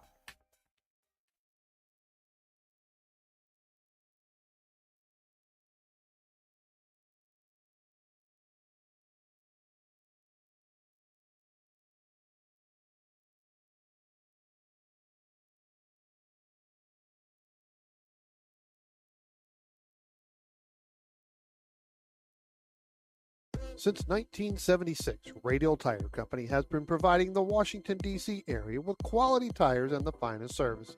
They have earned a reputation as a premier specialist in hard-to-find performance tire and wheel applications. They stock tires from all of the top manufacturers for whatever you drive, from small economy cars to SUVs to trucks. Their mission is to assist you in getting the most out of your tires and cars. For more information or to schedule online, browse radialtirecompany.com or call them in Silver Spring at area code 301-585-2740. That's 301-585-2740. RP Performance is the only premier race shop in the region that specializes in both street and track Mazdas and is located right in the heart of racing at Summit Point's Gasoline Alley. RP has been involved in countless race wins and series championships across many classes with drivers of all ages. Not just a full-service shop, RP has been helping drivers with their individual racing and other track event needs for over 30 years, providing trackside support, arrive and drive packages, as well as race car transport services. And they're known for its help all attitude. RP Performance is your go-to for getting cars back on track for that positive experience at some point when you're ready to pack it in. For more information about RP Performance, come talk to them here in the paddock. Call them at 304-728-6749 or email them at Brett, that's B-R-E-T, at rpperformanceracing.com.